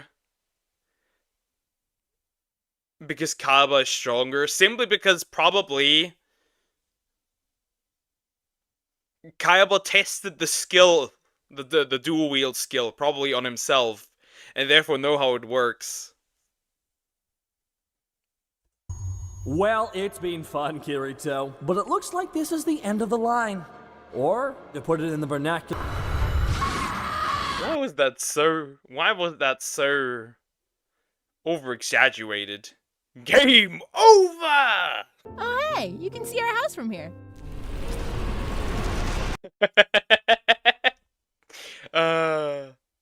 Average earthquake victim experience. You? What the hell is going on? As we speak, SAO is being wiped from the servers and all remaining players will be logged out of the game. But not in that order, right? I'm gonna have to get back to you on that one. As someone you recently murdered, this feels kind of weird to ask, but are you doing okay? You seem a bit off. Yeah, like someone just killed your dog in front of you and is now wearing it like a festive hat. What the fuck? What the heck? Not kill the dog and wear it? What the heck? How does one even come up with these lines? Like, I want to have what they have. Like, what kind of drugs are you taking? I'll take them too. It's to feel wanted, right? I'm gonna miss our little True and real. True and real. Can't relate to that. I don't feel that. Try to make it look like this is all part of your master plan instead of an ever-spiraling... So it all comes down to people dying because it's a bug. Okay. So, you thought that critics would be harsher on a game that killed a few people by accident than one that killed thousands on purpose? That was my thought process, yes. What the fuck is wrong with you? Hey, cut me some slack, okay? Can you two even begin to imagine 500 uninterrupted hours of consciousness? Forget mole people. About halfway through, I swore I saw the face of God.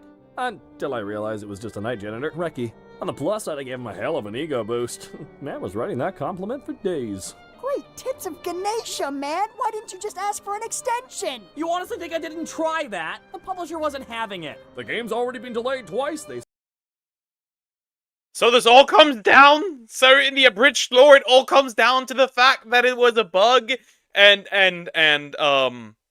Metacritic, and the publishers? What the fuck? Said it's a... Oh, yeah, I see where you're going with this. In I'm buying context, what it's you're not the selling, worst dude. Yep. idea. It's pretty good, 2000 actually. died. I'm picking up what you're putting down, Yep, yeah. I feel you. Well, I couldn't exactly say, oops, my bad at that point, but I had to do something to help. Despite my little outburst earlier, I never actually wanted to hurt any of you. You just killed a guy like 2 minutes ago for mildly sassing you. Also, you know, us. Look. Anywho, on that sobering note, I think I'm gonna go scream into that uncaring void for a bit. I can't say it's been nice knowing you two, but if nothing else, you guys are like the dictionary definition of lesser of two evils. You two have fun while you still can. Unfrickin' believable. All this time I assumed he was some Machiavellian schemer, but in the end, he was just as big a fuck-up as the rest of us. Is that really all there was to it? Well, I guess that. And that naps are apparently a very underrated part of the not killing people process. Oh, that reminds me. One more thing, Kirito. Huh? Dude, I don't know what to tell you. I've never heard of this movie. Up the movie reference! Leaves. More Xenoblade music! Hey, so, I've been meaning to ask you this for a while now, but... No, I will not do butt stuff. No! Why? Where did that come from? Well, I mean, that's disheartening, but that's not what I was gonna ask. I just wanted So he wanted it regardless. to know, what's your name? Asuna? No, not your screen name, your real one. Asuna. Asuna Yuki. You used your real name? That's so weird. It is? Wait, then what's your... Sometimes I do that too, though. Sometimes I do that. I have plenty of games played where I have my real name there. Sometimes I do that too. Those are games, unfortunately, I will never stream. Your name? Kazuto Kirigaya. Oh, no! That's a terrible name! What am I supposed to call you as a nickname? Kaz? I'm just gonna call you Kirito from now on. Well, I guess I can't argue with that logic. Especially when from now on might only encompass the next few minutes. Oh, yeah. Kaiba was deliberately vague on whether we're gonna live through this or not. Yeah, guy can't make video games for shit, but he sure knows how to play. Well, these are our final moments together. I just want you to know. I'm sorry. I don't want this to be over. We were finally gonna meet up in the real world, and we were gonna bring Yui back, and we were gonna do some family shit, like walk in the park or something. She's an AI. How would that even work? I don't know. I'll build her like a robot body. I will take that to the park. Oh, yeah. Like you can build a robot. He's crying like a bitch and she's mocking him. I could totally build a robot. Oh, yeah. Then prove it. I will, because we're gonna survive this. I'm gonna find you, and we're gonna become a real fucking family. This is how I imagine when somebody chats as poof, I disappear.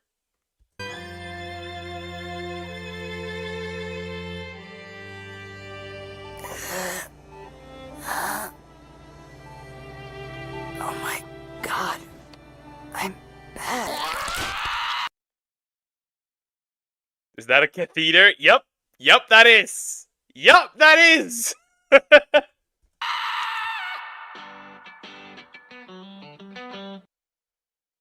That's the end.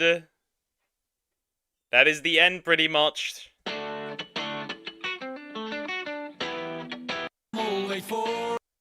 Yeah, I'm gonna avoid music here.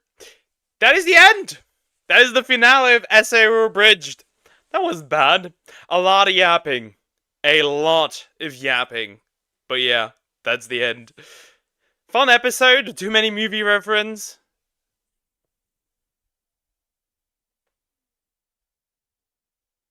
Okay.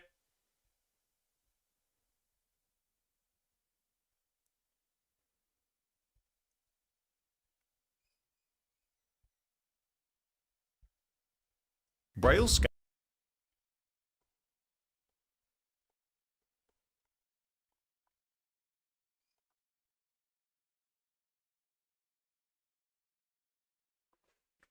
Waiting until I'm back. Waiting until I'm back.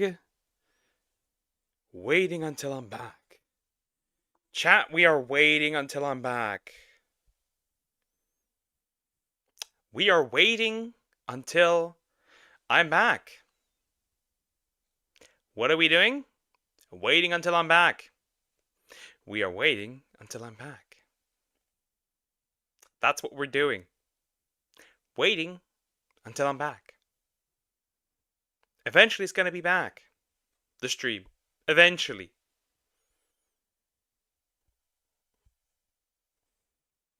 Eventually. Eventually.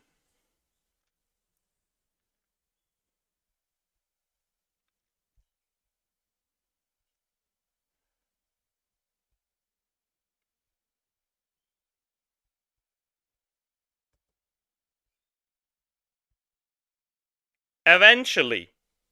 We'll be back. Just eventually. Just eventually. Eventually, we'll be back. How long does this take? We are back. Nice. We did it. Motherfucker! The music at the end fucked me. Okay. What I was saying. Too much yapping, I think. Too many music references. Still funny. But way too many movie references. Way too many. Way too many. Funnily enough, it didn't happen with that other song, but it did happen with the song at the end. Okay. Knew it. Chat, I'm taking a quick break. I will be right back.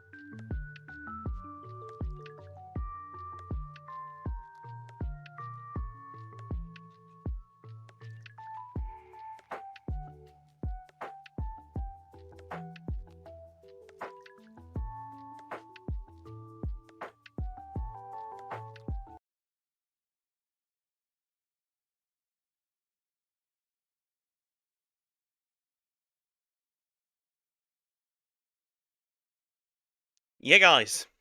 That stream was going quicker. We're going back. I'm back.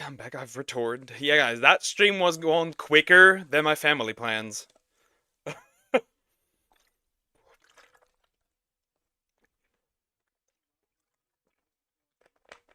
That stream died quicker than my future children. That is crazy. Immediately gone. Immediately annihilated. That is crazy. I think I'm gonna watch one last video. And I think it's gonna be... Yeah, let's do this one. An instant. We're gonna do this one. No. Calm down, Mujin. Also need to get the sound right again. Yeah. Happens, I guess. Happens. Okay. That's gonna be the last one for today, I think. Which is going to be... the story of the idol murdered in broad daylight. Imugami, I think is she called? Interesting. I did that went past me. By Mujin. Let's see what this is about. I have no idea. An incident that has left an entire country in a state of absolute shock. On the 11th of March 2025, a 22-year-old influencer by the name of Imogami was stabbed live on stream in broad daylight Japan. It's already quite rare to find a murder in this country, but what's even more... Broad fucking daylight? Straight up in the middle of the day? I mean, the title said it, but that's still crazy though. Probably during a stream or something. How rare is a violent crime of this nature where the victim gets stabbed over 30 times? So it's no Yeah, that was a personal nature. That was a personal nature, 100%. No wonder that people weren't just shocked, they were visibly confused. Everyone's asking themselves, how did this happen? What led this person to commit such a violent act? But the publications are asking themselves the same questions, with many Western ones like the New York Times not having any of the important details when reporting on it, making this out to be yet another parasocial case. Was this a parasocial deleter? A really parasocial fan? A friend? What? Well, not really friend, former friend. Case, with some even saying that it's another case of misogyny, but it's not that simple. In fact, this incident goes back Yeah. Woman dead. Misogyny. Okay, I'm gonna pull it now. Man dead. Misandry. When I die, chat, I want the reason for everything that had happened to me be misandry. Poker, what is its way? What is it? years. She knew the man and had a hand in making him gradually lose his mind up until this point. It doesn't get crazier than this. So it was also kind of self-inflicted, in a way? And we're going to talk about everything from the beginning, so let's do this. So Irie Sato was a 22-year-old live streamer who went by the name iMogami online. The website she used to... So it was a streamer. Okay. Not that unexpected? Stream was whowatch.tv. Japanese people typically call it FuWatch. She was very active on there and was one of its top performers. Before passing away, she had reached around 2,600 followers, which is apparently really big for this website. Her main area of expertise was just chatting streams, talking to her chat and interacting with them. Sometimes she'd do these creative challenges, going outdoors or talking to strangers, but in a nutshell, for her, it was all about her community. And speaking of community, this is where Kenichi Takono comes in. They're trying to convert people, Poker? Huh? Wait, what? I get it. Who is trying to convert people? I cannot be converted. And in which format am I going to be converted in? A 42-year-old man who had found her stream and really liked her personality. He had found her in December of 2021 and very quickly started to donate money to show his support. At his peak, he was donating over 100,000 yen a month. Bro, Matt, the whales. That is somewhat parasocial. Yeah, I would say so. That is not a small amount of money today, being $674, but back then, when the yen was stronger, it was closer to $1,000 per month. This quickly caught Ai's attention because at the time, she wasn't a full-time streamer yet, she was still working at a restaurant. After with Sissy Hypno? What and how would you note that? What? That makes no... What? Huh? Having donated over 400,000 yen to her in the first few months of 2022, I decided to reach out to Takano directly and message him on the Line app. This is when they would first get in touch. For both of them, this was the beginning of the end. This is when their problematic relationship would start to take. So it all started through Line chats. Like, we all know that interacting with fans in that way usually does not end well. Place. And now we have access to these conversations because they leaked after the incident. On September 2022, she would start to ask him to lend her money directly, not through tipping on the stream, directly to her bank account. One of the first examples of this was her saying that she forgot her wallet at her job and that she's really strapped for cash, saying that she'll pay him back as soon as the next day or the day after. She also specified. So he lent her money. Let me guess where this is going. She reached out to him because he was donating so much. She asked him for money. He lent her money. She didn't pay back the money. He deleted her. Let me guess. I want the money transferred to the cash card I have at home, preferably right now. This was at 7 p.m. on September 8th, 2022. Within a minute, Takano responded, "Can I just transfer it now?" Asking how much do you need, and her saying that she needs a few tens of thousands of yen. But this was only the beginning, and guess what? Even though she said that she was going to repay him the day after or the day after that, she didn't. She only kept asking for more. Not even 6 days after saying that she had lost her wallet and needed a... So she milked him for money? Is that what this is? She milked him, the money out of him. Not the smartest thing to do with a parasocial fan. few thousands to last her for the next day. She went ahead and asked for another 20,000 yen, but she wouldn't take no for an answer. He said he couldn't do it with his card, and then she was like, "Well, what about a direct transfer from your bank account then?" And Takano would always find a way. She would do this almost every week for a while, right? Here asking for 50,000 yen. The amount would always keep going up, and the excuses would get crazier. Like, for example, this is a bad translation, but this is her pretty much saying that her sister's pregnant and she can't take care of the baby, so she needs money to help her. And still, she's pulling things out of her ass. Hey, when I'm in an excuse competition and my opponent is this lady. What? Okay.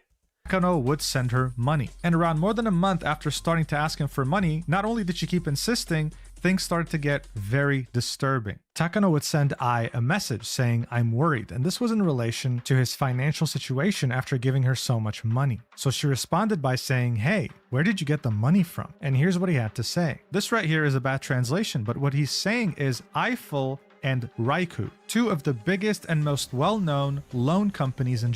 So he learned his money... So he learned money from a bank. And then gave it to her. Bro might be cooked. Japan. This meant that Takano had been taking on loans to send her money whenever she would ask because she was asking so consistently and he didn't have a stable job. So what does she respond with? She says, "I want you to borrow from another company, different from..."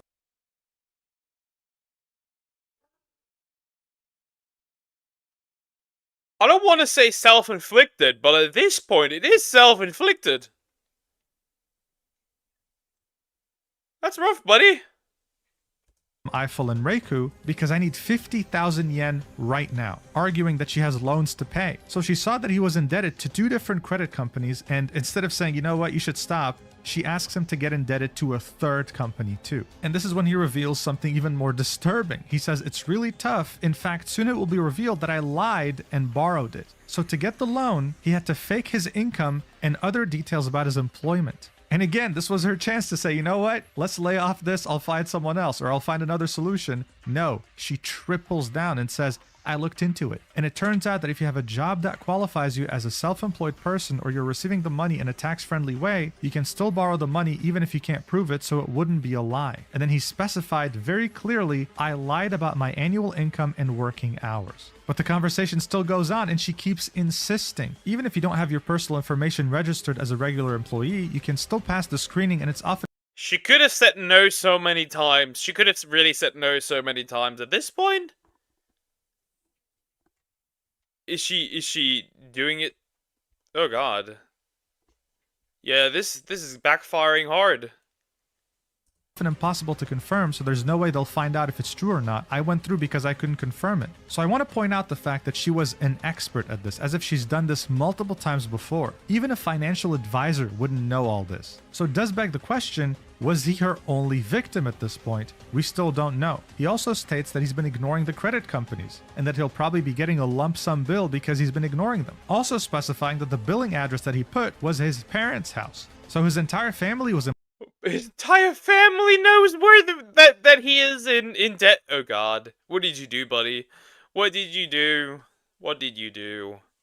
Implicated at this point, but she just didn't care. He says, "I'm getting scared of lying to borrow money now." And then she says, "There's nothing I can do. I did it once." And then Takano says, "So whatever happens, happens." So at this point, yeah, you might be asking yourself many questions. Why is this guy doing this? Well, look, from all the text messages that leaked, he wasn't perverted. He never asked for any nudes or anything weird. It seemed that he just really liked watching her streams. She reached out to him for help and he just couldn't say no. But even if he wanted to say no, she was very good at emotionally manipulating him, as evidenced by these messages. Look at this. He tells her in the beginning of November 2022 that he had applied to Raikou, right, the credit agency, to get more money to gift to her. She replies with, yeah, with this emoji. Takano then says, I hope I can borrow it, with a cute emoji. 15 minutes later, what does she reply with? She says, I want to die if I can't borrow money. Takano says, don't say that. I reply, Wish granted? Question mark? I guess you did? Huh? Wish granted. with, I want to do it. So this is complete and utter emotional manipulation. This is disgusting. But obviously, it gets worse. He falls asleep briefly for around more than an hour. He says, I fell asleep, then says, I stay alive. Then she says, Takano, I can't live without you. Then he replies with, I'm happy.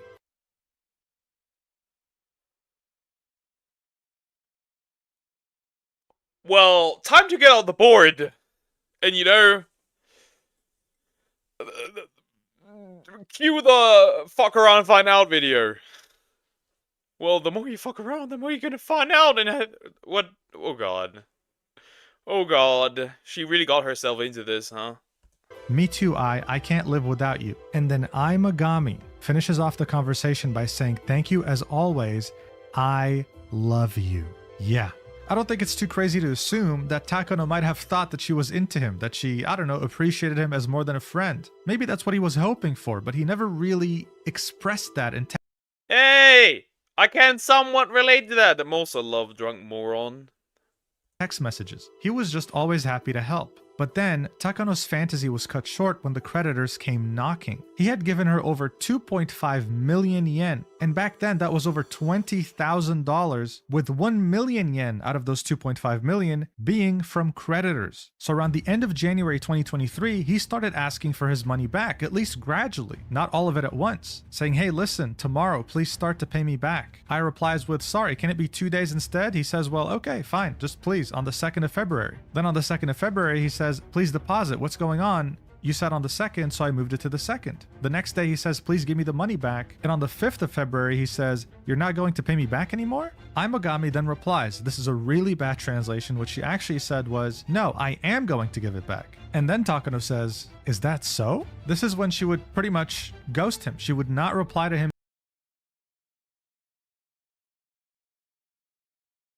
Okay, yeah, she was asking for it. anymore. 6 days later, Takano says, I'm barely making ends meet, so unless you transfer the money, I won't be able to pay anything in advance. Please transfer the money. A couple days later, I guess I won't get my money back. A few days later, are you willing to refund the money? Nothing. He was just talking to a brick wall. But of course, for him, it only got worse. Not only were the creditors after him, but he was witnessing her live stream and get a lot of money from live streams, while at the same time celebrating the fact that she had found a fiancé, that she was about Okay. Damn.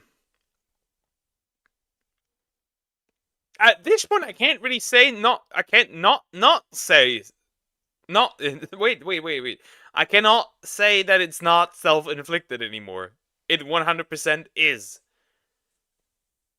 to get married, and that they both were living in a high-rise apartment together, meaning that she was financially well off, and yet he hadn't seen a single cent returned from her. Takano was very frustrated, understandably, and losing a lot of hope, but interestingly enough, he sought to resolve this legally. He had lent her money, he was in big financial trouble, but in 2023, he sued her in order to get his money back. And in December of 2023, he actually won the lawsuit. The judge had ordered her to pay him back everything he's lent her, so 2.5 million yen, with an interest rate of 3%.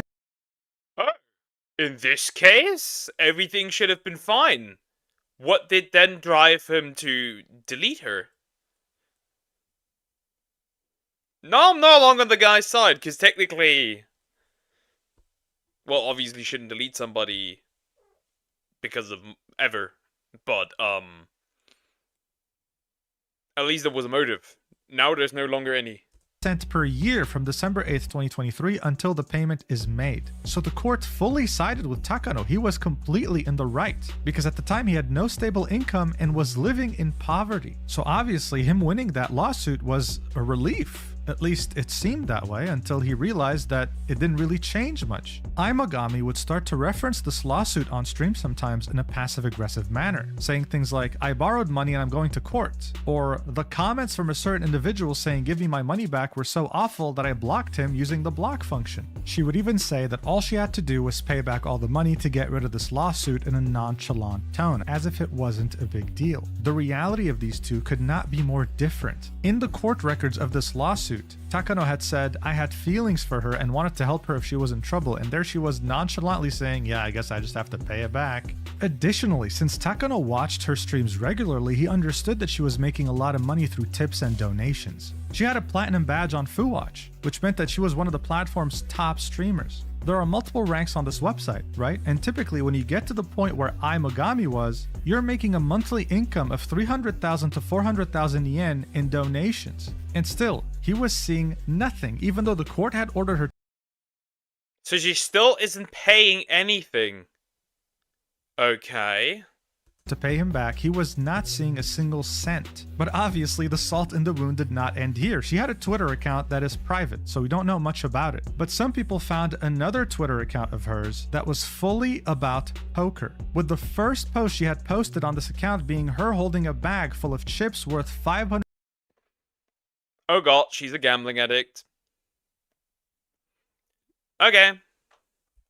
142,000 yen. So that could explain where a lot of Takano's money might have gone. So at this point, Takano felt completely cornered. He had tried to help someone who he really liked, getting indebted to two different companies and living in poverty. And even though he had gone through the legal means of getting his money back, nothing had changed, and he was seeing the same woman who scammed him and played with his feelings continue to stream and thrive, making a lot of money monthly. Eventually, during the year of 2024, something had cracked in him, and in 2025, he made up his mind. He sent her one final message on March 7th, 2025, blaming himself for falling in love and being deceived, and asking her one last time, "Please give me my money back. I'm in the negative because of the consumer loans I borrowed to lend to you, and I can't live." Asking, "Can you somehow pay me back at least 10,000 yen, which is not even like $100. Adding that he'd been taking a lot of pills recently and had been sleeping all day because of how depressed he was. Once again, I can't say much except that she got herself into the situation.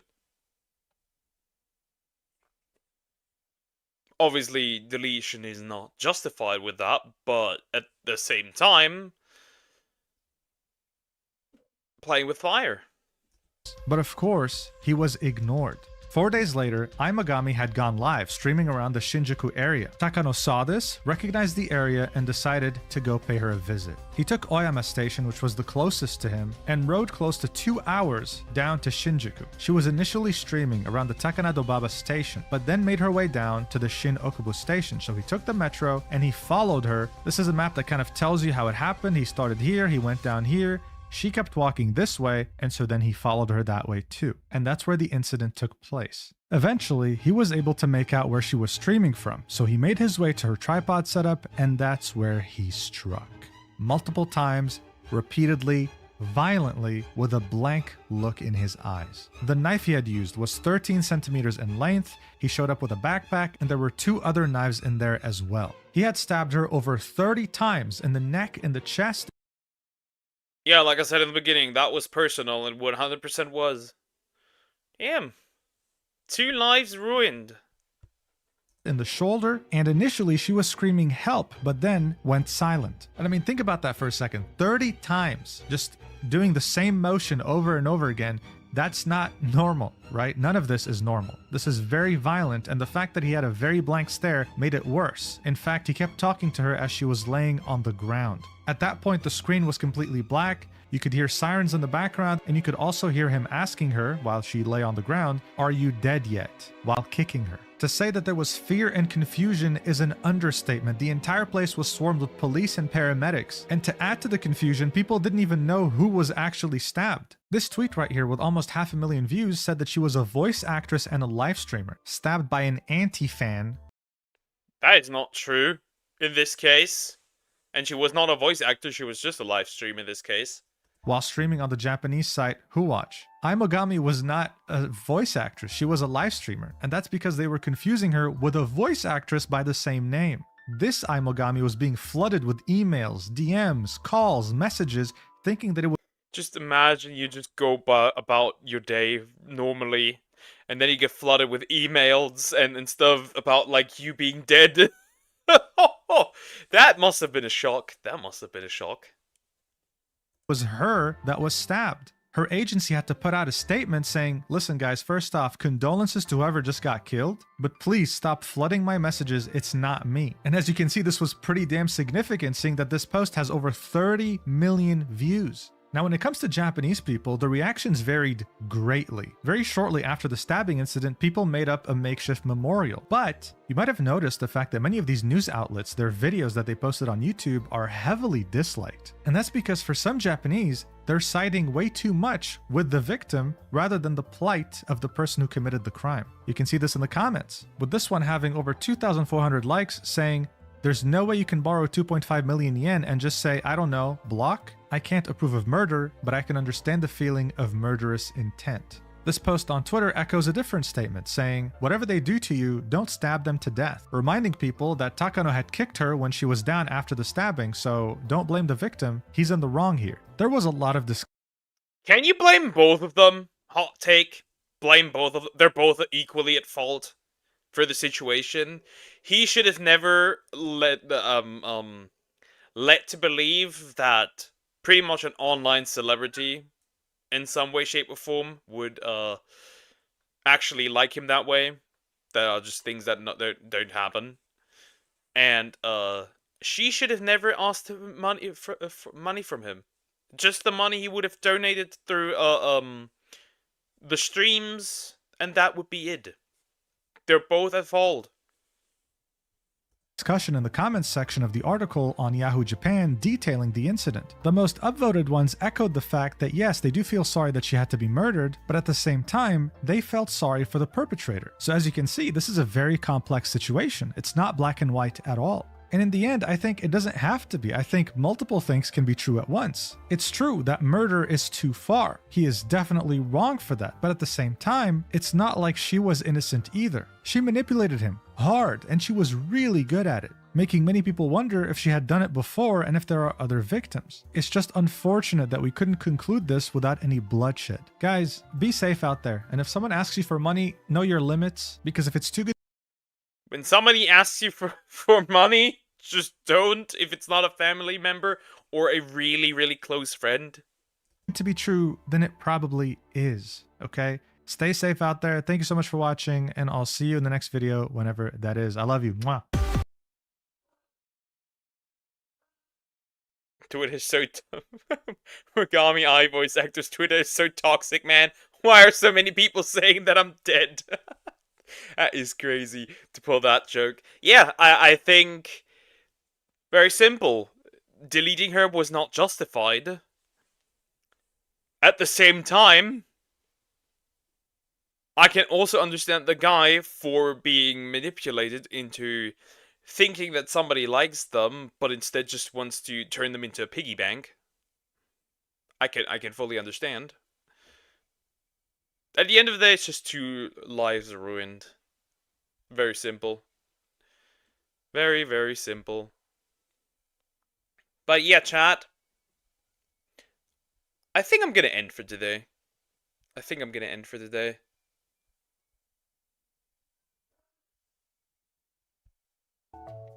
Yeah. Guys, thank you so much for watching today. I'll be back as usual tomorrow. Yeah, we're gonna just end a little earlier today. I don't really have a video that's short enough. But yeah, thank you guys for watching. I'll see you tomorrow. I'll now go back into my grotto, so to speak. And yeah, see you tomorrow, guys. Bye-bye. Take care.